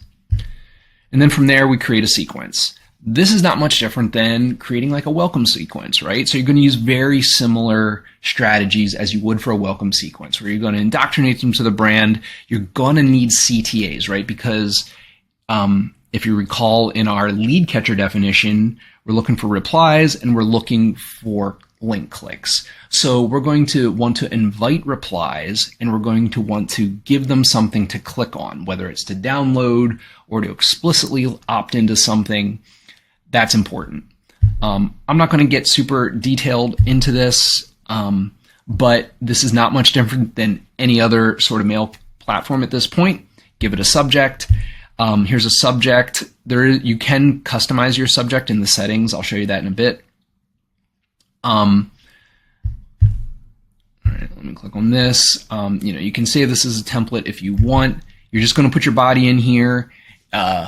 This is not going to be a stylized email. You want to keep this very personal letter style because you're introducing yourself. You're going to want to make it feel as though it really did come from your Gmail account, right? That you logged into the webmail and sent this.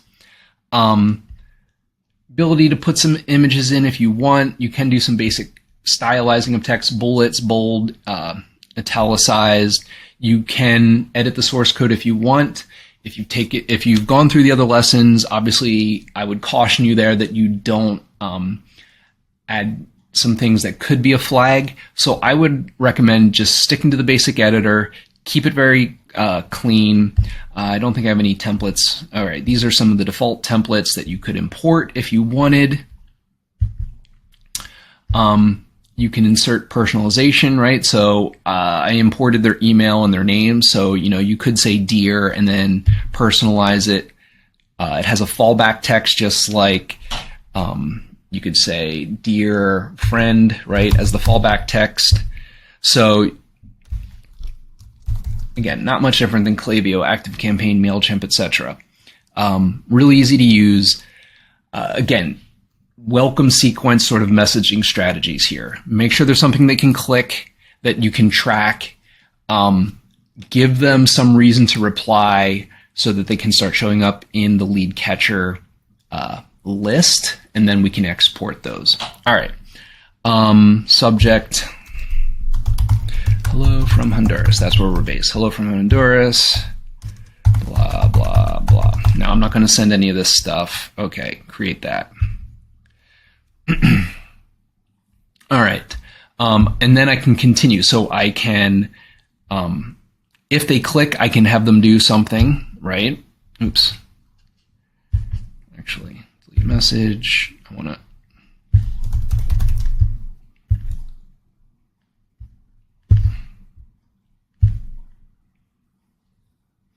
All right, shut that off because I don't want these actually to go. All right. So if they click, I can have them send another email. If they follow up, they reply from something, we can respond to that. I don't think that's 100% necessary. I'm more interested in just tagging the people who did, because then we can import them. We can also just do a drip, right? So this would be another one. Actually, I'm sorry. This would follow up if they fit either of the lead catcher criteria. So it would be the same in our situation as if they clicked or they replied. All right. Okay. So and we can personalize that. Again, this isn't super necessary. Confirm that. All right. So it has one message, 200 prospects already. I'm not going to start the campaign. So you can play with this. Like I said, let me see. Well, let me just drip it.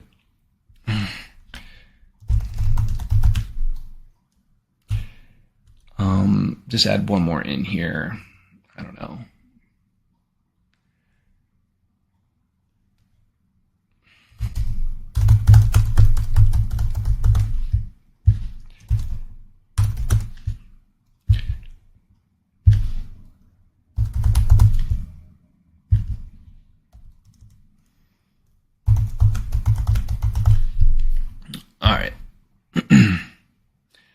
right. And I can edit, obviously, the delay here, whether you want it to be daily, 5 days. I think bigger gaps is probably good on something like this because they didn't opt in to hear from you. So, all right. So there's that. I'm going to exit the wizard. That thing's in draft mode. We can revisit. So when I look at the mail account, settings, I can create here, scheduling rules. So this is where I was talking about how it trickles out. This will send up to 20 emails a day, 1 email at a time. That's the default when it's new. You know, if you've been doing this for a little while, you can edit your schedule to do something a little more aggressive, but you're trying to keep the deliverability decent. You're not worried about preserving your domain reputation, but you don't want these to stop working either. All right. You can edit your signature. I mentioned earlier. Cadence, again, these are things you can customize. I think the default is fine, depending on the size of your list and how long you have to wait to really get through the whole group. All right, and then I'm going to leave that. That's fine. All right. As you can see, I've got 210 people in a campaign. I don't have any leads yet because nothing's happened, but once they're in here, these are the people then that you would want to export to import into your regular mail campaign, because it's going to end up being a subset of your original 210. These are the people who engaged with your email campaign that you sent out. Again, based on the rules, they clicked or they replied. So they've shown some interest in what you're doing. So I think this is a good strategy to bring in cold prospects without damaging your email reputation. It's a little bit of a slower game, but it's worth it in the end for maintaining your reputation and ultimately your deliverability. Hope you found this interesting. Good luck.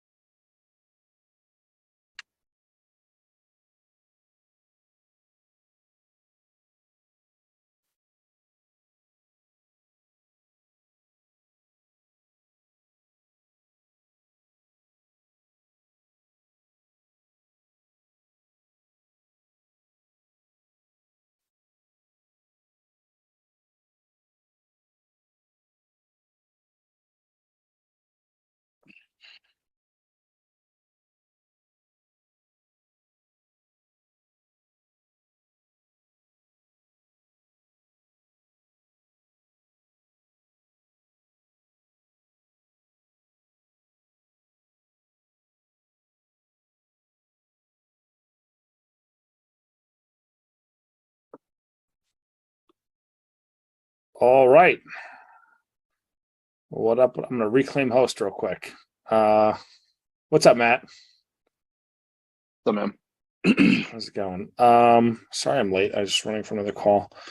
All right. We got a few people in. It shouldn't be a huge class, but basically what we're going to do is we want to get everyone together and answer any outstanding questions, discuss any deliverability stuff, and we'll just kind of wrap for anywhere between 30 to 45 minutes, most likely. And then hopefully you guys will have everything you need. Hopefully you guys have enjoyed the course and gotten some good results. If you have, we'd love you share a testimonial with us. You could shoot me an email and we'll proudly display your beautiful shining face on the sales page. But yeah, that's pretty much it. So how you doing today, Matt? You doing good, man? I'm doing all right, man. Just been clearing my plate in anticipation of this call. So awesome, dude. All right, so let's get into it. So if you guys have questions, you could pop them in the Q&A. I know we have the chat is disabled. Okay, let me go to chat. I always do this with chat with everyone. Okay, everyone should be able to chat. If you could chat and you're good, drop something in the chat box. Okay, Leon's in. so we're doing chat now. All right, hang on. Yeah, we could do chat or Q&A. It doesn't matter. What else? Yeah, basically, give us your outstanding questions. I know we had a few questions submitted through email, so we'll get to those too. let's go to, we had them in Slack, right? I think that's where we put them. Yeah, I'm looking at them. Should we just do those first? Should we just do those first? Let's knock those off first and get some momentum going, then go from there. All right, I'll actually post the question into the chat so people can see it rather than hearing me just dictate it. All right, so here's the first one that we got. I don't even know where this came from, but you posted it into Slack. All right, so according to Mail Tester and based on my own deliverability testing, as per your process, Gmail seems to hit Klaviyo dynamic product blocks since the pictures are hosted on Shopify and not on our own domain, which comes across as spammy. It always goes to the promotions tab when we use those blocks, but it just worked so well for those who actually see it since they're personalized based on the user, right? Is there any way to use Klaviyo dynamic product blocks and to land in the inbox? All right, that's a loaded question. I would say yes, if you're doing everything else right. So like if you, I mean, what I don't have in context in this question is like, is all of the other domain authentication set up properly? You know, how content, if you're padding that, if you look at the overall content of the email, right? Like if you pretty much just have those dynamic content or product blocks, right? And not a bunch of other copy around it. Well, now you're the weight, if you will, like if you want to look at everything on a weighted scale, now all of a sudden it's putting way more weight on that. What I would say is Klaviyo doing a poor job of handling that integration because it dominates the overall content of the email. But if you can surround those product blocks with some really good engaging copy, now the overall weight of that doesn't count so much in the formula, if that makes sense, right? Now, again, I can't give you the form. I can't like type out the algorithm for you. It's sort of like SEO, right? Like nobody knows the exact weight applied to all of these different metrics, but we do know that it's a metric. And obviously, whoever wrote this question was experiencing it. My guess is that either A, something is missing maybe in the domain authentication, and or there's not a lot of other really good non-spammy, for lack of a better word, engaging copy that's sort of padding that, if you will. So I think there's a way to do it. You just got to really weight heavily in those other areas so that the impact of those dynamic product blocks doesn't, impact your score quite so much. You're still going to see a little ding, but that might be enough to get you out of the penalty box, if you will. I saw a brand, I signed up for one brand's list. I'm trying to remember which brand it was off the top of my head, but what I wish I could show an example. I just can't find the one that I wish I had handy. But it was essentially like header image, headline text, and then the recommended product block, and then a button. Like that was the whole email. So like, yeah, if you send those out, yeah, you're absolutely going to probably get destroyed, right? But when we've done these for clients, if you look at some past Make It Rain monthly issues, like what Matt's saying is like, we'll have 500 words or 300 words of copy or whatever it is. Tell a story. P.S. If you're looking for, some help doing X, Y, Z, here's some things you recommend. And then boom, pop the block. And like, he's basically just saying that's going to offset. So, look at thank you for simplifying what I was trying to say. Yes. Yeah, no. And I know I'm just like being that idiot who like, hey, let me just repeat everything. So I sound smart. No, that's good, man. But yeah, like I wish I had the example. I wish I remember what brand it was, but like, you'll when you're auditing people's accounts and going into like e-commerce brands accounts, like they probably have cross-selling email automation set up like this, where it's like after 20 days, send them an email and it's just a recommended product block in the email. Pop. And there it is. All right. And it's like, that's gonna hurt. And we can say anecdotally, like those examples that you just gave, Chris, they've crushed it on open rates. So we know they're inboxing. They have the product blocks, even with that glitch that I think Klaviyo has that should be correctable. But, if it was that big of a deal, they would have tried to fix that a long time ago because their reputation would be suffering as an email service provider. So it can be done if you're doing the other stuff right. Mm-hmm. All right. Same person, I think, asked another similar question, still in like kind of this picture world, photo world. So Gmail just seems to hate pictures in general. But if you're selling a physical, highly visual product, you have to send pictures at some point. However, emails with pictures seem to end in the promotions tab. Is there any way to resolve this? I'm probably going to give more or less the same answer. 500 words a copy, bracketing the images. Also alt tags on the images. That might be something that's easily overlooked. And it's going to show up in Mail Tester as a slight ding. Again, you're going to get more of like some grace if you're doing your proper domain authentication. And by that, I mean, not just SPF, not just DKIM, but all the way through DMARC. I was just reading the other day, like how much weight DMARC is getting placed now by Gmail, Yahoo, Microsoft, etc. So it's becoming a bigger and bigger deal. And just FYI, you really do need to be authenticating your brand and not just relying on like Klaviyo's rep or MailChimp's rep or whomever. Like you really need to be authenticating your brand, your domain in order for the DMARC to work properly. So like in the past, you used to be able to skate by with just like, oh, Klaviyo's SPF or Klaviyo's DKIM signatures. It's a lot of times, which I think I pointed out in one of the lessons, you can see, right? Like if you see the VIA, that's the provider being authenticated, not your domain. You want to get past that where you don't see the VIA anymore. Your domain's being authenticated, your IPs are being authenticated, and they're associated with you. Then you can do DMARC, and that gives you the best possible authentication score, which is having a greater and greater impact in their algorithms. All right. Yeah. Good job. The only thing I would add to that is that, like,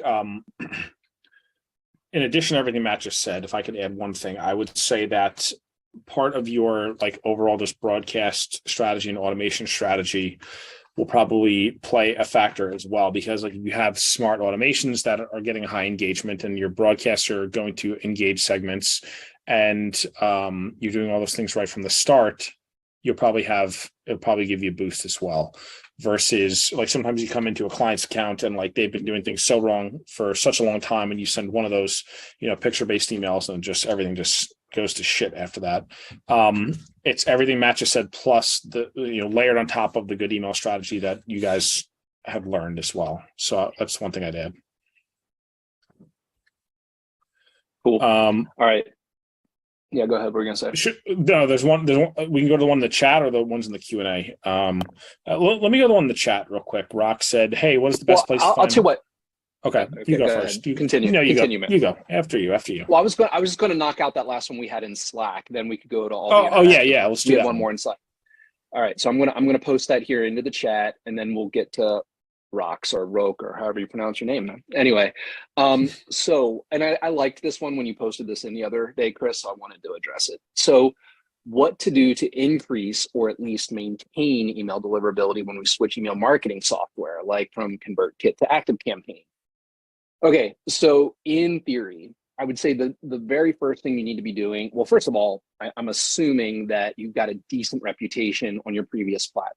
If you don't have a good reputation on the previous platform, you're not going to just magically get a brand new one, especially if you're moving from like one big reputable provider to another.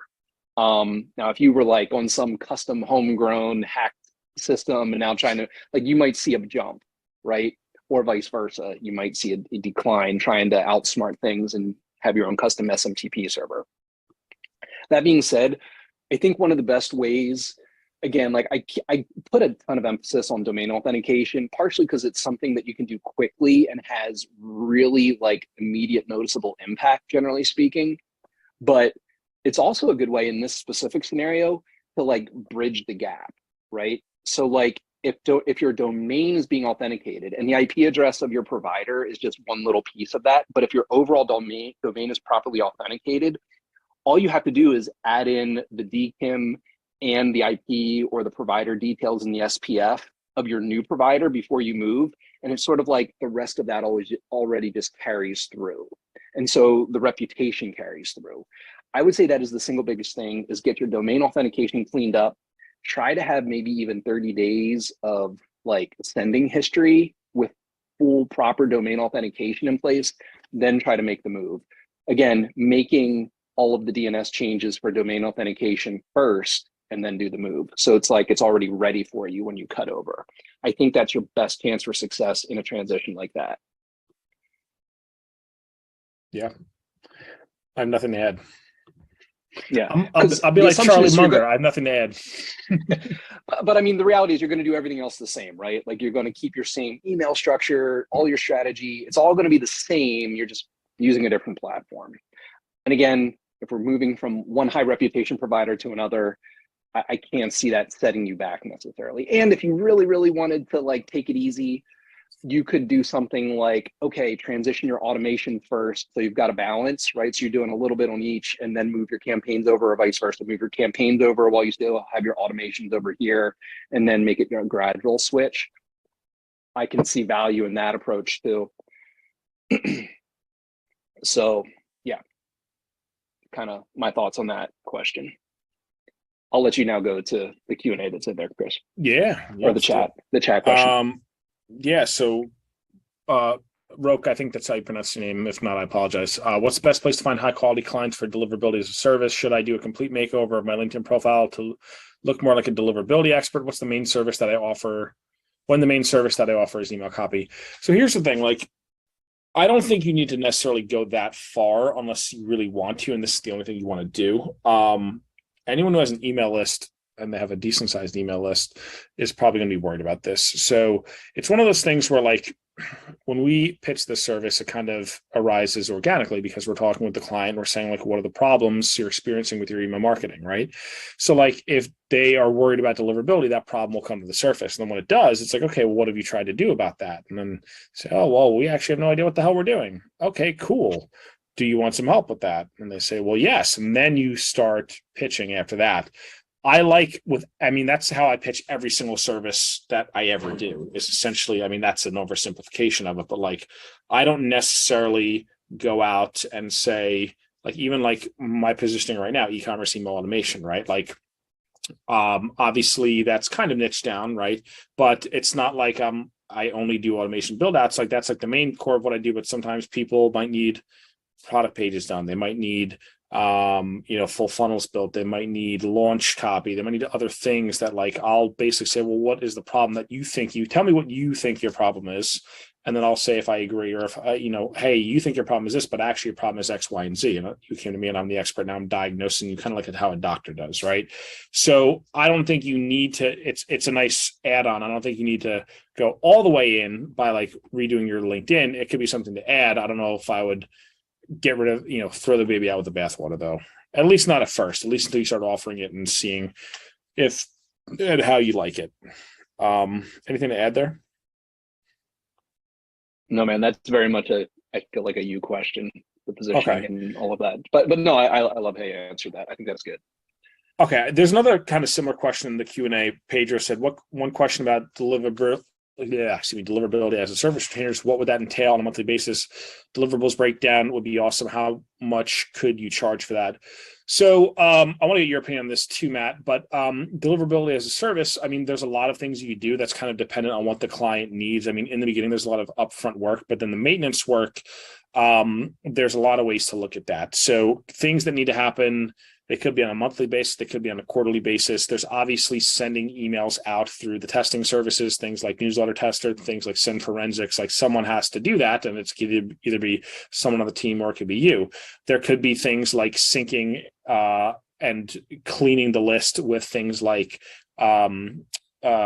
Never Bounce is the one that we like to use. There's other softwares that do the same thing, but Never Bounce is the one that I'm most familiar with. So that is an ongoing thing that needs to be performed periodically throughout the year. Could even be on a monthly basis, depending on the size of the list and how aggressively they're mailing. There's also management of the content calendar, because that's going to affect deliverability as well.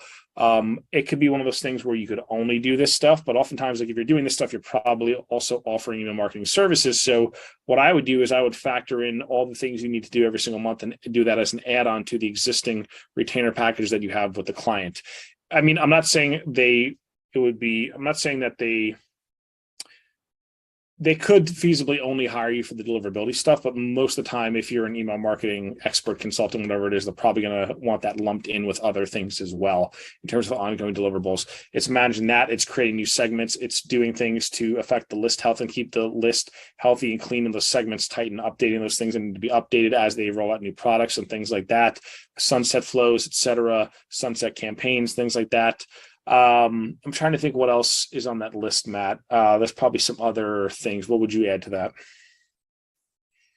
Yeah, I mean, like my world, looking at all the technical aspects, quite honestly, I think it'd be inefficient if they had like a marketing consultant and then a deliverability consultant, because you're going to end up like a weird power struggle where the copywriting consultant, if it's not you, is going to want to do certain things, and then you're going to come in and be like, no, that doesn't mesh.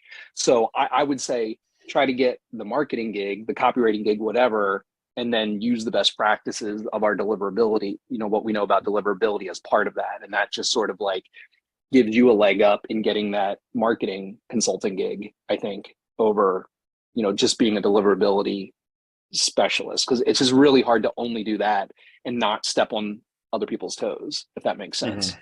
So, yeah. And then in terms of like how much do you charge, that's the thing too. Like we always like to do the approach of value-based pricing.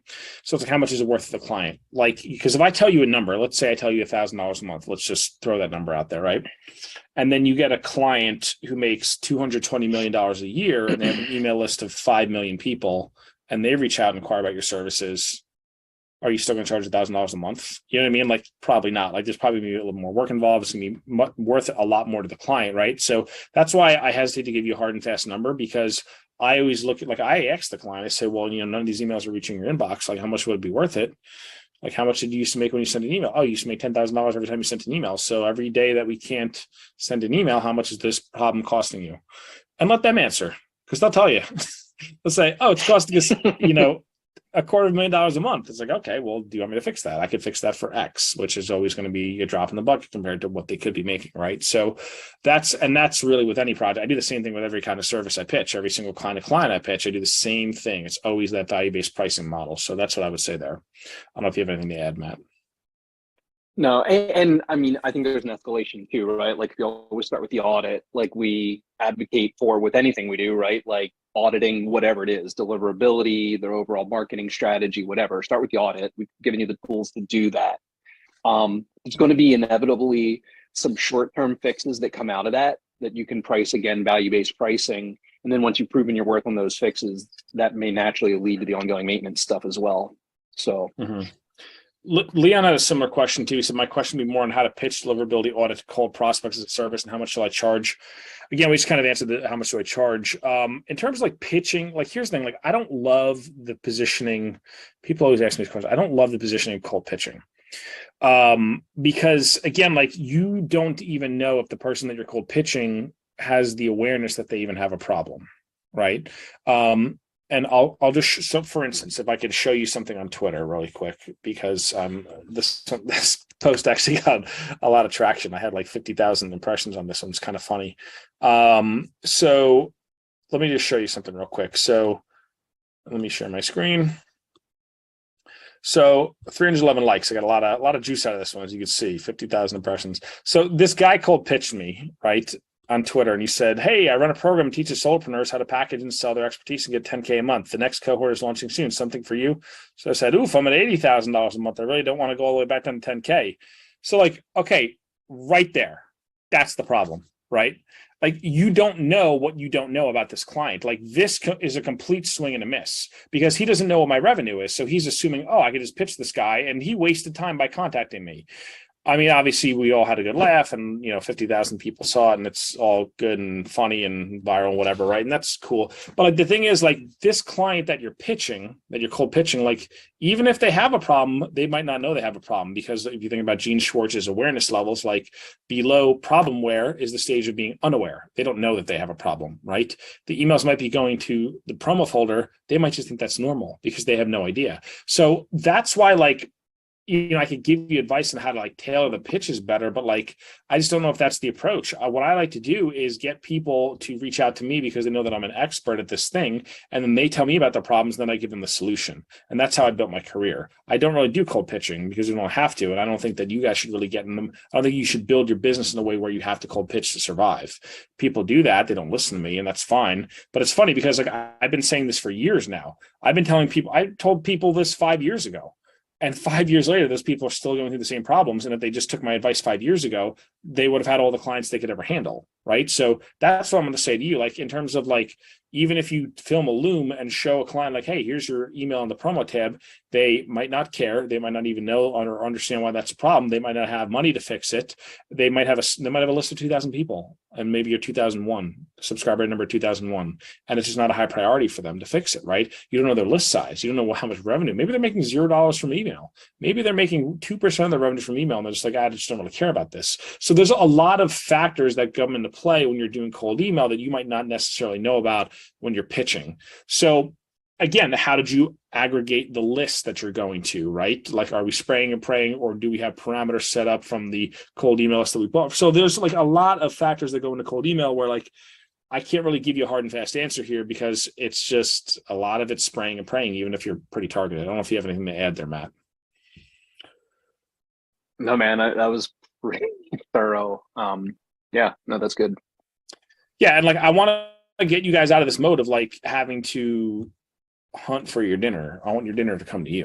I want you to DoorDash your dinner. I don't want you to have to go out in the forest with the spear and go kill it. Right.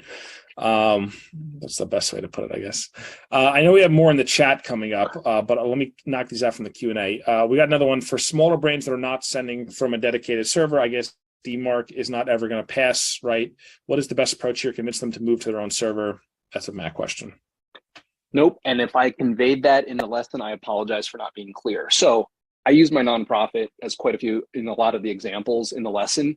Man, we're nonprofit. We do everything on a shoestring budget. So we're not paying for a dedicated mailing server. It's, basic level, like minimum I can get away with an Active Campaign or Klaviyo for our coffee, but I'm fully authenticated. SPF, DKIM, DMARC. You do not need a dedicated sending server. That's just like that extra cherry on top to really put you, as far as you can into the authentication, fully authenticated world. But no, you can pass DMARC with a shared server at like the base, the bargain basement, lowest level on any of those platforms. So no, that was definitely not my intention in conveying that. If I did, you can do all the way through DMARC with any level of these platforms. Awesome. Okay. Leon had another question. He said, what is your experience working with a client who writes very corporate style promo emails, signs off as a company instead of the owner/guru, and wanting to help them out of the promo tab spam? So again, I think this is a question about convincing the clients. You got to understand something. When you work with clients, everything needs to be the client's idea, right? So this is why I want you guys to watch Mad Men, because what you need to do is you need to feed them. You need to use Inception, right? You need to basically draw out the problem, and the idea needs to be there. Like if you pitch an idea to them, only a very small percentage of people are actually open-minded enough to be like, you know what? I actually like the sound of that. Most people, they need to be their idea because they're the captain steering the ship. So you need to provide them the information for them to turn around and say, you know what? I want to do this. Can we do this? Right. So that is the big, I would say, watch Mad Men. Like I'm trying to think of specific pitches, but like if you watch the whole show, this is all these guys do. Like they're masters at it. That's why they, wrote these characters so well.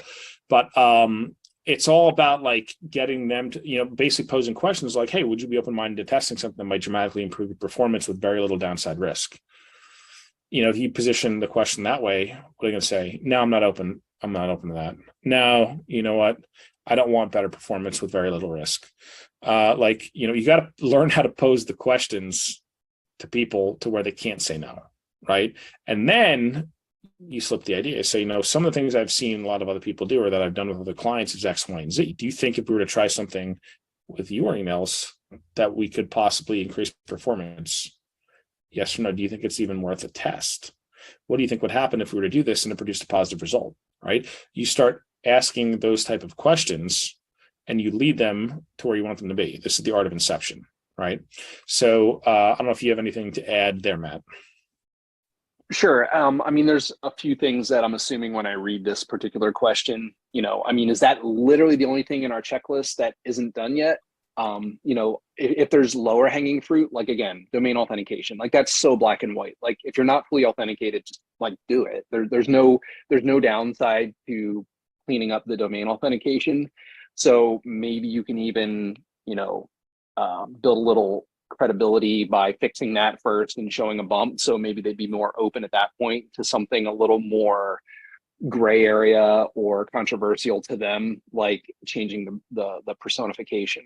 So that's just another thing too. Like, is there some lower hanging fruit that would be like they would have zero resistance to, that you can try first and build a little authority? Just a thought. Mm-hmm. Yeah. Okay. Let's go to the next one. Leon said, a dumb question. Do I subscribe onto all the tools, or the client should own them? It depends on the tools, I guess. Right, Matt? Yeah, actually, Leon, which tools are you referring to exactly? Yeah, drop those in the comments so we can come back to that. We can go to Christina had a question. What exactly are Postmaster tool accounts, and why do we need to set them up? Need might be a strong word. I recommend them. They're more about monitoring your reputation. So the one I use the most is Google's Google Postmaster tools. Basically, you authenticate IP address, or you register IP addresses and domains with them. And so basically, over time, again, you need to have everything set up. You need to have your SPF, DKIM, and DMARC set up. Once that's done, you can register for the Google Postmaster tools, and you'll be able to see on a daily, weekly, monthly, quarterly, annual basis how Google views your sending domain, your various IP addresses that you're sending from, etc. And they'll do everything from like, they just call it like IP reputation. They just call it like high, medium, low, to your spam complaint rates, to your bounce rates, to your DMARC pass rate. So it's really more a way of evaluating yourself, not so much guaranteeing deliverability, but knowledge is power, right? And if you have a good handle on how Google's viewing you, for example, and you could say like, geez, things really started dipping around this time. What changed, or what were we doing something differently around this particular time, and use that to evaluate. I mean, obviously you can look at open rates in your email marketing platform, but I mean, why not get the direct feedback from the receiving side as to how they view you? And again, that's Google's. I like Google's. It gives you it's probably going to be your biggest percentage of any one provider in your list. Yahoo's is a little bit different. Theirs is more just what they call a feedback loop. Similar approach, a little harder to parse the information. And then Microsoft's, it's similar. I'll post links into how, actually I meant to do it. I don't think I have it in the lesson, but the links into where to set each of those, how to register for each of those. Again, I would say need is a strong word. It's just a powerful tool. And then if you've got the budget for it, you can actually use something like MX Toolbox to pay a monthly subscription, where all of those feedback loops go into their system, and they'll aggregate all of those reports and give you a good quality, and give you kind of an overall quality score with how all of the different providers see you. Cool. Christine also said, what steps should be taken with a new dedicated sending domain to ensure the reputation is healthy, and how to get off blacklists if needed? All right. So if it's new and you're already on blacklists, that would, to me, yep. All right. Looks like Leon's already in there. Okay. Lemworm, I really like that for brand new lists. In fact, interestingly enough, I had set it up on a existing domain, our nonprofit domain, for the sake of demoing in that lesson on, I think I have it in the starting over lesson anyway. And the interesting thing is, I even saw progress on an aged domain that didn't even really have bad deliverability, but I saw even improvement by incorporating Lemworm into that mix. Now, granted, we don't email very heavily, so like the more you're emailing, the less weight Lemworm would have. But if you're talking brand new with a small list and you're not mailing super frequently, introduce Lemwarm right from the beginning, and that's going to help with your reputation. Obviously, start clean with all the proper domain authentication. Let me make sure I'm reading the full. So when we say dedicated sending domain, I don't care if you're using a dedicated sending domain on the box or just a brand new domain in general. These rules are the same. And again, if you're starting over, you might want to scale back a little bit and ramp back up. You can ramp quickly. It doesn't have to be super slow, but if you're using a tool like Lemwarm, they're even going to give you indicators on when you can kind of jump your volume. Like they'll tell you early in the game, like, hey, hold up while we kind of warm things up. And then it'll kind of, they do like a red, yellow, green meter. And once you're into yellow, they're like, okay, you can start slowly sending. And when you're green, they're like, go. So that's a good tool. It's not super cheap, but it's effective. And their strategy, while it may be considered a little gray hat, it really is effective because it mimics interactive user functionality and works. So I would vouch for that. I would say proper authentication, Lemwarm, clean the list, like Leon said. And if you want to use a tool like Send Forensics, MX Toolbox, just to monitor from early going. But yeah. Sick. Okay. I guess that's all the questions we got so far, unless anyone has anything we didn't cover. Speak now. Or forever hold your peace. Oh, Christina has a quick one.